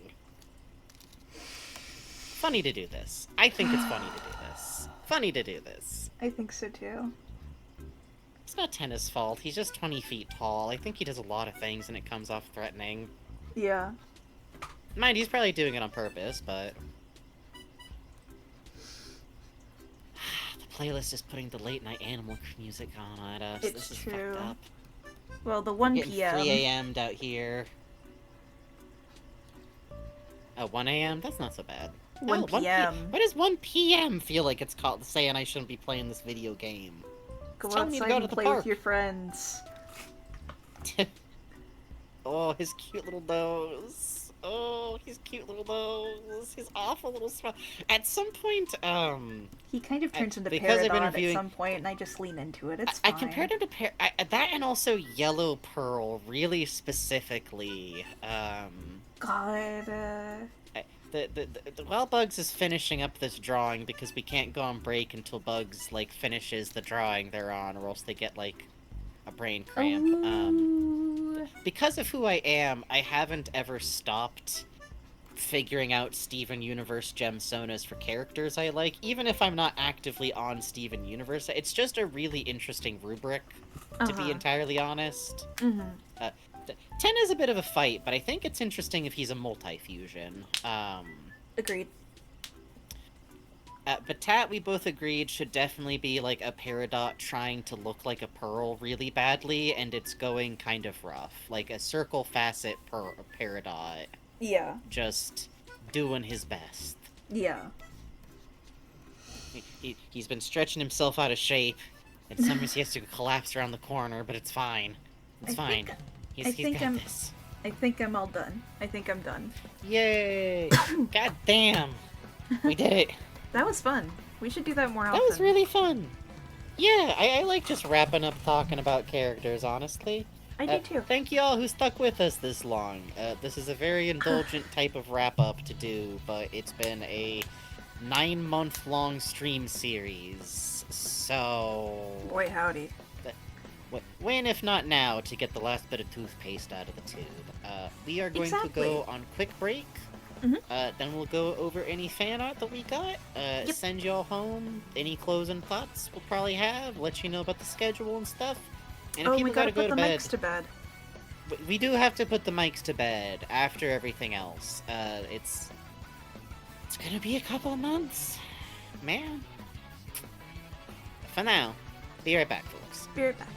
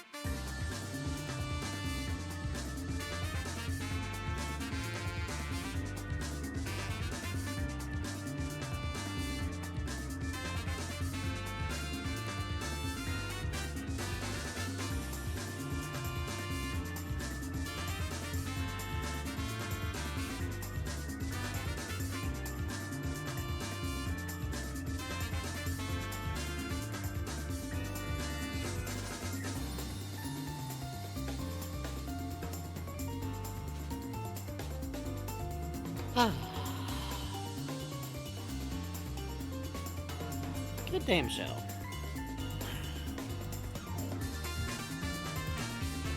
Hello. I realized one last thing, by the way, just on the topic of Batat. I think part of what I really like about him is, like, he's super devoted to Tenna. He's super devoted to this job. All of the Mikes don't care about the kids as much as anybody else. He wouldn't go with Tenna on a lot of this stuff, and I think the fact that ultimately the one of the few things we know about Batat through the Mike's artifice is he's actually got a very true blue little heart in there somewhere. He's got a sense of morality and what's right or wrong, and to be honest, maybe just what makes a good show. And as soon as Tenna isn't putting on a good show, isn't having fun, isn't being himself, isn't being good to the kids, he puts his foot down. And he's someone who actually matters to Tenna when he does that, which is, I think, really interesting, given that whatever is going on with Tenna, he can sometimes be very, very, very selfish. Oh my goodness. And I love yes. him for it. Yes. But I think the idea of... It's not that I think Batat would make him better. It's that I think that Batat would never go along with him being worse. And that's a very interesting conflict to give if Tenna's got some part of him that kind of wants out of the dark world, that kind of has trouble being satisfied there, that wants to be able to help his family. We've never done an RP on the subject or nothing, but trying to light worldify Tenna and Batat is a very fun puzzle.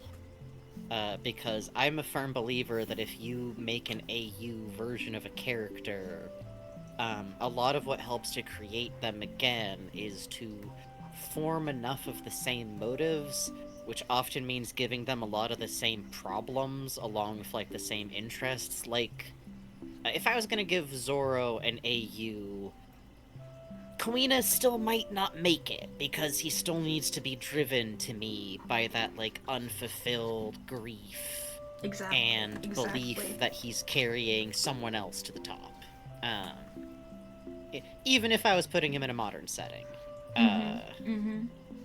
To me, a lot of Tenna is based a lot in, like, feeling very left behind by his family, and also not being able to help them in real ways, and it's fun to try and put that into the light world, especially because mixed with his very bad ethics, one is forced to land at, this man was, like, this close to being in an H-bomber guy expose by, like, this, like, the thinnest possible margin. I wonder what Spamton's been up to lately. Oh, a 6-hour-long video about him, huh? Noelle opening YouTube, just, Uncle Spamton? His mother was very proud of him. Actually, I know for a fact that Grandma really wasn't proud of him. Like, distinctly, for some reason. I'm not always a fan of putting Spamton, like, directly related to anyone. I do think it's funny if he's just, like, an ex-in-law, but I do think that if he's related to anyone, it should actually be Rudy, because I think him and Queen being, like, in-law related to each other would be deeply funny and a pretty good match for her having to tolerate him during his famous period. Yes, agreed. 3 years where she had to deal with this man at, like, family gatherings and shit. Don't quote me on any of those relationships in there, by the way. Mostly Spamton's usually just a friend who came from the city, because it is fun. It is fun. Maybe introduced through an internship with Queen would be funny. Oh, that would be cool. Right? That'd be an interesting way to angle that. Especially since if you didn't really know what a small town it is, Tenna sounds like he's very, like... Tenna would sound very set up as, like, a dreamer, you know? But yeah, I just like that Batat's got, like, a good little soul in there. Yeah, Dad's chief of police. Wow, you got it so hard. Tell me about it, gee. Staring at him, just, like, mentally flashing back to Azriel walking out of the woods, holding this little human, just like, yeah, very uncomplicated, yeah. A lot of privilege. My class of 20. The good guys. Yeah, that was fun. That was pretty fun. much done now. I think so too. I'm just shading. So, do we want to cut to fan art? We should probably roll. I think we should roll over to fan. I guess just any last closing thoughts we can have at the end before we send people off too. But for now, thank you all for Deltarooning with us. Thank you. Deltaroon put on ice for a second. Part of why we did this stream is to prevent whatever we streamed next from being front-loaded by like 30 minutes of still talking about Delta. No promises this won't still happen, Yes, but of course, of course. You know us. we're still us. You know us. I'm gonna come back in with some idea. It's gonna be really fun when the new chapter comes out, and I've definitely been making it way too complicated for like months. I actually enjoy that feeling. It's very refreshing, honestly. You gotta kind of let it wash over you. You gotta let a theory. You gotta feel the moment of a theory being dispelled. Yes, exactly. It's good for you. It's good. It is good for you. It's bracing. It's bracing. Do we want to do fan art here? Do we want to, and then do fan art on the main screen? I guess since we're closing up here, we'll do our final thoughts to put the boys to bed a little bit here. What a special goddamn game. It is a special goddamn game, I agree. It feels like such a silly understatement after the end of 5 more hours of these, but I will never regret giving these games this much scrutiny. I am extremely glad and humbled that we have an audience that will come with us on this kind of adventure. The hype of Chapter 5 is going to be a health risk to me, and a light of the year, and probably next month I think the kids are okay. 2 of them! Huh? Hang on.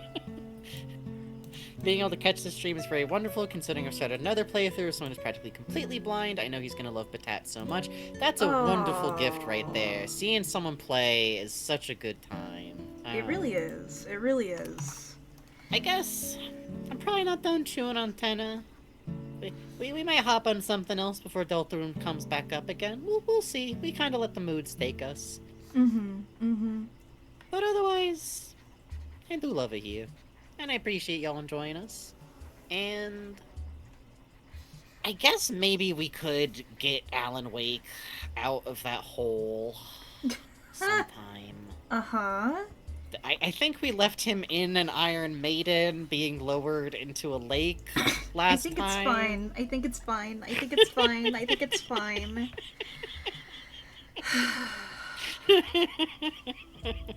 Well, alright. We got anything left? To bed? Let's put the boys to bed. I love Deltarune a lot. I'm excited to see where it goes next. I think that's all we got. I think we're literally just down to we really love Deltarune, and we really love the work of the Deltarune team. Toby, Temmie, all the rest. I apologize for not knowing your names well enough, but please check out the newsletters where Toby has gone in detail to the work that the dev team does, because it is a team effort. It's a wonderful thing. Deltarune next year. Deltarune this year. What the fuck? Probably new starting in April. God, that's scary. Well, good night, Mikes. Time for everybody to go to bed. Okay, let's see. Do you want the E-pillow? Do we do it by height, you think? Or do we just kinda... I don't know, I just go wherever, boss. I think Pluie in the middle. Okay, he's yeah, gonna Pluie move gotta around be in the middle. most, Pluie gotta be in the middle. You're right. He'll move around. I'll take the E. You can take the M. We'll keep left side, right side. Okay. Which is great to listen to while solving puzzles. Good night. We still got fan art, but go to bed. We're just putting the boys to bed. That's kind of petting. Oh, you're kind of petting him. Oh, I'm gonna sit up in bed. I want to read a little. Slow and sleepy. You know, you kind of work up here. It's good. Boys, don't tell me you guys are all still asleep in here. Are you still awake in here? It's well past Mike's bedtime. Ah, jeez, the boss caught us. Come on now, boys. Time to go to bed for good little Mikes. Deltarune tomorrow. That's right, Deltarune tomorrow, boss. But you gotta go to sleep first, or else Deltarune won't come. I heard we gotta put our switches under the pillow. Good night, Mike. Good night, boss. Good night, Mike. Good, Good night, Mike. good night, boss. Where's my kissy? Moi? Other than Mike should get a kissy too. Moi? Mwah. Good night. And may you all rest your little Mike heads as dreams of little Mike thoughts run through your head. And so long as you sleep, so sweet and dear, soon enough, Deltarune will be near. Good night, Mikes. Good night. I hate when he does that.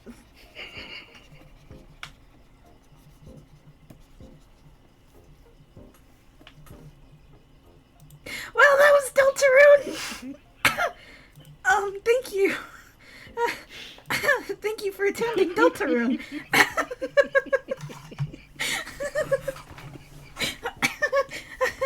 Thank you all for joining Deltarune. This is the only way for us to temporarily exercise Deltarune. Until next time. We have such a stupid joke planned for KHUX. Oh. Thank you, Arsene. This is why you made my favorite streamers. I'm so glad. Alright. Let's go take a look at fan art real quick. Let me The swap the Tenna window accent OBS has on. really like gained an arch on some of the vowels. Yeah, it has. He's becoming like a Midwest mother. It's good. it's the gay Midwest mom accent appropriation. It just kind of slips in there. It's true. Oh, there we go. Alright, I think we're actually starting with a couple of catch-up birthday bugs. We are. We have from Bo here, B-Day Bug. Oh, I love this. Look at the little nose on the bug. Yes. Oh, I love the curl of the antenna. Oh, the sun as a cake is adorable. I love that. These colors are Roll very with cute. They cream. suit bugs very well to me. These very like They orangey do. yellow highlights and it's like ice, like the ice float. I've never seen like a birthday present of this many like yeah. non-birthday cake treats, but I quite like it. I love the lemon against the walls of the cup. The palette here and the way you bring in toner to suggest like a texture to it is really wonderful, especially hitting it on the highlights. Quite cool. I also like the kind of cotton candy type cloud effect. This is dope, man. This is cool. That drink looks really refreshing. I want a sippy. I know that bad boy like citrus or something. Yeah, you know? yeah. Lemon melon float, man. Little scoop of like little like ice cream on top. Oh. It's a good time. It's a good time. This is cute I as haven't had hell. a float in a while. I also like the little fangly kind of kitty cat mouth on the bug. The two eyes being together is very charming to me. This is so cute. Thank you very much. Cute. It has this is an odd comparison, but it's like it's not Sonic style, but you're hitting some of the ways that I see like Sonic fan artists like hit abstracting characters when there's like not as much detail to work with. It's very cute here, and I feel like it gives you a little like spidery kitty cuteness, if that makes sense. Agreed. That little spider mouth part, and I like the carefree pose. I really do. Too, and I like the antennas just being like the line coming off of it, not filled in. That's a really cool effect. It reminds me of those insects with clear wings, you know. Thank you again. Also, I like that on stream, our dear floating friend is right on a little wing-a-ling of the cloud. Oh yeah, apple fritter, having fun. Apple fritter. Thank you very much. Thank From you so MLN much. Lemon. Late to the party because I was in the middle of getting my tablet pen replaced. Oh, good. Salute. But happy birthday. Well, thank you so much. Oh, look at the squish into the turn here. The two arms connecting where the squish is really good. The volume to this cupcake is wonderful. And look at the volume on this candle. Like the wax, you can really feel the amount of the wax. The very slight bend of the wick with the flame. Fucking dope, man. Great sense of movement from this. Really smart. I love, like, the segmentation feels like it's flexing on the outer outline of, like, you know, the back. You don't have strict anatomical parts. On an actual bug, that might be where, like, a wing casing is, and it feels like you're thinking about, like, there being mass pushing against it, which even though this is a cartoony drawing, I enjoy because I feel like people forget that bugs got, like, parts in there pushing against things on the Oh, it's hard inside. to You know, remember like there's a that. reason why like beetle keepers have to worry about their weight. You know. Yeah, which I really like. You have the squish here, and then the big nice stretch, one single line feeling type swoop, just beautiful. The Great hands sense. are all anchored on this cupcake really nicely Yes. too. I feel like that's doing a lot to sell like this wrapper's like shape. Agreed. Is these hands on it? And I like the way you and- carved in the fingers against the line work here. It looks really nice and natural. Yeah. And I also just really like the little like scrunkly edges on this smile where it's got like a flat top. Yes. And then you're pulling down the lip under it. I feel like that goes some way to give it like an insecty feel. I never thought about I agree. using the old Carapace? stop motion animation lower mouth trick Oh yeah. to like sell an the insect Rankin Bass mouth. type mouth. Yeah, The Rankin Bass. I feel like it would actually work really well. Actually, you're right. it works You're here. right. It works Yeah. great. This looks It's great. very I also cute. like how the eyes are like a little offset from one another. It's very charming. Mhm. And the eyebrows breaking the silhouette of the almost widow's peak is so cool. Yeah, I dig this. I really dig also- this. It's really lovely. Also, there's a lot of work going on here with like line width and weight variation, and I don't know if that's necessarily something you're working on or not, but I like to call attention to it because I know for Yeah, me look at it the can be very control tricky here. to like keep a grasp on where to do that so it looks good, and this has really good control on that. I think. Yeah, We've for got real. Not every outline. It's not entirely outside to in, which can sometimes get a little funky looking. We've got the lightness of the antenna, of the flame, of the candle, of details that recede into the background. Lovely. I've been futzing around pen pressure settings. I'm glad it shows. Hey! Yeah, for real. It shows. It Yeah. shows. This is why I highlight stuff. Smarty to futz with that. You too. never It's- know what fight people are having with the pressure settings. Yep, and futzing with those is good because you end up pressing too hard and that Yep. kills your wrist, man. Good shit. Good on you. Yup. I'm a hammer hands if I'm not careful, I tell you what. Cool. Thank you very much. Thank you. Yeah, crayons are kind of fun that way because if you don't control yourself, you will just break your fucking crayon. Welcome back to grade school, motherfucker. From a friend of ours seen Nintendo Zombies, Yes. the birthday cake cat inspired me. Oh, Ooh. wow. This is such a good bit. This That's is really such a haunting. good I really idea. enjoy it. You really It's captured the it's horrible beautiful. scrunch to this thing's face. The Yeah, sense really, of really volume can play did. here. Really dig it. Great dynamic posing. Look at the shoot out of the leg and the squash here. The push in of the arms. It's really easy to look at this and imagine the GIF's very bad animation looped over like the Michael J. Frog dance frames. Yeah. It's good. It wouldn't be on beat whatsoever. You know, the hello, my lady, hello, my darling, Yes, hello, my yes, ragtime you're right. gal. You're right. Just Ugh. offbeat entirely. The beauty and joy of Bugs here, I think, really represents the Yes. feeling of Bugs playing with JPEGs also. I really like the smile, the over lip into the curve type smile is very, very cute. And I like the big spacing on the smiling eyes. It's charming. I like the arms coming out of the head is a cool effect. Yes. It feels good. I like it, along with the peanut shape of the body. Yeah, it's the a way very you good split the peanut bug. carapace is quite cool. The abstractions that happen with the bug are very. It really sells like the leggy up. I think. Yes, Like the full yeah. action is in here. I like the Powerful. two canes also. Powerful. Really good. Very smart. Yeah, it's a Two nice canes. touch. It's a nice touch. Calling me two canes bugs for an amazing reason. They're Thank you calling very them much. Two Canes bugs. Beautiful, beautiful thing. And Finally, finally, from from MLM Lemon, who's Yeah. this douchebag? Hell yeah! Oh wow, look at the eye shape going on here, and you have that kind of like muzzle breakdown I see often. I think that's really cool. I like the kind of nose feeling with I that. like you having the mic hair like pulled fully back all the way. That's fun.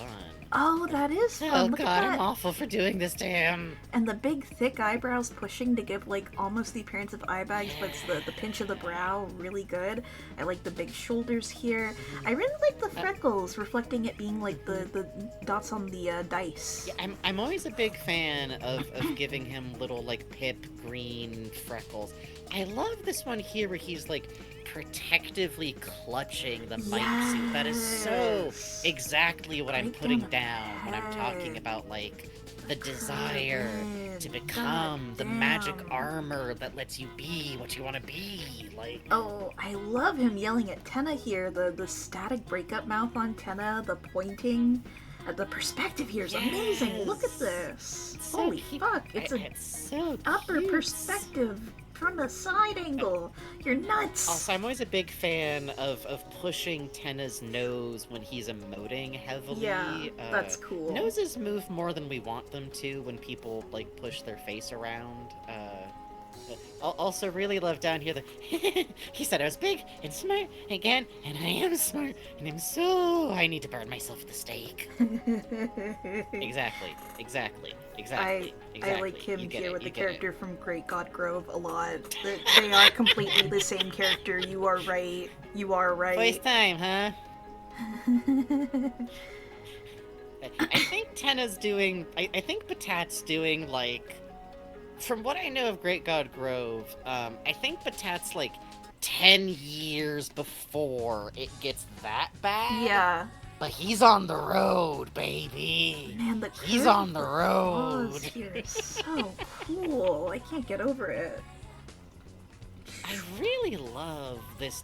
I love the design. I love the way you work in, like, what to do with the dice split of the face is something that can be, like, tricky. But I love that it's not quite like a nose. It's, like, focusing on the brow ridge. Very cute mics. Extremely cute. I like that you agree with us that he should have weird abstract... I love the abstract glove claw weirdness that they get. It's very fun. Bugs tends to describe, like, something that I like in RPs is Batat feeling like, oh, my little plastic hands are so sharp. Oh, I'd scratch up his glass if I tried to do anything with these.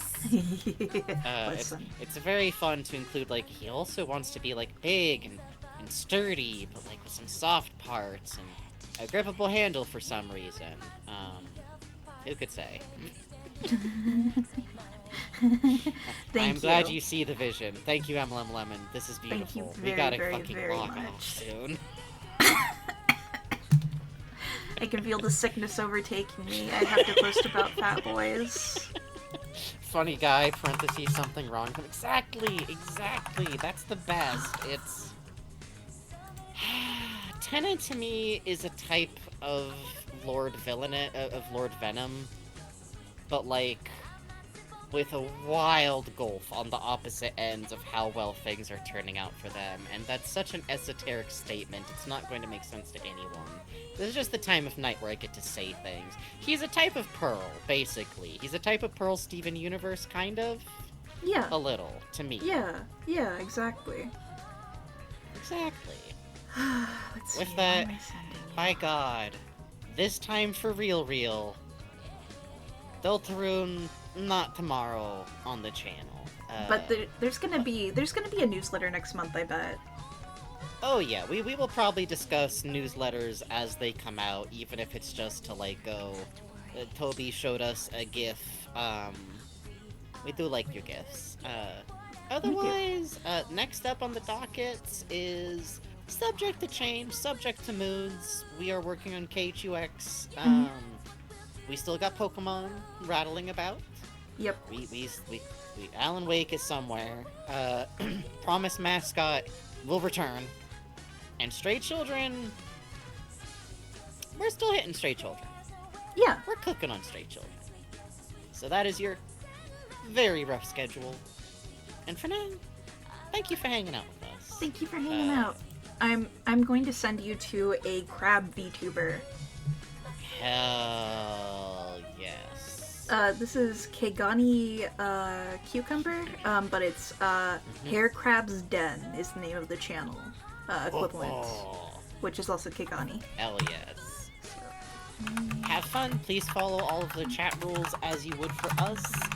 Be supportive in the same way that you would for us. If you gotta go to bed now, hey, thank you again for hanging out. If you're watching this on the VODs later, thank you for catching up on the VODs. We do appreciate it, and we appreciate your interactions with us, whether it's in chat, whether it's in comments, and we appreciate y'all understanding that we can't do this and stay sane without being just boisterously boundary high. So we really do Yay! appreciate y'all very, very, very Thank much. you. Thank you, thank you, thank you, Thank you all. Thank you all for Deltarooning with us. Thank Mike's will you. return one day. But for And now, God bless. and God bless every one of Mike's. Get in the jar. Get in the Everybody in the jar. jar. So cozy in the jar. You love jar. So good You in there. love jar. So You safe in love there. jar. They're so sleepy. I barely had to do anything this time. It's nice. Thank God. Wait, is We get to read Gaster them the in story there? every night. Well, It's fine. It's fine. It's fine. It's fine. it's They're fine. comfy. They're cozy. It's fine.